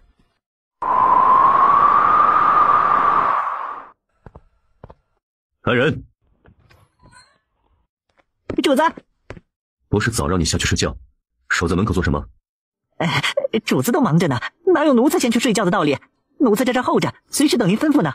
让人将早膳送来书房，再叮嘱厨房准备些栗子糕，一会儿夫人醒来给她送去。你只吩咐下去便是，这儿不用你守着，滚回去泡个澡睡觉。小松子都要感动的哭了，主子心中还是有他的，还是关心他的。是，奴才这就去。王爷，您刚刚说夫人，哪家的夫人在府上啊？自然是本王的夫人。可没听说您娶妻啊？她已是本王心中的妻，8代大将晋王府做王妃是迟早的事。主子，栗子糕蒸好了，您看什么时候给夫人送去？靖王刚想训斥这狗奴才不听话。王爷，陆家如梅来了。将人叫到小松子房内。这样出门可不成。哎呀，拆了吧，还是男装方便，头发扎一把，随意一挽就好。莫阳也很奇怪，今日陆府如梅可是有事耽搁，所以不过来了吗？夫人，要不莫央试着给您挽发？本王来替夫人挽发。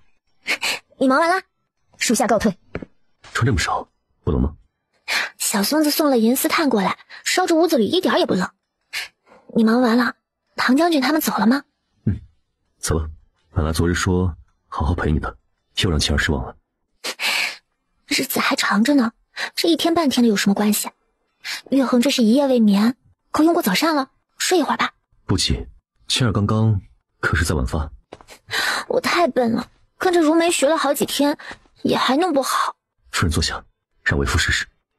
你会晚发？试试便知道了。天哪，龙玉衡，还有什么是你不会的？夫人可喜欢？喜欢。你怎么会晚发的？龙静修笑着没说话。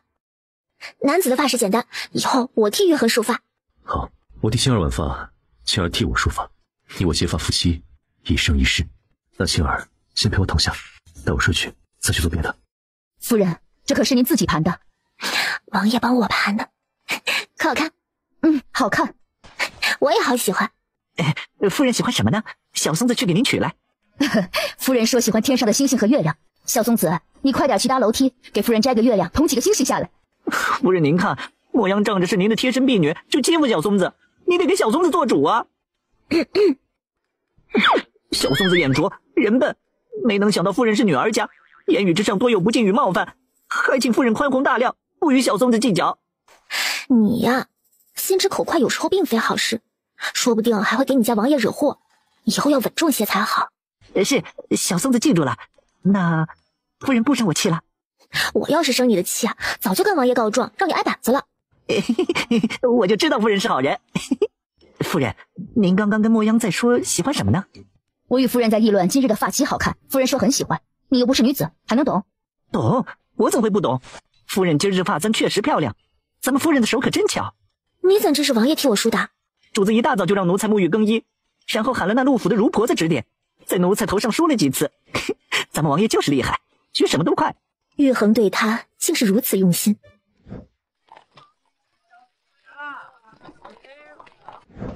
身子可都好了？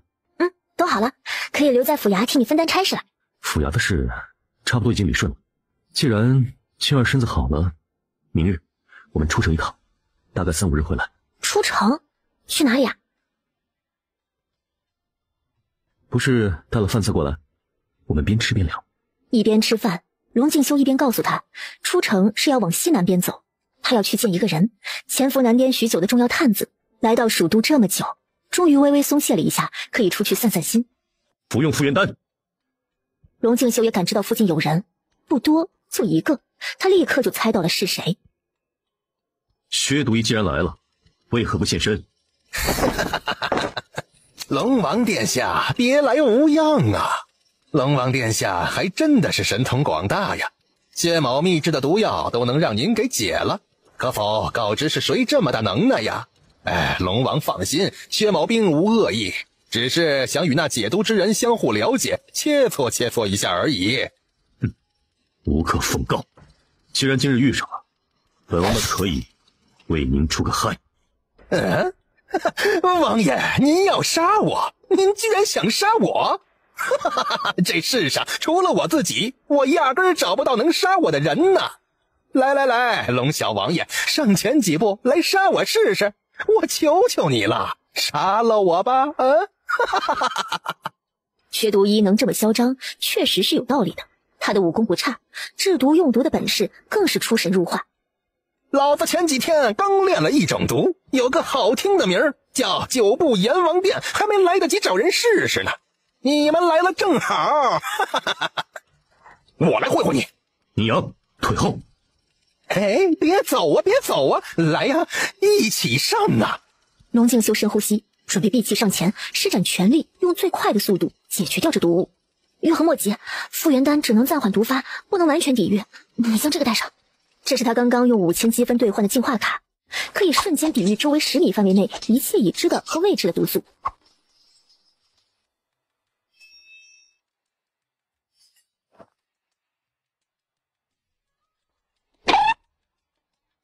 这些平常只要沾上一点就立马生不如死的毒药，对靖王好像完全失效了。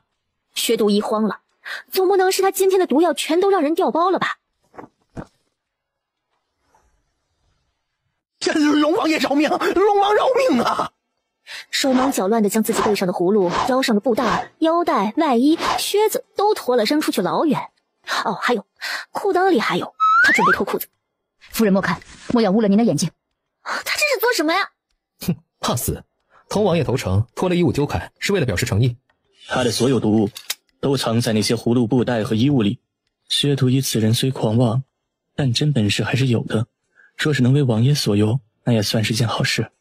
龙王饶命，薛某服输，以后愿为龙王所用，还请龙王爷高抬贵手，饶我一命啊！玉衡，青儿，此人诡计多端，正是好。我薛孟昌对天发誓，日后效忠大前靖王，绝不再对靖王府之人下毒。若违背誓言，天打雷劈，死无全尸。玉衡，许先生替你解毒的时候留了几粒药丸，说是可以控制不忠之人。现在薛独一既然想要投诚于你，不如就给他一个机会吧。龙静修微微侧头，瞬间就明白了他的意思。青儿，此人品行不良。皇帝也不能保证他身边都是品行优异之人啊。对，我品性不良那只是对外人，我对自己人那绝对不会的。龙王爷，您就收了我吧。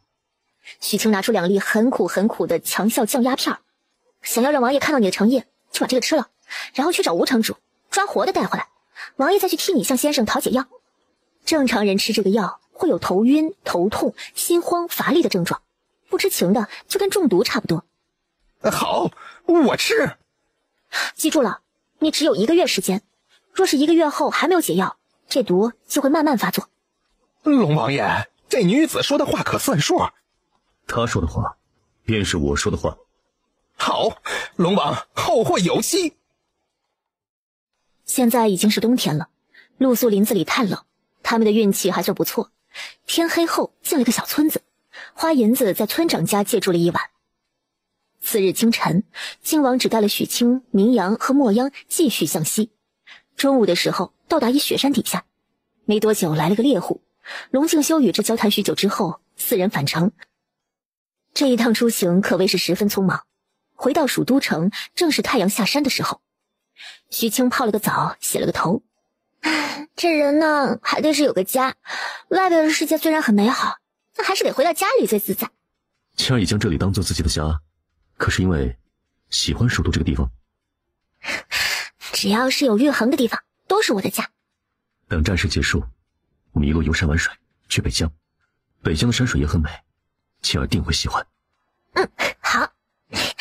玉衡，快上来，盖上被子，外面冷，别着凉了。玉衡，复原丹不能解百毒，那日你能忽视薛独一的所有毒物，靠的是另外一个东西，只是时效很短。此事你务必要告知明阳他们。我知道，青儿朝我怀中塞了东西，本王知青儿不会害我，能全身心信的。龙静霄，真好。莫要惹我。考虑一路奔波舟车劳累，今夜是不打算再让他辛苦的。端木许清是真的有些累了，而且这家伙一按启动键就活力无限，所以今夜还是停战的好。今日清闲一天，明天就要出城去军营，张毅着上午一同去府衙，中午到了蜀都有名的饭店用膳。哪知道刚走出靖府院门，一队人马就迎面而来。三弟，许久不见，甚是想念呀。成王怎有空来蜀都？三弟能悄无声息的来蜀都，本王怎就不行啊？不过父皇是派你来办差的，你却在此买了宅子，学那些纨绔养起了外室。你说本王要是如实向父王禀报，父皇得多寒心呢。待蜀都之事了结，本王自会请父皇替我与青儿赐婚，此事不劳二哥费心。赐婚？靖王妃的位置随随便便给了一个路边捡的女人也行吗？不过这可正合他的意了。那二哥在此提前恭喜三弟了。既然都是一家人了，弟妹为何还要蒙着面？快速速将面纱取下，让二哥看看。不急，待到大婚之后，二哥自会见到我妻子的真容。本王有要事，先行一步，成王自便。哼，三弟这是要去衙门吗？本王来了，你就不用去了。父皇已经将蜀都府衙之事交由我全权负责。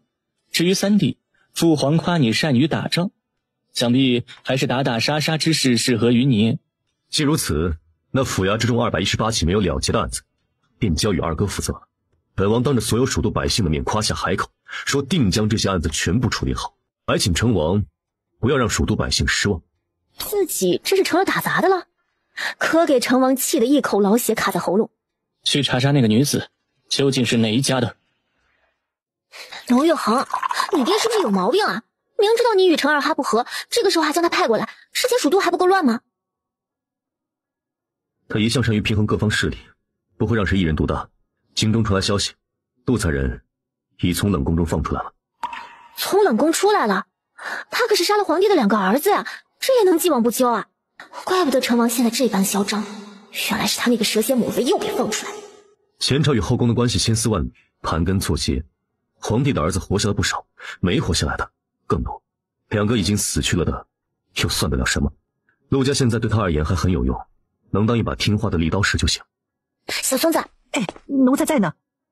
你和艳阳还有泽阳去城中人群聚集多的地方宣扬一番，就说王爷放出话来，要弥补曾反贼的过失，大肆整顿蜀都城，有冤案悬案的都可以去找王爷，无论大小，王爷定当亲力亲为。陈二哈不是喜欢管闲事吗？那就让他管个够。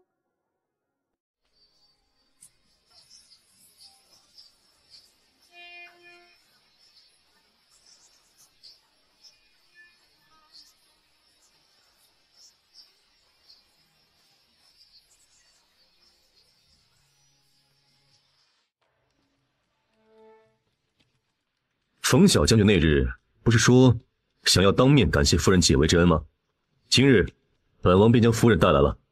冯家少使，感谢夫人出手救回祖父，此等大恩，冯家永世难忘。冯将军不必客气，老将军一身戎马，为国为民，理应值得世人敬重。龙敬修这次来到军中，目的也十分明确，一路破南滇城池，直接杀到南滇王都，从此归顺为大秦的一部分。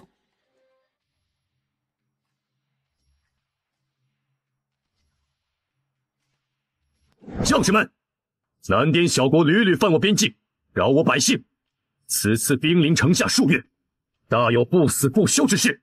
尔等可愿随本将军一路杀到南滇皇宫，绝后世之患，为冯老将军在天之灵。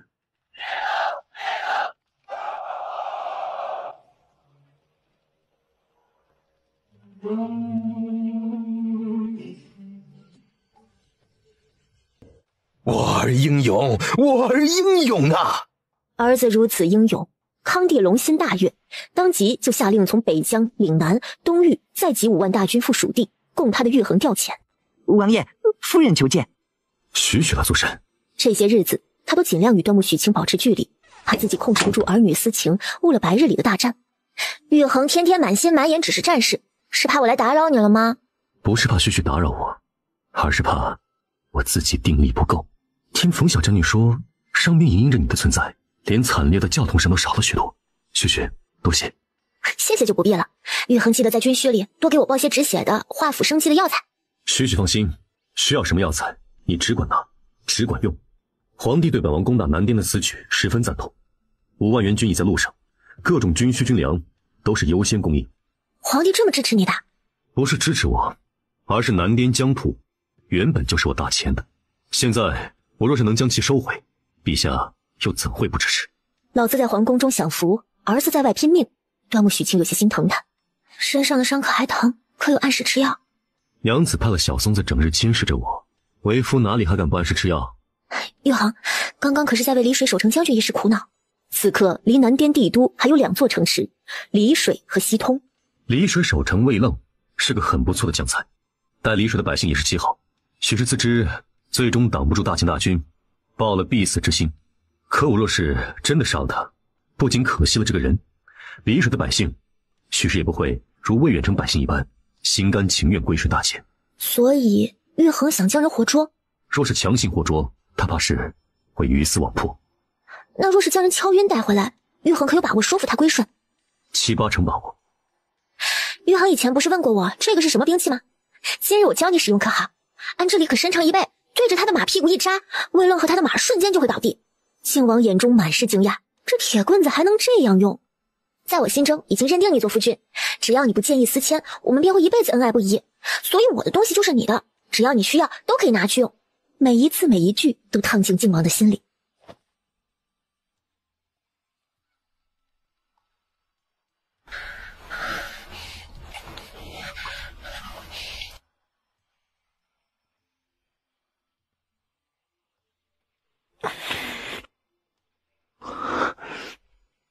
我今日要忙于战事，不敢分心，待拿下南滇，再好好疼爱许。谁要你好好疼爱呀？是本王需要夫人好好疼爱。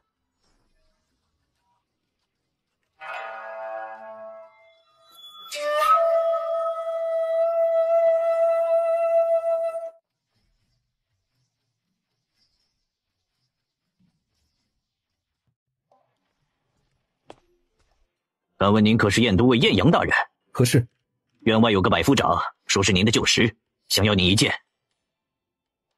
哈哈，燕阳，荣彻，你怎么来了？啊，前些日子军中传来消息，说靖王殿下收复大秦失地，让北疆、东域、岭南集结5万大军支援，我当即就报名了。可以啊，你小子。没想到这小子在无战事、不业立功的情况之下，也这么快就升到了百夫长的位置。啊，王爷可还在忙着？敢问我家三弟此刻在何处啊？我三弟怎么了？哦，他挺好的。王爷派了小宗子陪他去采买，说是要下午才能回来。走，先进院子去吧。大清早过来可用过早膳了。何事？夫人可回来了？刚刚魏府小厮来报，说魏夫人邀夫人去醉香居用膳，晚些时候再回来。刚刚亚禀何事？二舅爷来了。你说端木荣彻？是。端木荣彻拜见靖王殿下。荣彻不必多礼。端木荣彻受宠若惊，王爷怎待他如此礼遇？你父亲母亲可都还好？回王爷，属下父母皆安。靖王又与他闲聊，问及了家中其他情况，甚至还与他论起了以前端木家在京中过往。端木荣彻越发觉得有些忐忑。玉衡，你看我买到了什么？八哥，说话是主子吉祥，主子吉祥，主子吉祥。跑那么快做什么？确实有趣。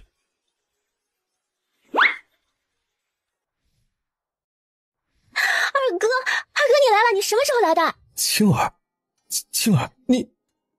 二哥，青儿穿女装好看吗？好看，好看。二哥，正式与你介绍一下，这位大前康帝第3子，靖王殿下龙敬修，字玉衡。他说愿做端木家的女婿，你看可好？青儿，莫要胡言。妹妹自小没有学得太多的礼仪，有越矩之处，或者是口无遮拦，还请靖王殿下莫要放在心上。二舅兄在上，请受玉衡一礼。端木荣彻愣住，一时之间竟然不知道该如何接话。二舅兄，待平定蜀都之乱，收复南滇大秦疆土后回京，本王便会向陛下请旨，迎端木许卿为靖王妃。此生许将是本王唯一的妻，唯一的女人。王爷此话当真？千真万确。端木荣彻已经是乐得有点傻乎乎的了，是要娶她为妻，这就够了。只不过妹妹不是他一个人的妹妹，所以他可做不了这个主。青儿，过来。哪有未出嫁的女子就与心悦之人大庭广众下手牵手？到二哥身后来。好。青儿自小与别的小娘子生长环境不同，许多规矩她都不懂，还望王爷多多的包涵呢。许很好，深得我心。本王还要去与众将士商议战事。许，你替我好好招待二舅兄。好。谢王爷太爱，但青儿还未与王爷大婚，还请王爷日后直呼在下荣彻便好。好。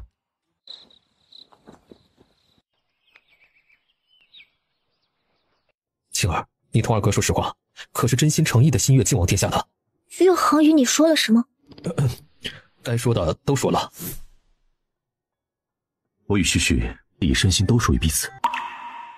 现在他也理解为何靖王称他舅兄，靖王身边的人都称青儿为夫人了。靖王英俊非凡，人品贵重，性子也不似其他皇家子弟一样高傲且目中无人。点滴相处中，许清是真的喜欢上了他。只要他说到做到，此生不会纳别的女子，我定与他生死相随。我与大哥都支持你。只是许清是女儿身之事，一旦没处理好，可能又会连累父亲母亲和哥哥们。犯过一次欺君大罪了，还怕第二次吗？我们是一家人，没什么连累不连累一说。他与大哥都需要更加努力才行，将来不能让世人议论说靖王妃的娘家人一无是处。西通是南滇国都的最后一道防线了，据说守城的将军牛胜是个手段毒辣却又能力非凡之人，不细细的谋划一番，怕是不好对付。这次进西通，由端木荣彻扮作药材商人的少东家，明阳与艳阳是他的侍卫。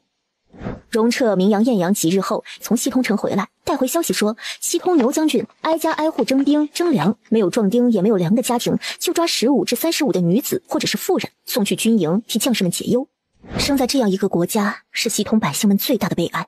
王爷，这次进城了解到城中近况，我还有一个大胆的想法。荣彻请讲。我觉得那牛胜也是个极有野心的，从他种种的迹象来看，并不像是真心臣服于南天皇帝啊。我们若是按兵不动再等等，他说不定会狗急先跳墙，调转箭头对准南镇皇室。我也正有此意，南滇皇室内斗的厉害，不如就给他们个机会，来与我大前对决。那这样伤亡会小一些吗？西通百姓的伤亡如何，要看南镇的朝廷，但至少对于我军将士来说，定能减少许多不必要的伤亡。这端木容彻是个将才，既如此，攻城战事都先放到一边吧，我们先好好过个年。前些日子，王爷让我等在蜀都多购买些药材备着，若是朝廷的补给不及时，就由我们自己先续上。父亲将此事交由我与大哥负责，因此我们与多家药店都有生意往来。无意间发现近日来各家药店都接诊了一种身患奇怪皮肤病的人，初期在手上脸上起红肿的疹子，摁上去很硬，却是奇痒难忍，抓破后患疹子的地方就会扩大，整个皮肤一块一块的烂掉。大夫们用了许多药都不见好转。这种疹子可会传染？会，蜀都城中医馆不少，没有哪家说是能治好这种病的，倒是有2家医馆的大夫也染上了疹子。旭旭怎么看？岳恒，我想回蜀都一趟，越快越好。我陪旭旭一起。岳恒想要借着平定蜀都、收回南滇的功劳，抵端木家的欺君之罪。若是其他都完成得很漂亮，最后蜀都城却出了事情，那就有些可惜了。靖王将端木容彻留了下来，让他与魏将军一起主持大局，然后带着艳阳和墨央陪同许清直奔蜀都。等一等，等一等啊！前面的可是龙王殿下，等一等，我是薛梦成。你有何事，速速报来。龙王，应你的事儿，薛某做到了，我找着吴伯宗了。人在何处？那狗日的简直不是人啊！太坏了，他弄了一种尸毒到蜀都城，这他妈是要全城人陪他吴家一起死啊！你说的可是一种会让人皮肤溃烂的病？你见过？蜀都城中许多家医馆都遇上了这样的病患，还有2位大夫也染上了。哎呀，正是此症没错了，就是那吴伯宗搞的鬼。这个毒不错，很是霸道，传染性也快，就连我都没有来得及破解呢。只想着此事事关重大，若是一个不小心，这蜀都城就得全都死光光。所以呀，先来找龙王知会一声啊。先回蜀都。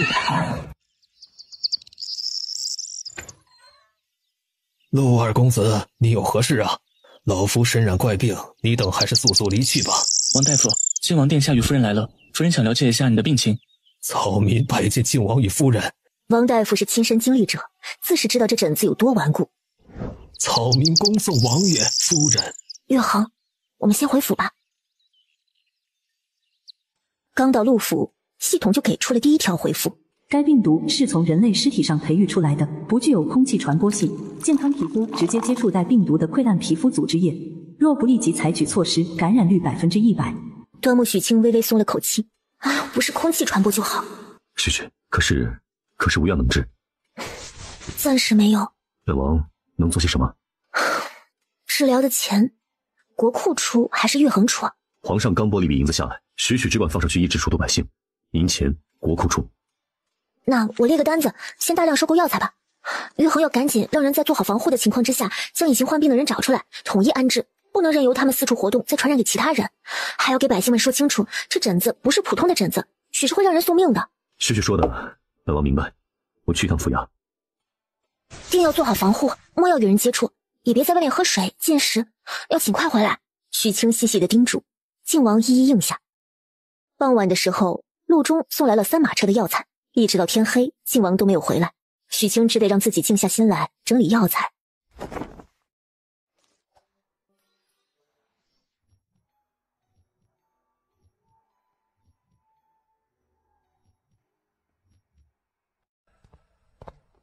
大胆贼人，找死！姑娘莫恼，自己人，我是老薛。姓薛的，你想干什么？娘亲莫怕，小昌不会伤害您。娘亲，是您吗？你问我？娘亲，您摘下面纱与小昌一见可好啊？我操！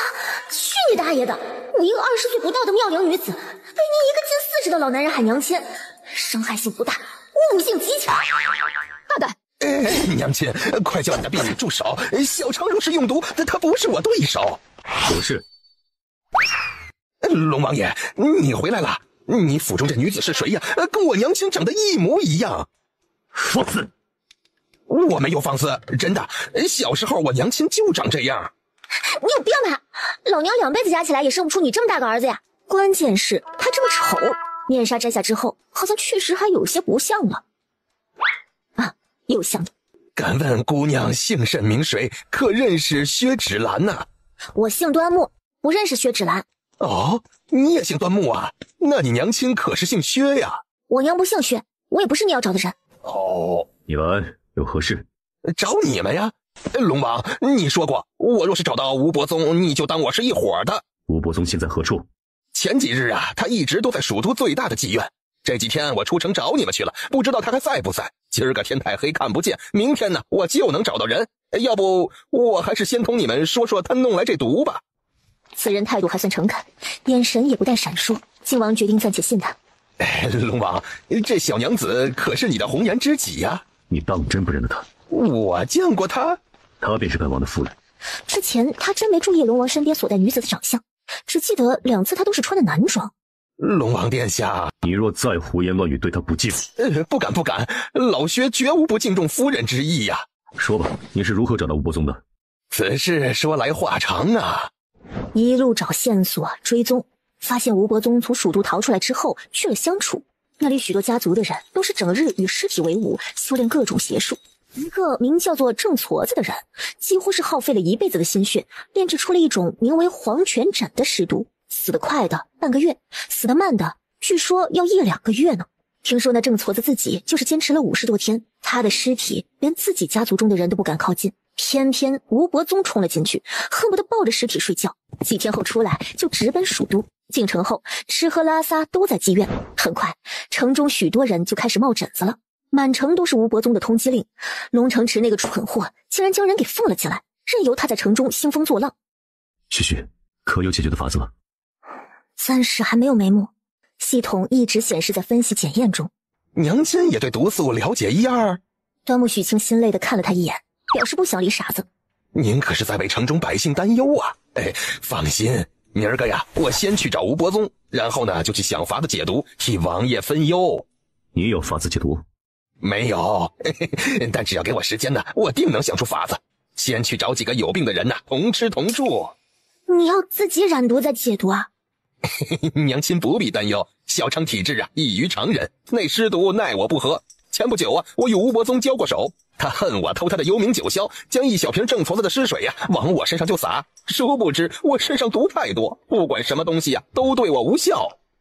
你体质特殊，百毒不侵，但我们的人不是。以后你若是沾过病患，不要再来与我们接触了。是娘亲。还有，不要再叫我娘亲。我认你当爹，是不是就可以叫他娘亲了？你若再胡言乱语，就休得再进我进府之门。我没进门，我是从墙上爬进来的。疯子年年有，今年的最优秀。屈大夫，我家夫人28年华，若是传出去有你这样年龄的儿子，不是会被人耻笑吗？所以你还是同我等一样，尊称他为夫人便好。薛都一觉得此话有些道理。那好，那日后还请夫人唤我小昌。好，以后就叫你小仓。时间不早了，小仓你先找客栈住下吧。是，那小昌先退下了。不是，这个薛都一是不是有病啊？还是脑子被毒药毒傻了？夫人，此人确实有些疯癫之症。据有经验的人说，疯子的想法许多时候是我们正常人无法理解的。偏执疯癫之人也并不是毫无长处，一旦是他们认定了的人与事，那便是会竭尽全力的去追随。旭旭莫要生气，你莫要理他便是。不理他。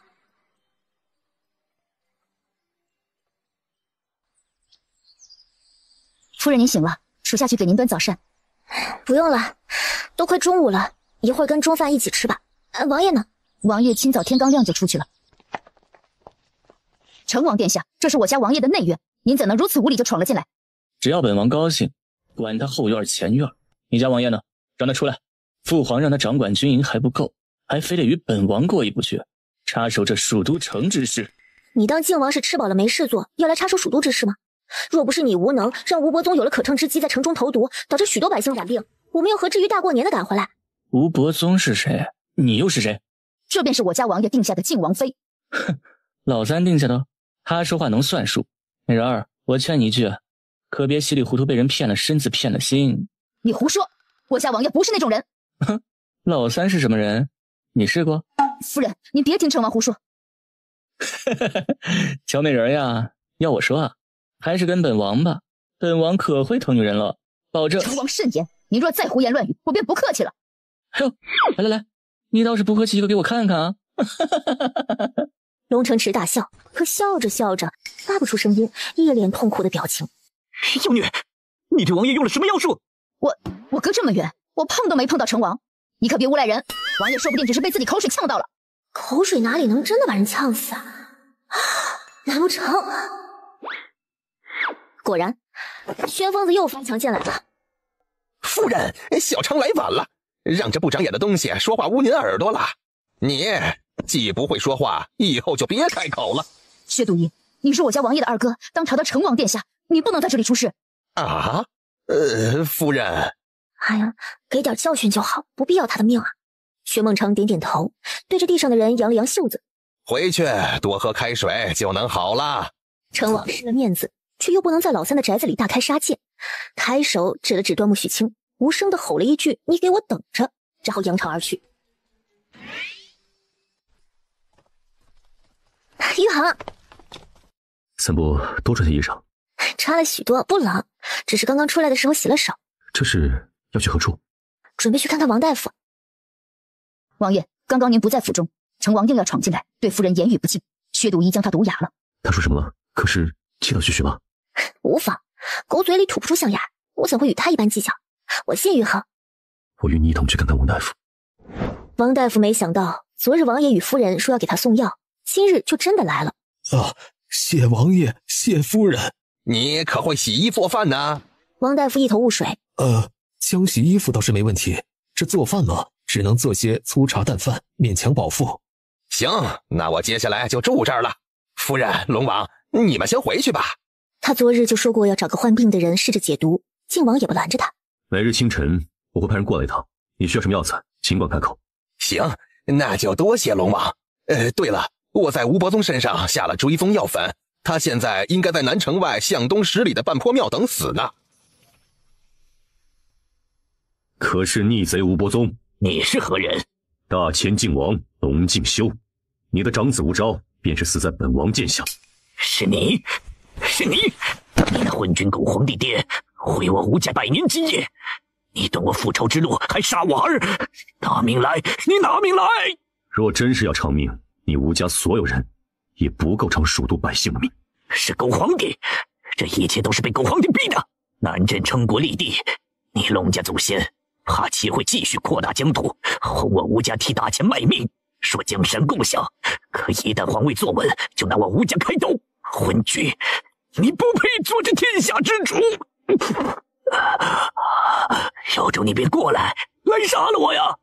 杀了我，去向你那狗皇帝爹领赏；杀了我，替那些枉死在我手上的蜀都百姓报仇。你来呀，过来呀！靖王冷笑一下，转身出了破庙。祖辈父辈们的决定，他不评价对与错。走这一趟，只是要确定吴伯宗是不是命不久矣。别走，你别走，回来，亲手了结了我！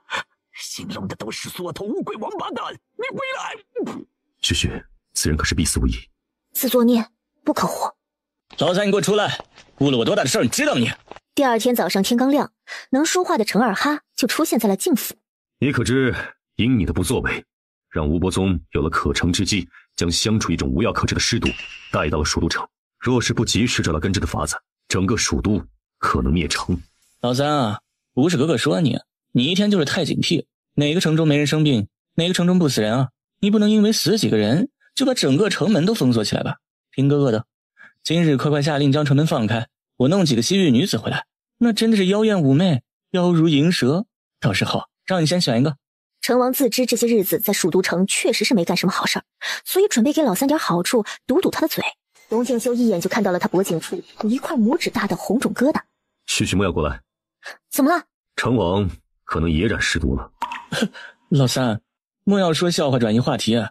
他说话间，端木许清已经戴上了橡皮手套，上前抓住他的手腕。该患者已感染 EX6 号病毒，初期。如何？初期。将你们王爷带回去，你们同他一起找个院子，将自己关起来。龙敬修，你敢！区区，铁棍。靖王接过，用许清教他的法子开启一档，对着成王一触。你们自己来，还是本王动手？搅屎棍被安排住进了牢里，但蜀都的局势却是越来越严重。全城的大夫们每日起早贪黑，想药方、配药方、试药方，可就是对患者身上那腐烂的皮肤没有一点的效果。薛毒医这边控制住了王大夫身上的溃烂不再蔓延，但王大夫也被他毒得只剩下半条命，随时可能去找阎王爷报道了。偏偏这个时候，南滇也有了大动作，前线军中连着2日派人来请靖王回营，可他有些放心不下蜀都，放心不下端木许清。许清劝说许久，加之军中之事实在是不容耽搁，龙敬修最终决定明日一早启程去丽水。这是离京之前父皇给的，无论是谁，皆可先斩后奏。我将此剑留给你，须记住，无论何时何地，无论是在什么样的情况下，你的安危都是最重要的。岳恒放心，我会保护好自己的。战场上刀剑无眼，岳恒一定要小心。我不在身边，与你受伤，但绝不能是致命的伤。若是没了岳恒，端木许清的人生也失去了意义。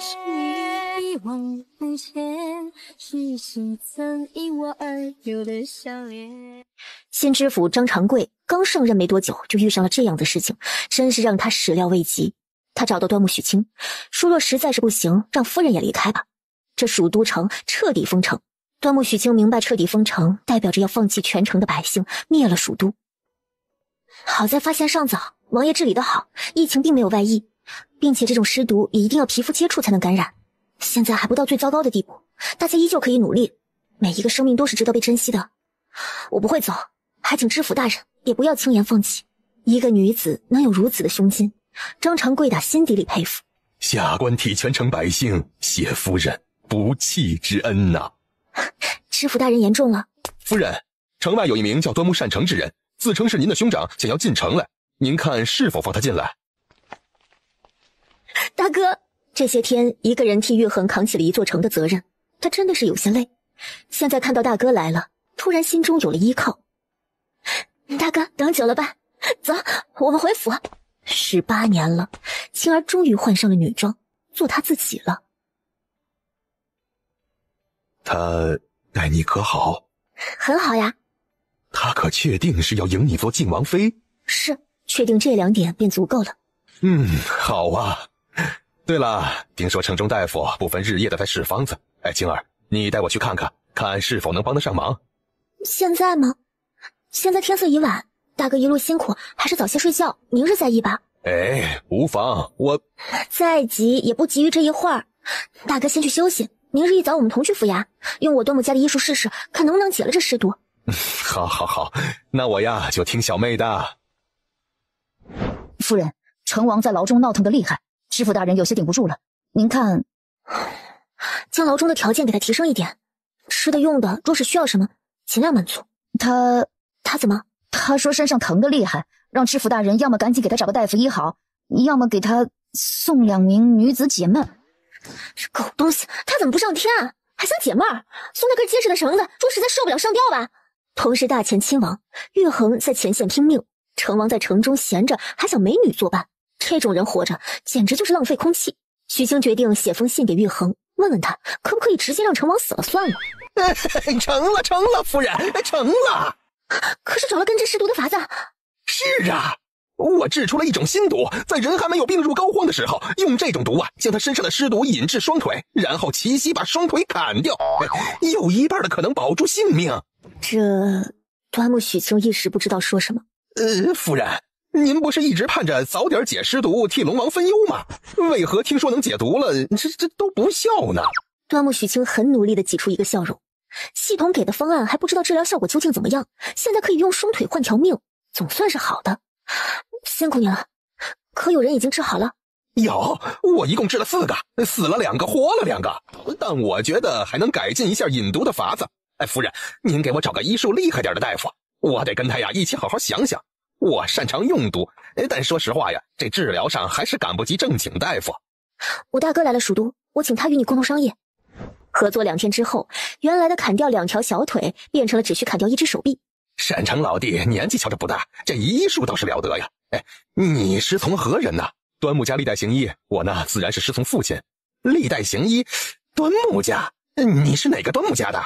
啊，我父亲是元泰医院院判端木洪汉。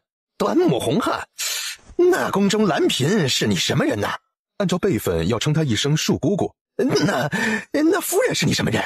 青儿自然是我妹妹。啊，不是说端木家没有女子了吗？端木善成笑了一下，继续研究药材，没打算给薛独一解惑。端木许清是自己娘亲转世，是端木善成的亲妹妹，宫中蓝嫔是他们的庶姑姑。这算下来，蓝嫔可不就是他姑奶奶了吗？系统给了提示，说一支 EX6 型病毒的特效药正在合成中。尸毒在蜀都城肆虐20多天了，死的人不上万也成千。现在终于有好消息了。第2天中午，终于就拿到了2支注射液，2支药膏。莫阳，快去将艳阳喊过来。夫人寻艳阳何事？莫阳转告便是，您知他不会回来的。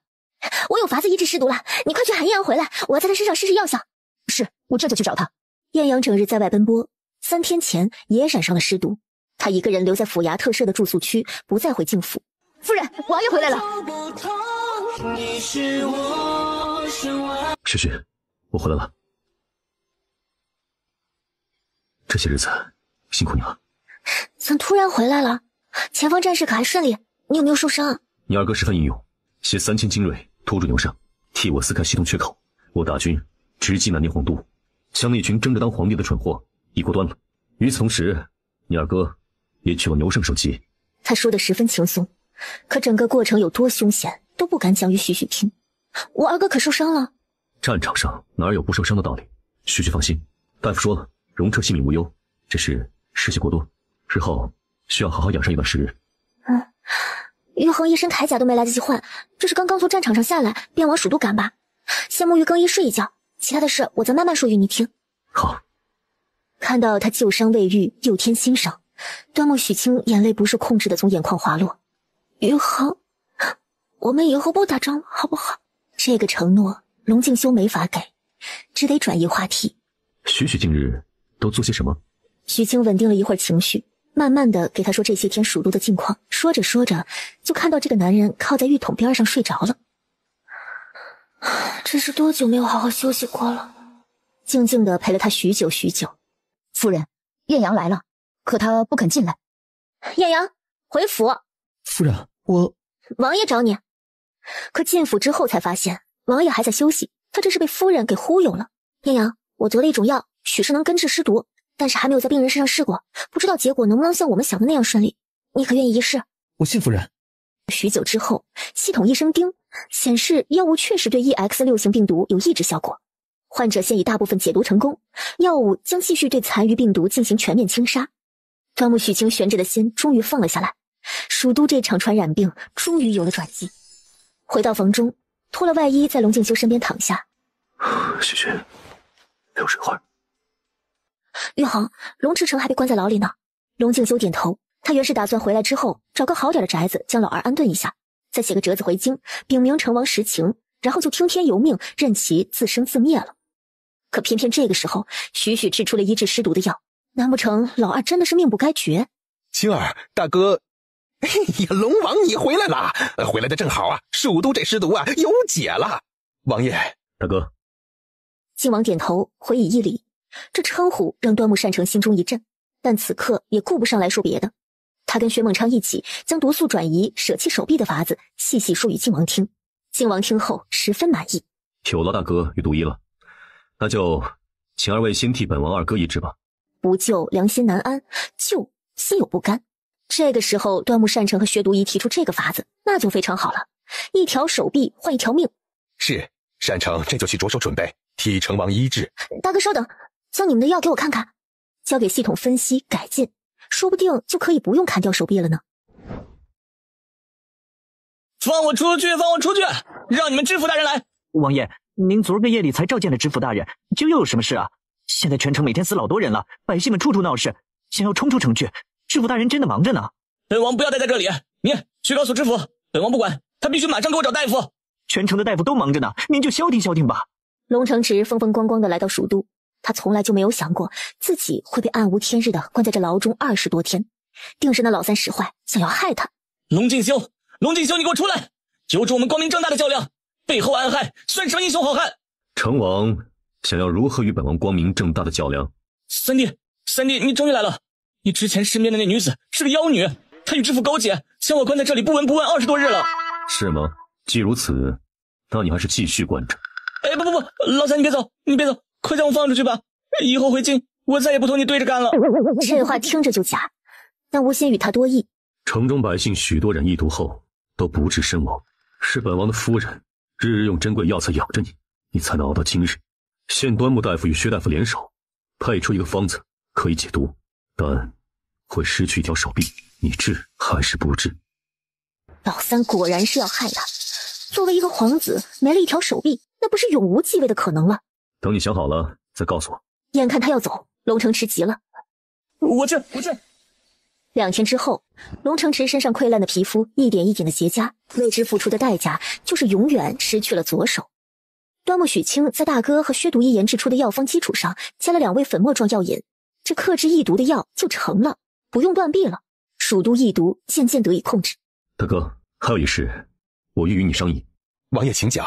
皇上对南滇战士和异毒都十分看重，论功行赏是免不了的。战士中二哥十分英勇，我自当如实禀奏。至于蜀都解毒的药，我不准备提及许许，只报你与薛独一的功劳。为什么呀？明明这药最后就是夫人配制出来的，若是依着我与单成的方子，这蜀都啊，怕是人人都变独臂侠了。薛前辈言之有理，青儿啊，功不可没，我不能冒领他的功劳。大哥，你先听玉衡说完。本王自是知道许许功不可没，但我不愿他锋芒毕露。相比之下，端木家更需要实打实的功劳来向皇上抵消欺君之罪。许许定要恢复女儿身，本王才能八抬大轿迎她做王妃，上皇家玉蝶。既如此，大哥便厚着脸皮冒领妹妹的功劳了。你我亲兄妹，大哥不必分得如此清楚。再说了，你与薛独一研制出来的药方才是基础，我只不过是增加了2味药而已。我的功劳也不要了，都记在端木单成头上。不可，薛前辈，不是，小昌，万万不可呀！我是江湖中人，你们皇帝老儿赏的都是虚名，我拿了也没用，不如给你啊多积累点筹码，到皇帝那儿呢就可以多抵消点罪。既然薛独一如此大意，你的好意我们领了便是。实在是端木家太需要这份功劳。好说。7日后，康帝嘉奖靖王等人的圣旨就已经到了蜀都，夸赞靖王智勇双全，善用良将，对他折子上提到的有功之臣也一一嘉奖。最后提到了端木家2兄弟，如此有为才俊，将来定是国之栋梁。康帝特宣2人进京接受封赏，这些都是靖王意料之中的。只是在回京之前，他准备先去一趟北疆。单成收到弟弟的信，为了不让父亲母亲担忧，并未与家人提及信中内容，所以端木洪汉看到靖王来了，并且对他恭恭敬敬，还有点搞不清楚状况。加之看到三儿许清穿了一身女装，他更是心中忐忑，脑中发懵。小王今日前来，诚意求娶端木府3小姐，端木许清为妻，还请二老成全。王爷，此话怎讲？他有些不确定自己理解的与王爷要表达的是不是同一个意思。本王想要求娶端木许清为靖王妃，还请端木大人与端木夫人成全。这回听懂了，确认了靖王的意思。端木洪汉高兴之余是担忧。那陛下那边？岳正大人放心，父皇那边自有小王解释。最坏的结果不过是父皇将我贬为平民，从此与许许做对寻常夫妻。我名下还有些许产业，定不会让许许跟着我吃糠咽菜。一国亲王能为亲儿做到如此，端木洪汉有些感动。好，那我与夫人就将青儿托付给靖王殿下了。端木夫人笑着说，青儿的八字是极好的，又问起靖王的生辰是何年何月何日何时。靖王一时还真的没答上来，他只记得日子，记不得时辰。但小松子铭记于心啊，一脸笑地报了上来。七姨娘刚好对生辰八字有些了解，粗略一算，不得了，难得一见的天作之合啊。这就好了，婚事就定下来了。什么时候喝喜酒啊？这位是？我姓薛，江湖人称薛独一，我就想看看与端木家的女子阴阳调和后，是不是真的能百毒不侵呢？靖王的脸色瞬间就不大好了，他就不该答应带这个疯癫之人前来。无稽之谈，端木家的女子与世间所有女子都是一样的，普普通通，并无不同。端木家与江湖中人一向井水不犯河水，你速速离去吧。离去？我去哪儿啊？龙王爷到哪儿，我便到哪儿。王爷，这人……这位薛都仪说徐徐长得有几分像他已逝的娘亲，因此我不在蜀都的日子，他对徐徐还多有维护。那日他听薛孟昌问徐徐可识得薛芷兰，而宫中兰嫔全名端木若兰，这其中是巧合还是有某种关联？端木老头，你盯着我看作甚？老头，薛都仪贵庚啊？老夫今年30有6了。此话一出，厅中所有人都瞪大了眼睛。你30有6，我怎么瞧着说你60有3都会有人信呢？啊！为了练就一身毒血，容颜是老得快些，但是我年寿长啊，说不定啊，你都轮回2世了，老夫1世还没过完呢。你娘亲姓薛，名芷兰。我娘亲的眼睛啊，与夫人的眼睛十分相像。老爷，父亲，您怎么了？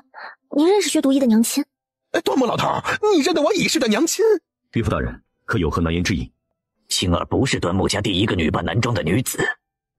在他7岁的那一天，父亲突然带回来一个孩子，说那是他庶出的大哥，名叫端木子南。端木子南是一个十分温和的人，端木洪汉渐渐地接受了这个庶出大哥，喜欢跟在他身后。直到有一天，一个江湖上的贼人闯进端木府，掳走了子南大哥。那天他才从父亲的口中得知，子南大哥不是大哥，而是他的长姐。正是因为子南长姐女扮男装在先，所以青儿出生的时候，我才立马就想到了隐瞒她性别的法子。你说我娘亲就是你口中的端木子南？子南长姐被掳走的那一年才18岁，离现在已经过去37年了。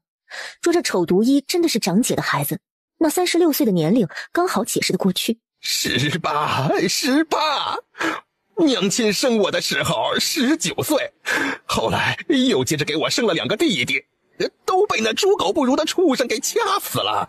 他就当着我与母亲的面掐死弟弟们，还说让母亲争气些，若生出女儿就能活呀。那个时候他不知道是为什么，现在明白了，因为娘亲是端木家的女子。畜生，你也是个畜生，果然老畜生生的就是个小畜生啊。他这是初次见面，是小王的舅父身中7毒，想请他解毒。他提出的条件就是让我带他混入宫中，与兰嫔共处一夜。岳父大人可知当日掳走你长姐之人是谁？端木洪汉摇头。我查到薛都仪的父亲极有可能是多年前江湖上令人闻风丧胆的杀手鬼罗刹。对，就是那个畜生，从小对我与娘亲非打即骂。娘亲脚上有个铁环，时常被他锁起来，拖着铁链走路。端木洪汉的心也跟着揪成了一团。娘亲，我的娘亲啊！厅中所有人都被他的情绪感染。那后来呢？我子南长姐，娘亲在我9岁那年就走了，那畜生竟然要将娘亲与另一个人交换一把武器。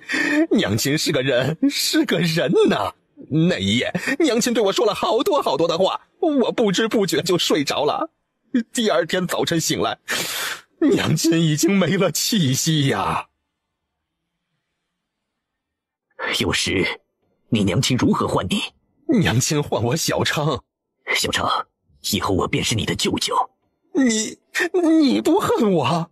你是长姐留在世上唯一的血脉，我怎会恨你？怎能不认你呢？那以后我也有家有亲人了。舅舅家的同辈，我要如何称呼啊？你舅舅家的孩子应唤你表兄。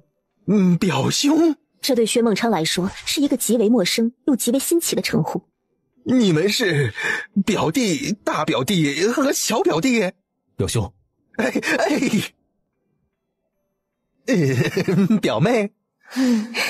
只要不喊我当娘，都行。龙王爷，表妹夫，以后你就是我表妹夫了。端木洪汉看着厅中的画面，心想今日确实是个好日子，青儿有了好归属，长姐的孩子也回来了。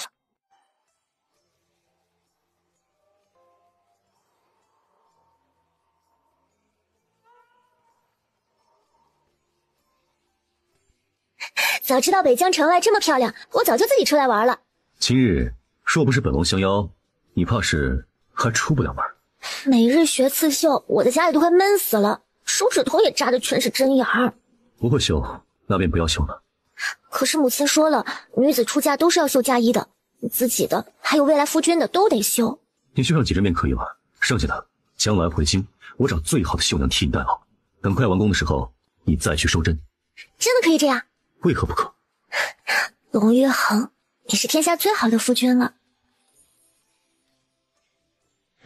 殷楚柯一脸抱歉地对着靖王见礼，说自己来晚了，路途遥远，龙敬修知他不容易。辛苦了。好说好说，你让我带这么多礼过来，是要做何用啊？靖王并没有急着回答他。岳父大人，小王前来求娶许许，自然是要备些礼物的。哎呀，这……端木洪汉想说使不得使不得，可寻常人家嫁娶，男方首次上女方家提亲，也是要送礼的。那便谢靖王殿下考虑得如此周到。连端木许清都十分惊讶，岳恒他是什么时候准备的这些？你是端木许清的妹妹？许许便是端木许清。我以前是女扮男装的。殷楚柯惊得不会说话了。玉恒，你果真要迎娶端木许清做靖王正妃？本王像是与你开玩笑的样子？不是，你……本王知你要说什么，父皇那边我自会解释。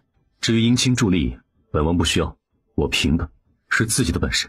最为重要的是，20多年我从未遇上过令我动心的女子，唯有端木许清。在她还是个男子的时候，我便对她有意了。你可想过，皇上或许是不允许的。许与不许，端木许清都已经是我的人。你与他已经，那你可是100度不亲。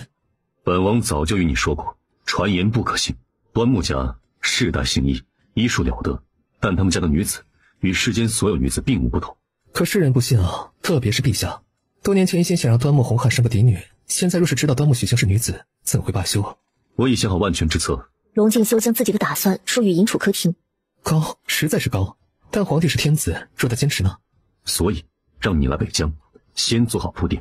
最坏的结果，我不做这个靖王，带许许到北疆。自古英雄难过美人关，此话一点也不假呀。端木许清在北疆留了下来，龙敬修几天后就又去蜀都和南滇。5月初，两人各自从北疆和蜀都出发，在中间的城池永定府会合，一同回京。小别已经有20多天了。许许，上次走之前，我叮嘱你的事，可有结果了？离开北疆之前，靖王问许清可有法子验薛孟昌与端木家是否真的有血缘关系。一是因为此人太过邪门，二是此事确实有些巧合，还是要确定他真的是端木家的人，才敢完全信他。薛孟昌确实是我父亲的外甥。你说我大哥二哥都长得这般英俊，这薛孟昌怎么长成这样啊？还十分显老，说他年龄比我父亲大都有人信。许是他的生父长得极为丑陋，加之他整日与毒物为伍，面相自然是会比平常人英质一些。约恒，我有些困了。那便早些歇息。说着，在他额间轻轻地亲了一下，就准备离开。这么久没见，你就没有想我吗？何止是想，是日思夜念。只是什么？两位舅兄都在，本王得守着礼仪。以前就没瞧着你要守着礼仪，不知道的还以为……是谁说心雨落？我如世间许的花，百人断肠，多执着，惊鸿醉。不知不觉8天过去了，到了京城外围。玉衡英勇，又立大功了呀！机缘巧合罢了。飞哥传书于我，让我深夜前来一见，可是有事要商议。我要娶妻了。我早就看出来了，她是你命中注定的女子。他无奈的笑笑，娓娓道来。说吧，我能帮你什么？2日后，平定蜀都之乱，收回独立数年南滇的靖王回京。玉衡立了此大功，父皇该如何奖赏你呢？儿臣今年20有4，该成家立业了。恳请父皇为儿臣赐婚。所有人都惊讶了，不近女色的靖王终于主动想要成婚了。哦，我儿看中哪家闺秀了？儿臣亲事可稍后再议。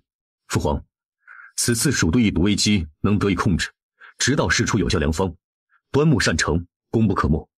我大军能直击南滇皇都，擒南滇昏君，斩狡诈牛胜，端木容彻，英勇无畏，还请父皇重赏他二人。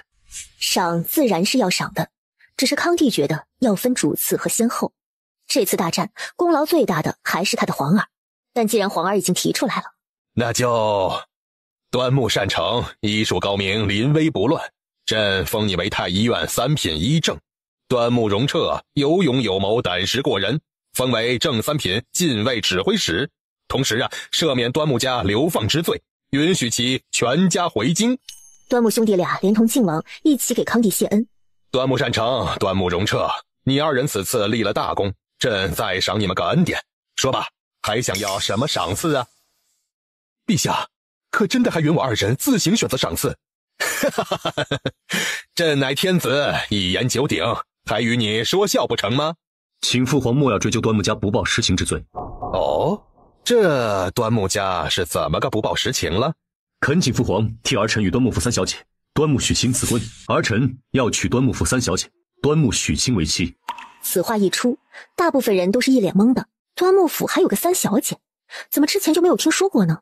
而知晓端木许清是谁的人，则是满脸的不可思议。这究竟是怎么回事？陛下恕罪，家中小妹命格特殊，高僧说一定要将她当男儿养至17，方能保住性命。当日端木家被陷害，端木洪汉将端木许清托付于儿臣，那时儿臣也不知她是女儿身。府中朝夕相处，儿臣与她互生情愫，因此有了靖王是段秀的传闻。后来儿臣在战场上受伤，他跟随兄长一同来到营中，不分昼夜贴身照料于我，我才渐渐发现她是女儿身。儿臣此生非端木许清不娶，还望父皇成全。成全？成全个屁！端木家的嫡女啊！端木许清何在？在儿臣府中。将人宣进宫来。皇帝派了福公公亲自去靖王府接人。哼，既然知晓隐瞒实情是罪，还敢开口让朕饶恕不成？陛下是天子，要定罪，端木家与上次被陆兆仪陷害之时一样，无话可说，无可辩解。但罪不及外嫁女，父亲已经将3妹许给了靖王殿下，还请皇上饶恕端木许清。端木家其他人任由陛下发落。你这是与朕谈条件？朕不敢。康帝胸口一团火，刚刚亲口封的3品官立马就要亲口撤掉，那他不成了出尔反尔之人？端木家隐藏端木许清女儿身，事出有因，是为了保她性命。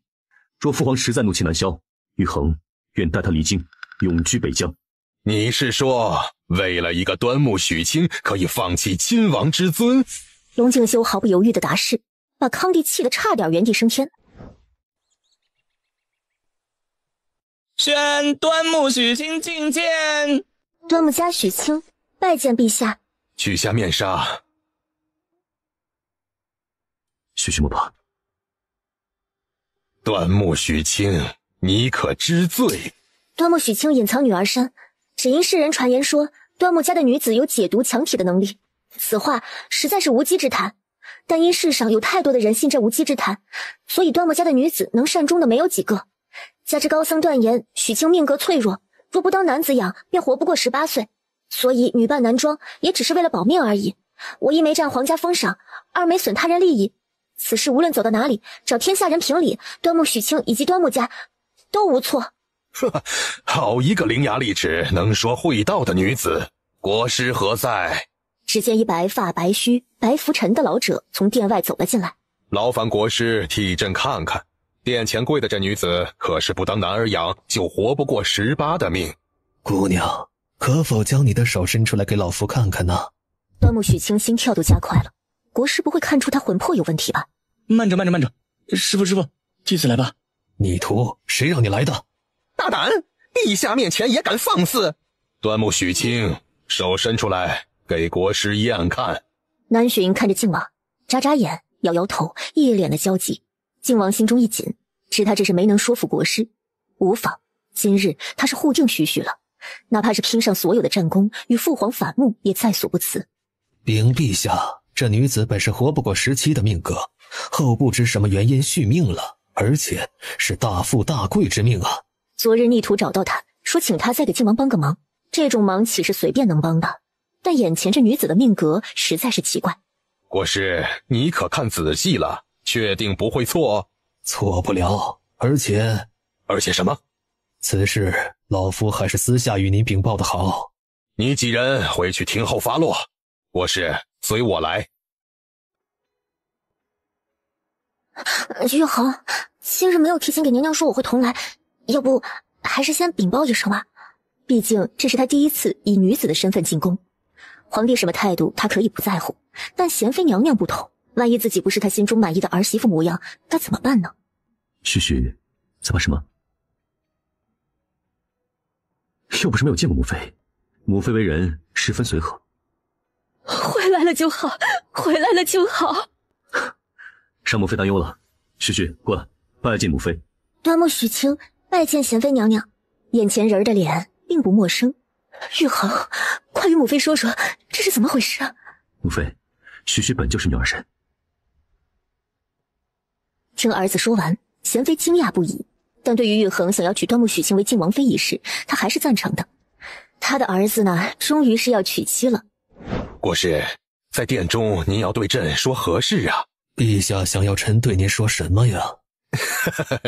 真的是什么事都瞒不过国师的眼睛啊！朕想将那端木许清纳入后宫，可那是陛下皇子的心爱之人呐。朕是天子，这天下都是朕的。陛下，此女子心高气傲，命格贵重，娶她的男子，此生定只能有她一人；娶了她的男子，若还有了一心，轻则家宅不宁，重则家破人亡啊！这世上怎会有如此大逆不道的女子？此女子本就十分怪异，臣自诩道行高深，可依旧只能看出她17岁就是死命。这17岁之后是如何逆天改命的，连臣也不得而知啊！陛下，听臣一句劝，此女子十分邪门，除非她自己愿意，否则千万莫要沾惹的好啊！好，朕知道了。国师，请回吧。国师只说了，若那女子不愿意，纳了她会家宅不宁。可若是那女子自己愿意呢？3、5天过去了，康帝等着靖王表态，靖王等着康帝赐婚。最后，靖王等得不耐烦了，直接进宫去问：父皇，您何时给儿臣赐婚？赐婚？你准备娶哪家闺秀啊？靖王觉得这个问题好愚蠢。自然是端木家许清。你母妃可都与你说了，朕不看好玉衡与端木家这门亲事，还请爱妃转告我们的皇儿，是太子之位重要，还是一个女子重要？还望爱妃好好教导玉衡，衡量衡量。说了，但儿臣不愿。许清钟情于我，说过此生非我不嫁。若是定要逼迫于他，他宁愿一条白绫，也要结此生。放肆！朕是天子，天子就可以夺人爱妻吗？还是夺您儿子的爱妻？逆子，逆子！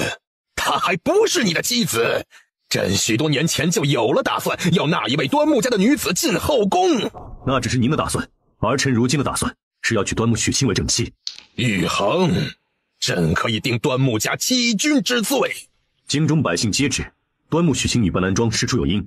您是天下之主，竟会连这点容人之量都没有吗？放肆！放肆！朕怎会有你这样的逆子？若父皇一定要治端木家欺君之罪，愿用10年战功与亲王之位换岳家安宁。滚！哎呦，陛下，您可别生气呀！若是真气坏了身子呀，别说奴才担心，就是后宫中的娘娘们，哪个会不心疼啊？哎，这偌大的后宫啊，就没有几个令朕觉得可信的人儿。奴才倒是觉得那端木许清是个妙人儿，连你也这样认为？其实奴才有一计。康帝听完苏公公的献计，龙颜大悦，于是当天夜里，他便去了皇后的坤宁宫。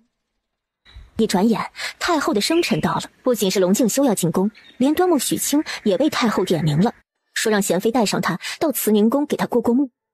这就是玉鹤自己挑的媳妇儿，回太后真是，瞧着是个颜色不错的，要不怎会惹得父与子赌气数日不说话呀？太后，贤妃想替儿媳辩解2句，太后抬手阻止她开口。哎呀，哀家乏了，小辈儿都下去吧，贤妃留下陪哀家说说话便好。母后，臣妾倒是与这端木许清十分投缘，想邀他去坤宁宫坐坐，您看可好？你是皇后，这点事还需问哀家行不行？可那说与他投缘的皇后全程没和他说话，连眼神都没给一个。莫央作为他的贴身侍女，则是连坤宁宫的门都不让进。皇后娘娘，奴婢是姑娘的贴身侍女，王爷吩咐了，定要寸步不离。哼，想拿靖王压本宫？不是，奴婢不敢。跪下，长。皇后想说掌嘴，许清赶紧出言拦住。莫央，放肆！不过皇后娘娘是全天下最高贵的女人，定是不会跟你计较。现在让你在这儿等着，你便在这里等着就是。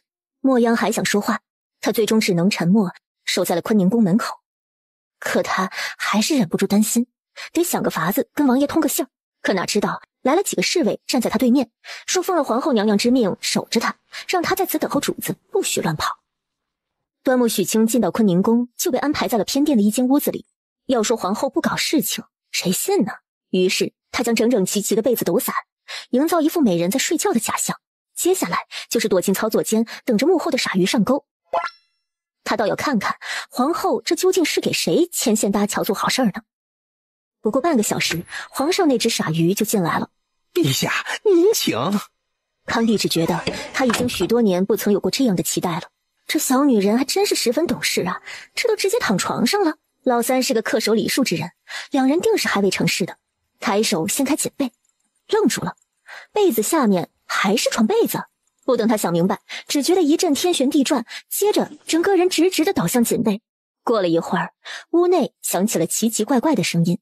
苏公公心中有些奇怪，这怎么只有陛下的声音呢？很快就想通了，一脸贱笑。想必那女子是头回，不敢出声吧。哎呀，莫央姑娘是吧？哎呦，快去找你家王爷吧！你们家姑娘她，哎呀她，我家夫人怎么了？哎呀，老奴都没脸说。哎呀，她勾引皇上，不可能！我家夫人绝不可能。可不可能？都已成事实了。姑娘还是快去找你家主子吧。莫央心中慌了，脑子里一片空白，直奔正殿去找靖王。哎呦，王爷，您不能硬闯啊！王爷，娘娘在更衣呀，还有这厅中都是重臣之妻呀。皇后娘娘呢？哎呦，王爷呀，奴才都跟您说了，这娘娘在待客，刚刚更衣去了，您怎就不信呢？还有啊，这无论怎么说，娘娘也是您的母后，您这样无礼，就不怕坏了规矩，被皇上责罚吗？坏了规矩？堂堂一国之母，以权势相要挟，逼迫我未来王妃，还不准婢女跟随，这就不怕坏了规矩吗？靖王何时有王妃了？怎没听过陛下给您赐婚呢？各位夫人可曾听说过呀？靖王知他故意拖延时间，不愿与他多说，直接一脚将人踢飞。哎呦，靖王要在坤宁宫杀人了！放肆！靖王眼中可还有没有我这个皇后？本宫是你的长辈。王抬手随意行了一个礼。敢问皇后娘娘，端木许清何在？刚刚在太后宫中，本宫瞧着她还算顺眼，就带来坤宁宫，想要与她说说话，试试品性，看能不能在你父皇面前帮你说两句好话，让你父皇点头你们的婚事。因这几位重臣之妻求见，就让人带他去了偏殿等候了，本好吃好喝的待着，结果靖王这一来就喊打喊杀的，是作甚？仗着有战功就不将本宫放在眼里了，是吗？小王不敢，小王与端木许清的亲事，就不劳皇后娘娘操心了。许不懂宫中礼仪，还是请娘娘将人交给我吧。就是不懂宫中礼仪，本宫才需要好好教导他。毕竟以后可是皇家的儿媳呢。教导端木许清，自有贤妃娘娘，就不劳皇后娘娘操心了。娘娘还请速将人交给我。本宫若是不交呢？那齐王只能与成王一般了。你敢？都知道成王断了一条手臂，已经与皇位无缘了，你敢威胁本宫？敢问娘娘，小王说什么了？如何威胁您了？您放心，只要端木许清无恙，小王定不会乱来。说完，转身大步离开正殿。皇后不肯交人，他就自己去选。反了！老三怎么敢这么嚣张？娘娘莫恼，成王以及姓陆的一家如何与我们家殿下相提并论？靖王也不过是嘴上逞能罢了。这么多年不在京城，他还能分出什么花样来？皇后心中其实也觉得靖王不敢对她的皇儿如何，可这目中无人的态度实在是令她气愤不已。走，我们也带大家去看看热闹。他倒是要去看看嚣张的靖王和贪心的陛下，这子不子，父不父的，一会儿会闹出什么丑闻来。有这10多个人做见证，见证皇帝的昏庸就够了。到时候朝堂之上自会有肱骨之臣提出早立太子之事。不行，靖王殿下，这个时候您不能进去呀。滚！里面的场景让所有人都瞪大了眼睛。只见尊贵的大秦皇帝将自己剥了个精光，然后对着一团被子热情似火。走！玉衡，你来了，你是来找我的吗？萱萱，去哪里了？我本想找地方如厕，但这宫中处处都是一样，没有牧羊跟着我，走着就迷路了，找了好久才找到皇后安排给我休息的院子。龙敬修一把将人拉进怀中，抱住，心中后怕不已。哎呀，玉衡松开，这是皇后宫中的。究竟发生何事？说与我听。这是皇后宫中，男宝隔墙有耳，玉衡只要当什么都不知道，回去我再和你细说。龙敬修点了点头。我们回府。他信许许，信他的话，也信他的本事。靖王殿下留步，皇后娘娘有旨，你们还不能离开。靖王只是淡淡的看了他一眼，不准备搭理。玉衡，既然娘娘让我们留下，我们便留下好了。好，依你。直到入夜，魔怔了的皇帝才在许御医的医治之下缓缓有了意识。皇后这是怎么了？皇后看着皇帝，这个全天下最尊贵的男人竟然会有那样不堪的一幕。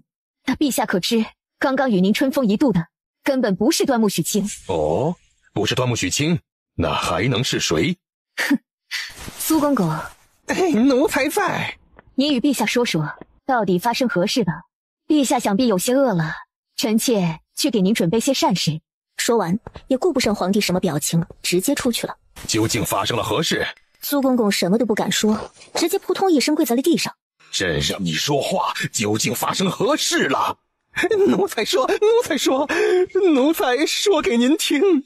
虽然知道这是丑闻，足以震惊举国上下的丑闻，但康帝要问，苏公公也不敢隐瞒，只得原本的还原了当时的画面。康帝气的呀，差点直接升了天，最终冷静了下来。你是说，当时老三也在？是，这都怪三殿下，若不是他不顾奴才阻拦，强行将门踢开，哪儿会有后来这些事儿啊？人呢？在呢，娘娘将殿下和那端木许清一同留在坤宁宫呢。将人带来。说吧，究竟是怎么回事？应该是父皇告诉儿臣，究竟是怎么回事吧。看这架势，玉衡是一来就打算跟皇帝呛上，不知陛下所问何事？端木许清，你可知罪？皇后安排你到偏殿等候，你为何一个人私自乱跑？娘娘只让我等候，可也没对我说不能到处走啊。门虽然锁着，但窗户开着，人有三急啊。康帝又看向靖王，你何故将门撞开？还不是苏公公非得同玉衡说我在屋子里，玉衡也是心急，所以，总之陛下您可怪不得玉衡。陛下恕罪呀，奴才。出去吧。父皇，儿臣取端木许清的心已决，您若是不愿给我们赐婚，儿臣只能找舅父挑选黄道吉日，迎许清进府。从此君是君，臣是臣，他不会再奢望与这位一国之君之间还有亲情可言。玉衡，若是心中难受，你就说给我听，或者我的肩膀借你靠一靠。同我说，是不是我想的那样？端木许清才不会为了那所谓的缓和父子关系而替皇帝开脱呢，这为老不尊的东西。萱萱，你责骂我吧。又不关你的事，我为什么要怪你啊？他是皇帝，是我的生父，即使知道他对你心怀不轨，我也不能杀他泄愤，甚至没有办法替你出了这口恶气。傻瓜，他又没有对我怎么样，干什么要杀他呀？那你不就成了弑父篡位了吗？只是因为旭旭聪明，才侥幸躲过了他们的阴谋暗算。你有一个这么聪明的媳妇儿，是不是特别骄傲？你是落在我世界里的一束光，像我本来万物都生长。你的温柔如此的张扬，也让我如愿。同我回王府可好？今日还是算了吧，我得回去同哥哥们也说一声。你明日清早过来用早膳可好？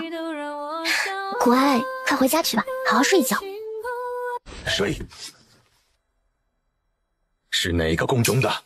龙康义，你可知罪？来人，来人！门外值夜的公公都让端木许清拿薛孟昌的轻度迷药给熏得睡死过去。你是何人？是人是鬼？白日不做亏心事，半夜何去鬼敲门？何人装神弄鬼？胆敢戏弄一国之君，你是有几颗脑袋够砍的？出尔反尔，贪心不足。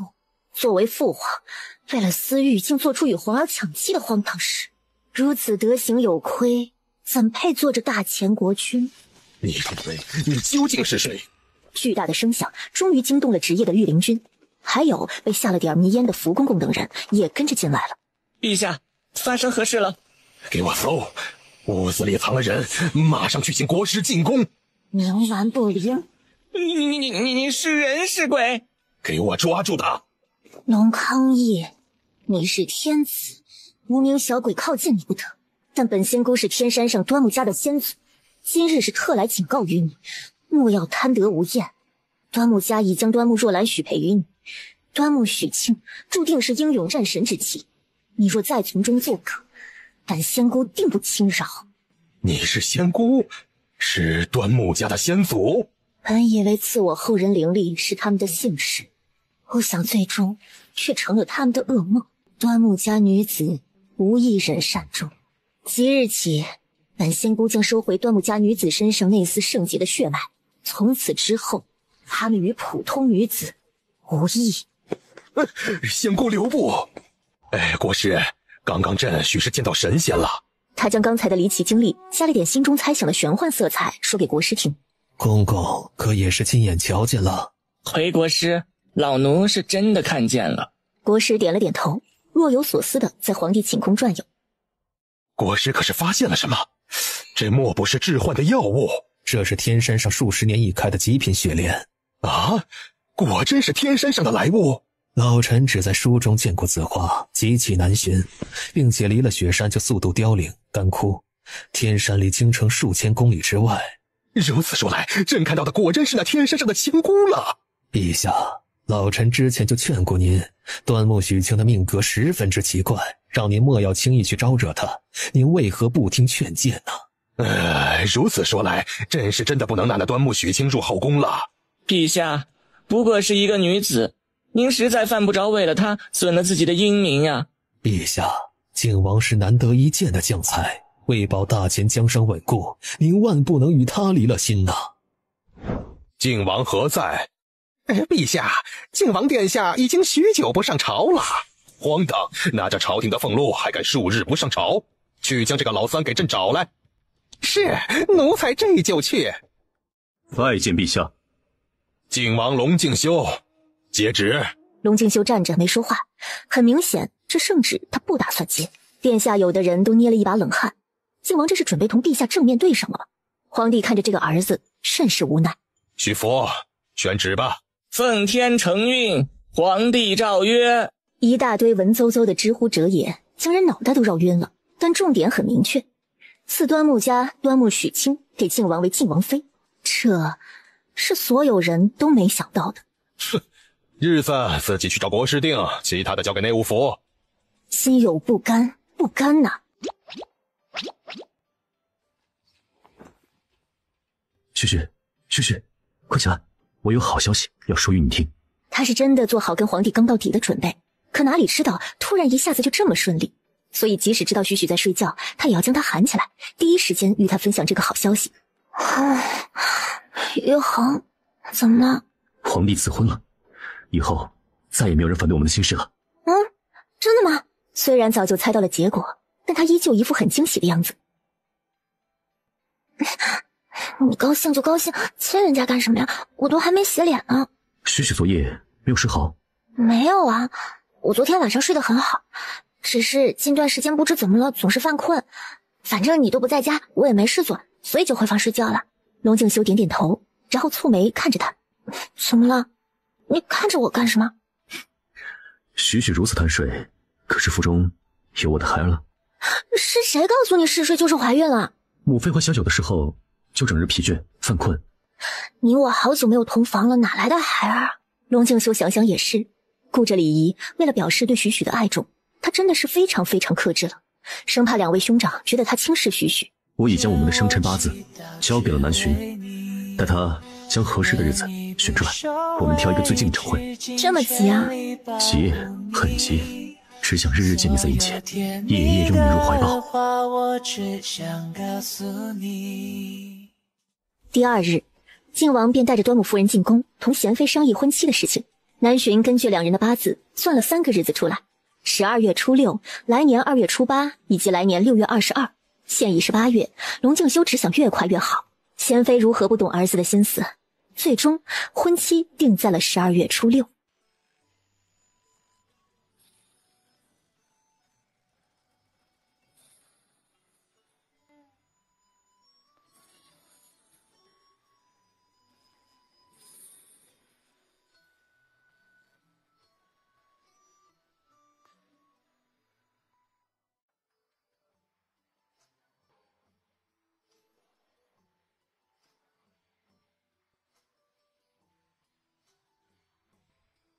晴儿，大哥背你。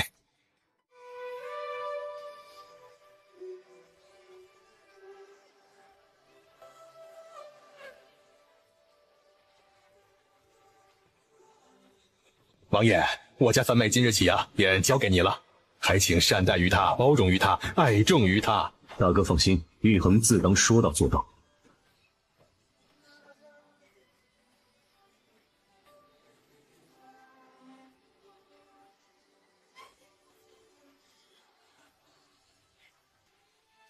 天涯一时悠然，今时已到。踏上荆州路遥遥，任他风雨中，唯愿长醉无忧，千年风流。痴心相守贪恋你，今世的温柔，万水同舟，我同君遨游。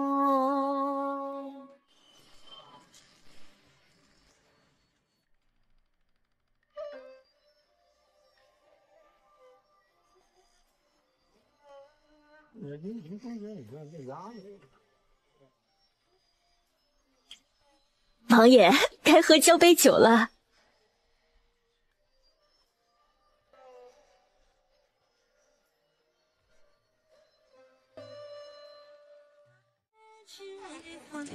那一面，就算来来回回错过又擦肩，你的喜悲有了我全都遇见，3000繁华只为你一人留恋，数千年月只为花开那一面，就算来来回回错过又擦肩，你的喜悲有了我全都遇见，3000繁华只为你一人留恋。玉衡，我来自千百年后的未来，如果我必须回去，你愿意与我一同离开？是。去一个陌生的地方重新开始，放下父皇母妃，还有这大钱江山。父皇母后不仅有我，还有小九，但我的妻子只有一个，所以你去哪里，我也要同你一起。眉黛间为你叠一抹朱砂，有谁遇见过？许许，皇家这么好，你可曾后悔过？跟我定居大钱。玉衡这么好，有你的地方，无论是简陋、落后，还是繁华仙境，于我而言，都是最美好的地方。此生有你，是我最大的心愿。嫁你为妻，是我最大的幸福。怎么会？娘怎么说万无一失吗？